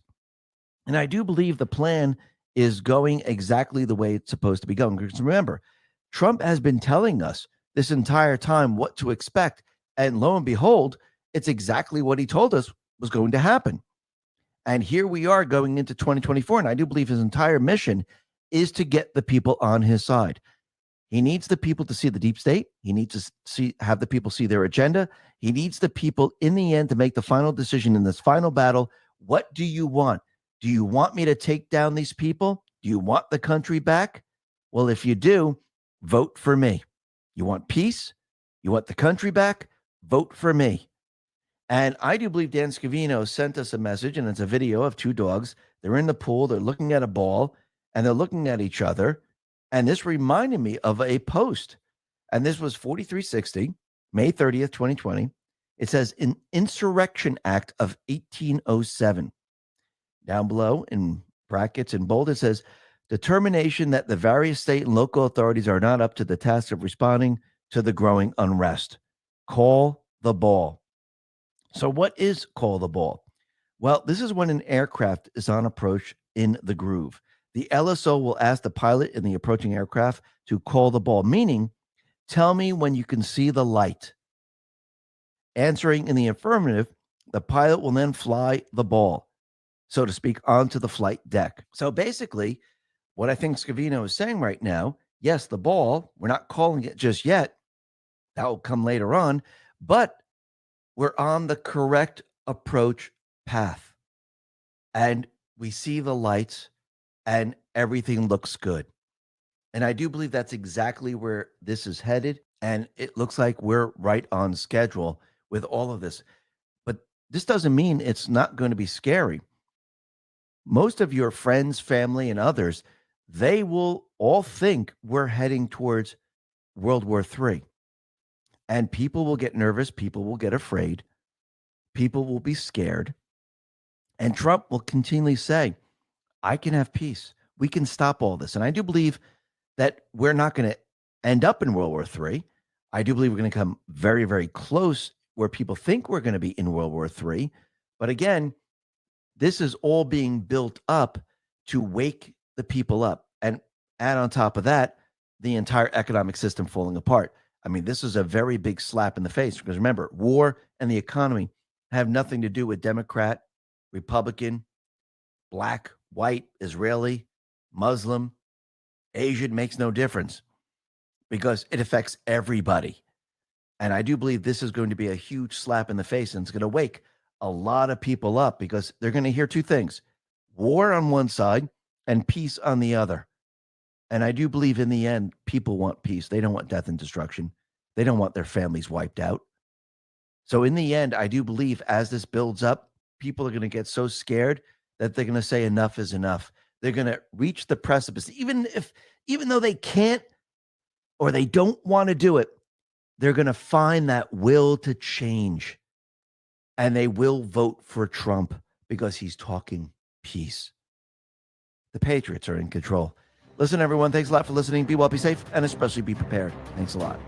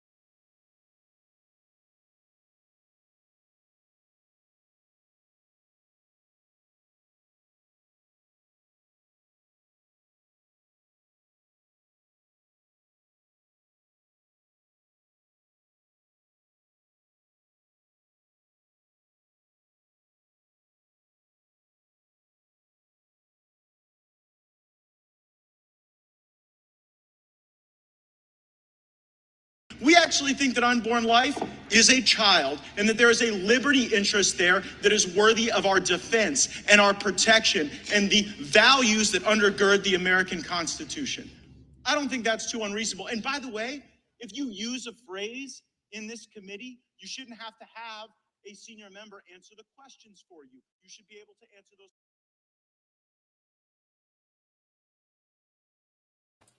those. Okay, I was muted. That wasn't important anyways, right? Okay. So, yeah. So he's the designate. It doesn't mean that he's the speaker. It just means that he's a designate. Okay. Call me old school or old soul, but I really wish we could get back to simple things in life. I wish I was 15, 16 again, taking my girlfriend to the Sadie Hawkins dance. Americans need to remember who we really are. We are a special breed that deserves to be defended, guarded, and protected for generations to come. Yeah. Yep. You're not kidding.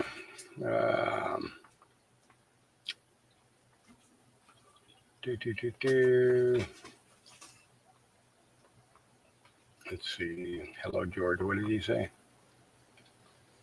Hillary's body double sucks. I can't pull that up.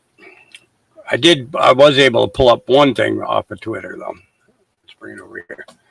So, I hate to burst bubbles here, but nothing is happening with this. You filed an appeal and a petition for a writ. It's 980 pages. Whoever is reporting this is reporting incorrectly. It was filed with deficiency. So it certainly hasn't been accepted by anybody. So Clarence Thomas will not be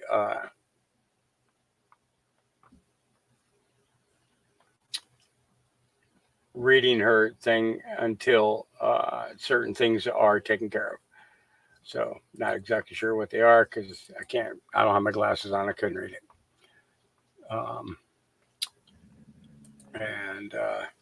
Let's see what's next.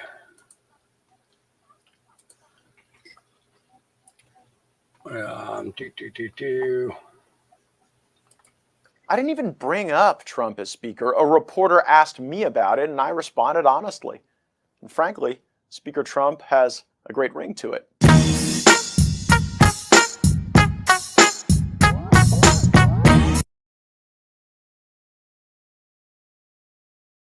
Some anti-Christian violence that we've seen, well, coast to coast, all over the place. It's everywhere, and it goes unmentioned by big media. They're ignoring this on purpose. I don't really understand why, other than, well, anti-Semitism. I mean, I've heard about it for a long, long time. Big network, big media. This is not happening. It is happening all over the place.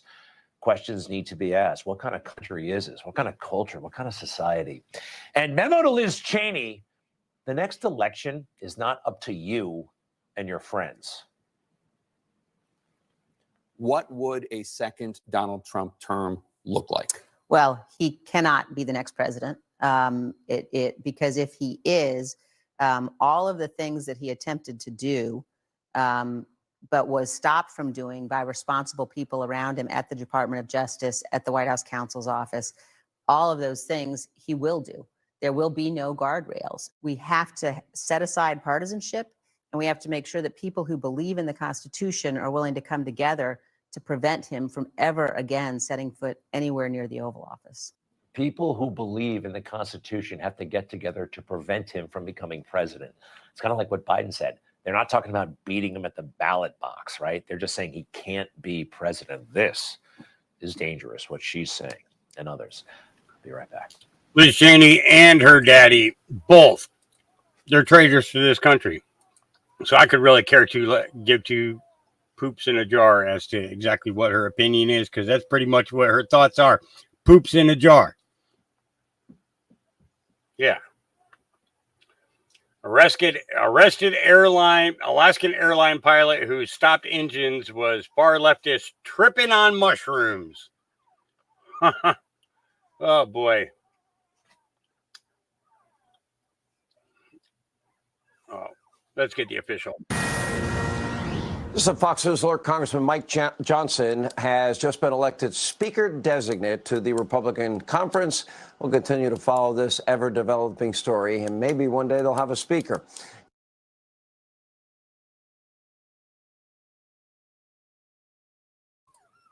Yeah, maybe one day we'll have a speaker.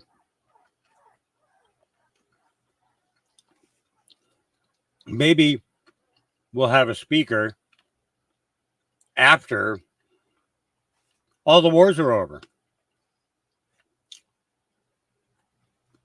Because honestly, having a speaker right now does us absolutely no good. Because as soon as we have a speaker, they're going to start sending money everywhere again.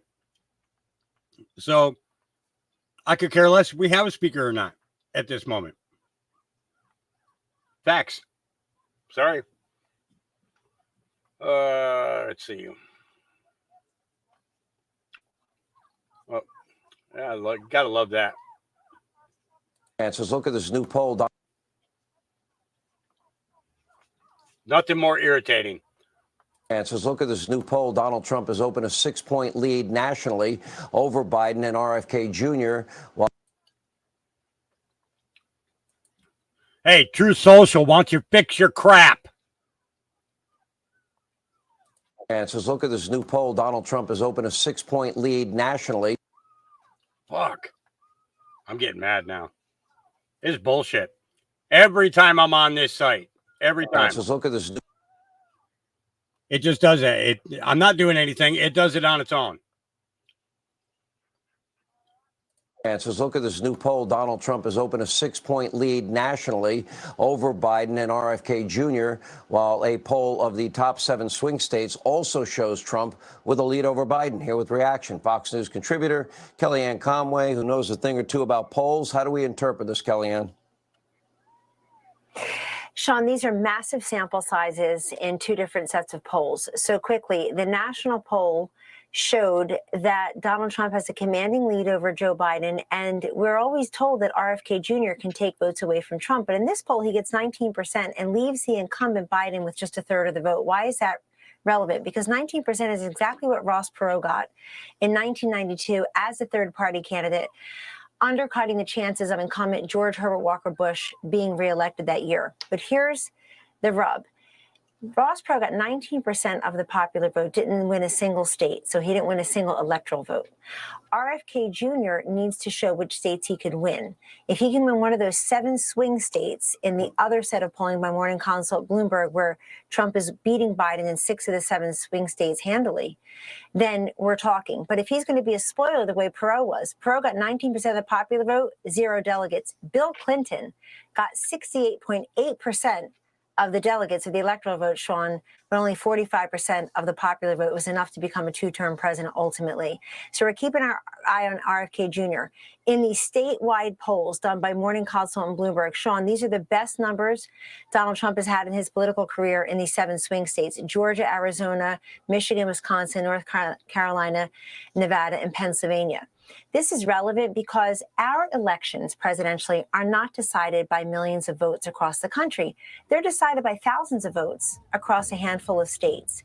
And right now, Trump is leading that. And also, he's leading on all the major issues: crime, inflation, Russia, Ukraine, China. He's even leading on infrastructure, labor unions, and housing. I guess it pays to have a builder in the race. Yeah. And by the way, I think most people have pretty much absorbed that he's not going to get a fair trial in any of the 4 cases coming up. But having a president that doesn't know what day it is a far worse scenario. That's right. Kellyanne, thank you. Notice what she just said there. It's not decided by the millions of people in America. It's decided by a couple of thousand in a couple of key states. Mm-hmm. Well, we're going to change that. Yep.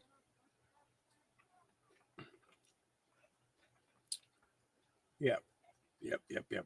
Let's see.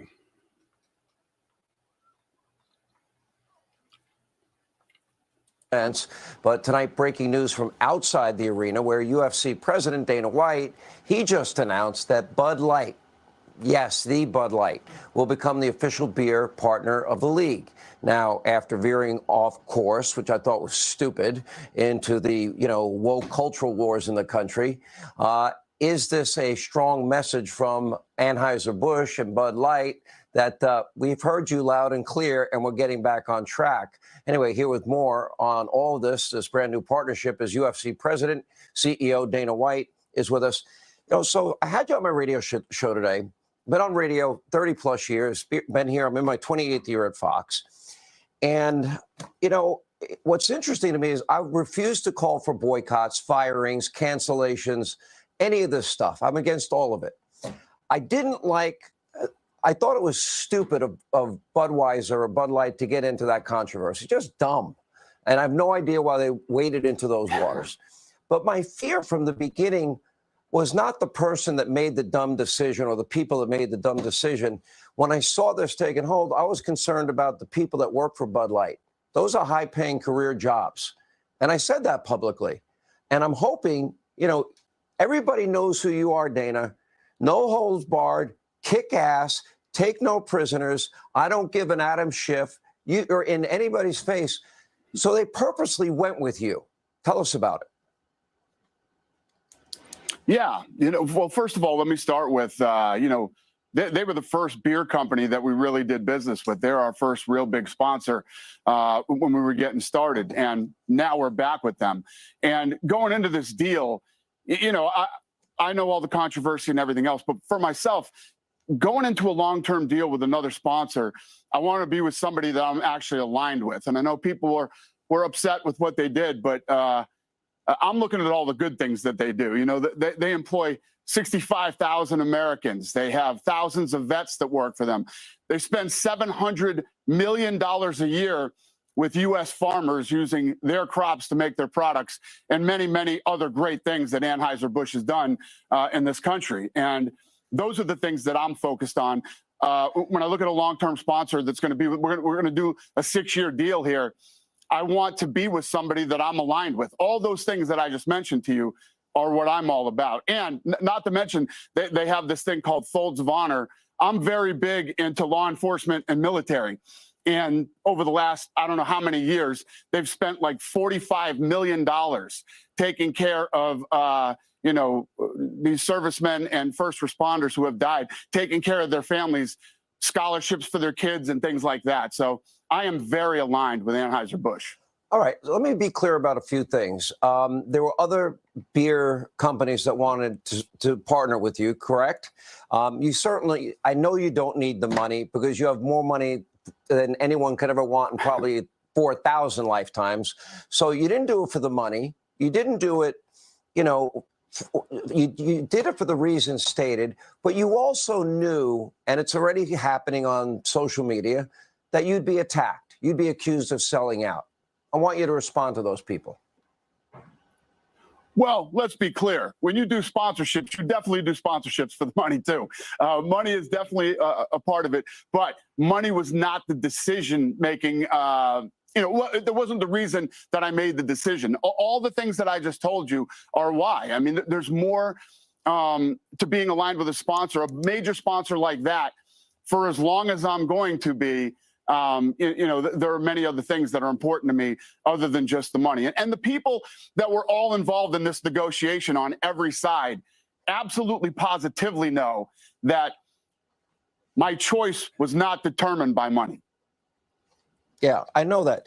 You know, one of the things that I would say is, you know, when you factor in what you said about their support of the military, when you factor in that they support U.S. farmers, when you factor in, for me, the most important things, I knew it and it did happen. I knew great people that work for Budweiser. Once the beer sales slipped dramatically, because it was a strong message that what the hell are you doing? Why are you diving into these cultural wars? It was stupid.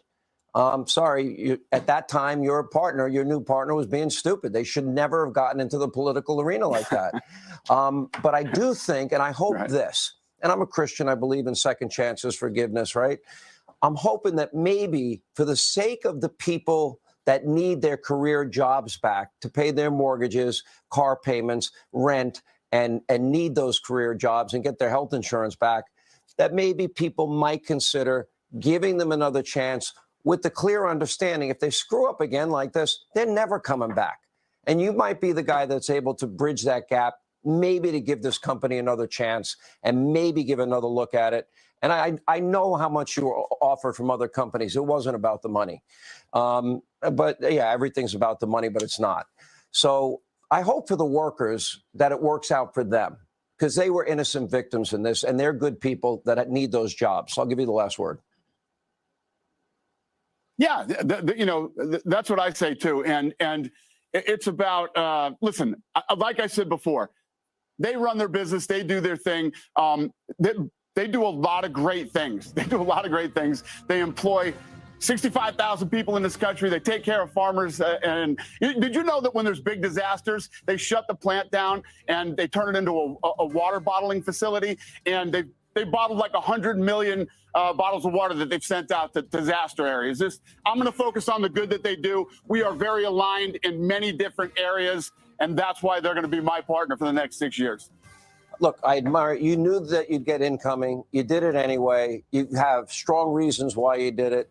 I really cared about then, and I care about now, the workers, and you know what? All these other things that you brought up that I also support, the military, law enforcement, all these things, amazing. By the way, why didn't Elon Musk and Zuckerberg get in the octagon?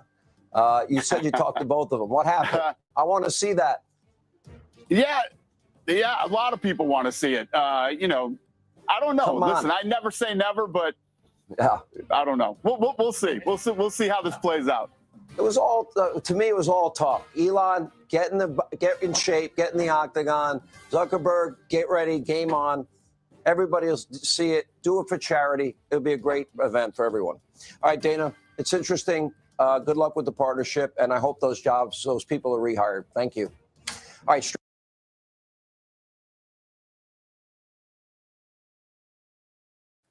You know, I got to tell you, I don't particularly care for Hannity too much.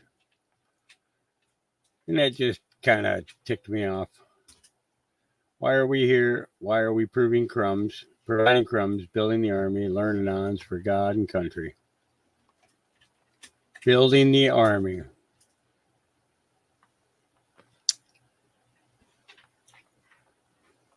Yep. God and country. I'm just looking to see if there was anything else.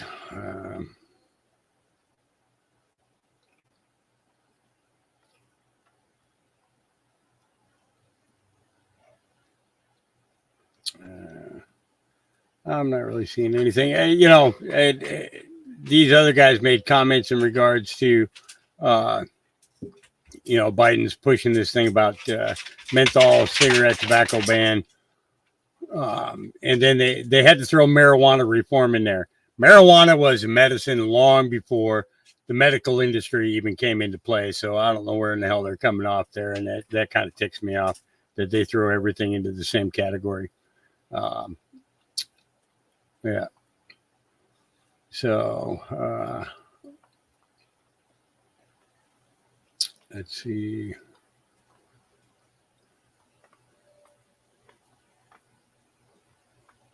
Yeah, I'm not even going to deal with. Yeah. Honestly, I'm done for today. I'm done. I'm tired. I didn't get to eat ramen because it started raining. So I'm hoping that the maybe it's calmed down enough that I can get out there and get the grill fired up and get some water boiling. So, all right, guys, I will see you in the next couple of days. More stuff. And we'll go from there. God loves you. Jesus loves you. I love you. Try not to get in no trouble between now and then. Pop over and see Ronnie. I think Ronnie said he was going on Rumble. Who else was going on? What else was going on today? Was there anything else going on today? Let me see who's live. Oh, nobody's live. Really? That's a bummer. Or at least nobody that's not on my list. Well, you guys will find something to do. I'm sure you will. 7 hours, 45 minutes. That's enough of me for today. Have a great night. Peace.